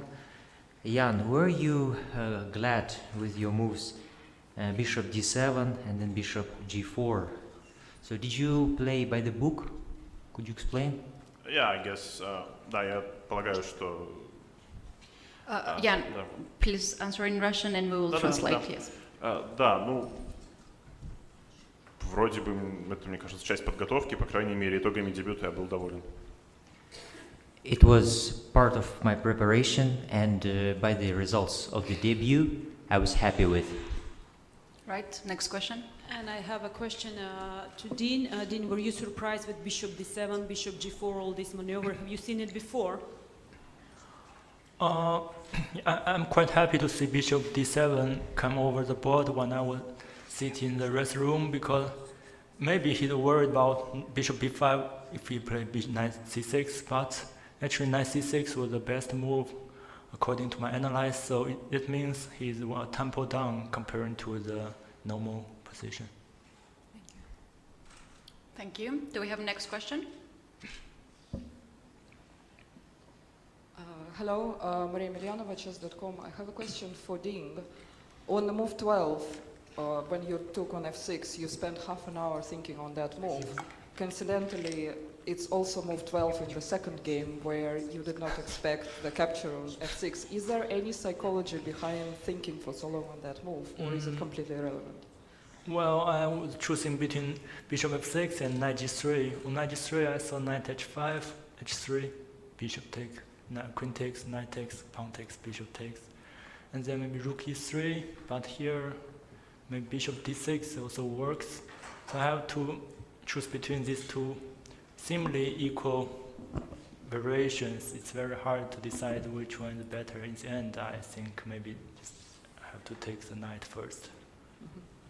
So you were just thinking about the lines. There is nothing psychological. Yeah, but after a take, he takes the pawn. It reminds me a little bit it did of remind you. the games. Okay. Yeah. Thank you. Thank you. Do we have more questions in press? I would ask myself one question to Jan. If you were surprised by the opening choice of Ding when he played Movie 3 call system, as it has a reputation that it's not so ambitious move. No, I wasn't surprised. You're prepared for it. A little. All right. Next question. Hi, Aditya from Chessbase India. Question to Ding.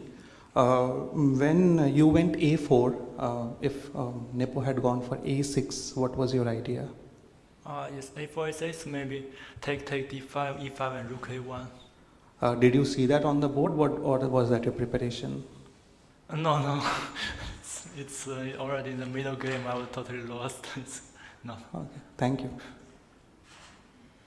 Thank you. I think now it's time of the Twitter segment. Please, Jesse, bring the questions. Jesse February here. My first question is for Jan. What were you discussing at the board right after the game? I guess instead of F5, which was not so fortunate, I also calculated F3, Queen F3, F5, but yeah, we discussed some lines afterwards. And for both of you, if the games were to go to the tie-break, which time control would you feel more comfortable playing? What do you think the odds would be? I think we will go with you first. Well, I'm quite happy to play 25 plus 10 seconds with 4 rounds. Yeah,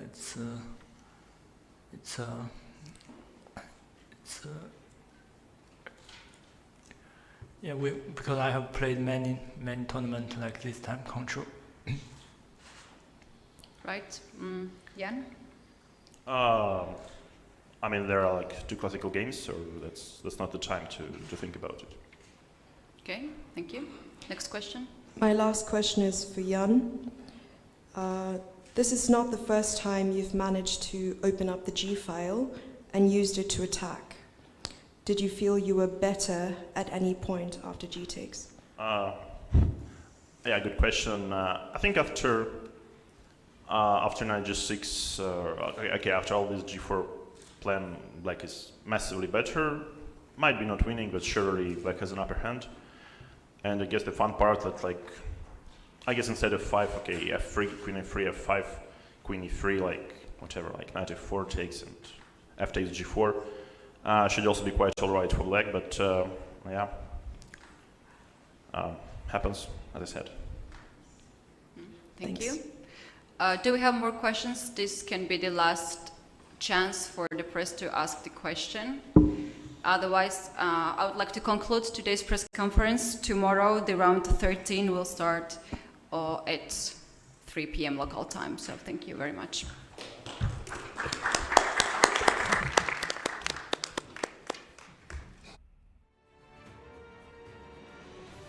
Liren wins game 12. With that, he is back in the match. The only decisive game of the second half comes at a very critical moment, and what a game this was. With that win, we've got a level score with 6-6. Jan Nepomniachtchi has so much to deal with after what has just happened. We saw them at the press conference. Jan seemed composed given what he had just what we had just experienced, what we have just witnessed. He was frustrated on the board, disappointed, angry with what had just happened. And after 5 draws, we get 1 decisive game, a big win. 4 draws. We get a big win by Ding Liren. For Jan Nepomniachtchi, Fabi, in your experience, the match is level, far from over. What does he need to do to get back from what happened today? Well, I could say my match was the same after 12 games, the same score, but we had gotten there in slightly different ways. Yeah, and there were some adventures in my match, but nothing like this. I can't think of a World Championship match this adventurous until maybe going back to 2006 to Paul of Kramnik. That was this level of crazy, but this is pretty wild stuff. And at the moment, Ding definitely has the upper hand in terms of the psychology. I'm sure that he's absolutely thrilled. I mean, he could have basically been out of it, and now it's pure 50-50. If we look at the numbers, if we think about what happened to get there today, the chance that Jan had, and how he'll probably be ruminating over that for the rest of the night, we can speculate about how that will affect him. We have seen the players have shown a tendency to come back from tough losses, and they've struck back very often in the very next game. Will that happen tomorrow? It's impossible to say, but definitely will be exciting to watch. Yeah, I mean, those draws were just the calm before the storm because today's game was topsy-turvy. Jan Nepomniachtchi, he had the World Championship match. I mean, he was so close to pretty much winning it today, and yet he slipped. Ding Liren, much more confident now than he could have been during this game, and he's got great chances. He does have the black pieces tomorrow. As Fabi said, we saw earlier in the match they were trading decisive victories. First, Ding would won game 4, then Jan in game 5, Ding in game 6, Jan in game 7. So Jan has proven that he can win the day after a loss. He is able to bounce back, but I think this is heartbreaking. I don't just think he'll be ruminating on it tonight. I think he's going to be thinking about this game for the rest of his life and whether or not he does eventually become the world champion. So it was a really hectic game. The fans were treated to chaos, but I think the players, I mean, they're going to need to find a way to settle down because tomorrow is a whole new day. And a really big one. And unfortunately for Jan, no rest days, no time to recover from what he went through today. We could see the agony in him, so close to actually just closing down the match with a move after move collapse. And Ding Liren took that point. Now, Ding will be playing with the black pieces. The good news for Jan is that he starts tomorrow with white. What are you expecting, Fabi, with the action that we've seen today? Will Jan try to create his chances and try to take risks with white, or will he just want to stop the bleeding? I think we will see first move e4. I think Jan should stick to his guns and probably will stick to his guns. At the moment, it doesn't make sense to take huge risks because at the moment, after such a traumatic game, of course, if you get chances, take them, but don't try to push too hard. Don't try to force the matter because 2 draws and going to a playoff. At this point, I think Jan should be happy with that, and we wouldn't have said that yesterday. But he doesn't want to spiral out of control, to go on tilt, as they say. I think that he should, still play ambitiously tomorrow, but not in a way where he ever risks losing control. His number one priority should be quality, good chess, and keeping control of the situation. As he has to keep things under control, and he doesn't have that much time to recover. But Jan Nepomniachtchi, Ding Liren, 2 incredible fighters. They will be back tomorrow for a very crucial game 13. We still have 2 classical games. The players gave their thoughts on the tie breaks, on what happens, their feelings if it went into playoff. And Jan mentioned, well, we still have 2 classical games. It is too early to call. Robert, what are the chances of this match actually going into the playoffs? It's impossible to predict at this point because we didn't think that Ding Liren was going to win this game, and he did. It's 6-6. So by the scoreboard, if we just looked at that, we'd say great chances. Typically at the highest level, they draw a lot. So we might see a couple draws, a split point, and then we will end our World Championship in tiebreaks. But I just don't know what to expect anymore. I don't know if Jan will be able to rebound, recover from today's debacle, or if Ding Liren, with his newfound confidence, if he can try to hold tomorrow and win game 14. There's a lot that remains to be seen. This kind of back and forth, these kind of comebacks, this kind of chess we haven't seen at the World Championship. Well, Fabi, you mentioned you have to go back in history to the 2006 World Championship match between Veselin Topalov and Vladimir Kramnik to think of this level of drama that we're experiencing at the World Championship between Jan and Ding. What do you think is going on? What's the reason for that, Fabi?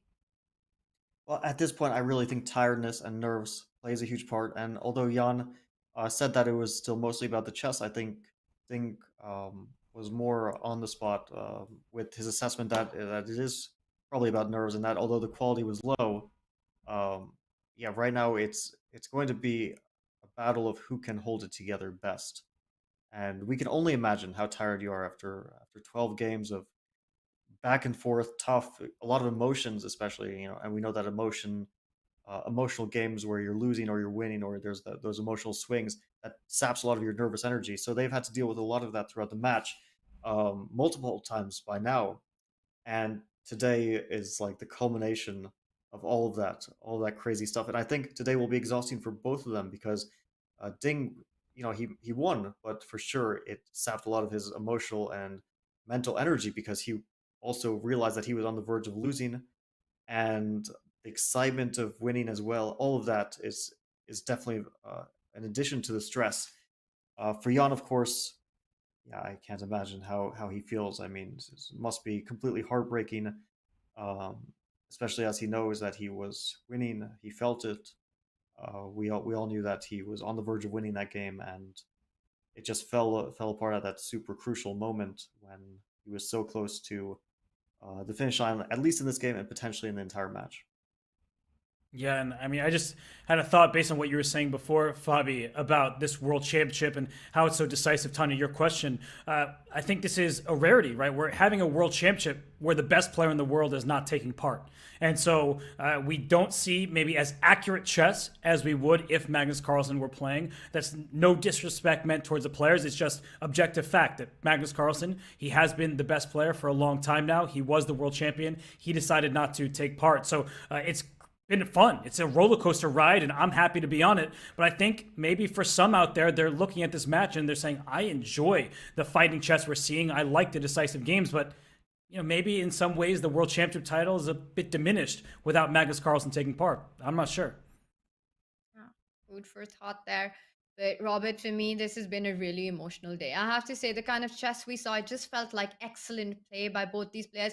And no matter who you're rooting for in this whole championship match, your team Ding or your team Nepo, it just feels like today you've got to feel for Jan. It just felt absolutely heartbreaking to watch him in those last moments of the game. And indeed, he's got a tough task ahead of him. With 2 classical games, he has to overcome his own journey of today. He has to overcome all that happened in the game today, not only thinking about the leveled match that now means he has to start from scratch. Everything that he did, the big win that he had, taking the 1-point lead, keeping it pretty much till the very tail end of the match, and then staring at another win and then letting it slip. It's going to be a tough night for Team Nepo. His task is cut. It's not just about focusing on opening preparation tomorrow, but how important, Fabi, will also be the psychological aspect going into Game 13. Yeah, I think it's going to be super important, and that's why if I were to advise Jan, and I think that his seconds will probably advise him similarly in this way, that keep it under control. Of course, Jan can play super well. He can play at near perfect chess, as we saw a few games in a row, and also for pretty much the entirety of the game today, playing nearly perfect chess. But you just got to keep your emotions in check, and it cost him very dearly today, but it's still an even match. He has no reason to despair because he missed a big chance for sure to nearly win the match today, but it's still a 50-50 situation. Of course, it's going to be very tough, but you kind of want to approach it just like it's a clean slate, right? Like it's from game 1, we have 2 games. It's a 2-game match. Forget about everything that happened previously, and short match followed by a short tiebreak.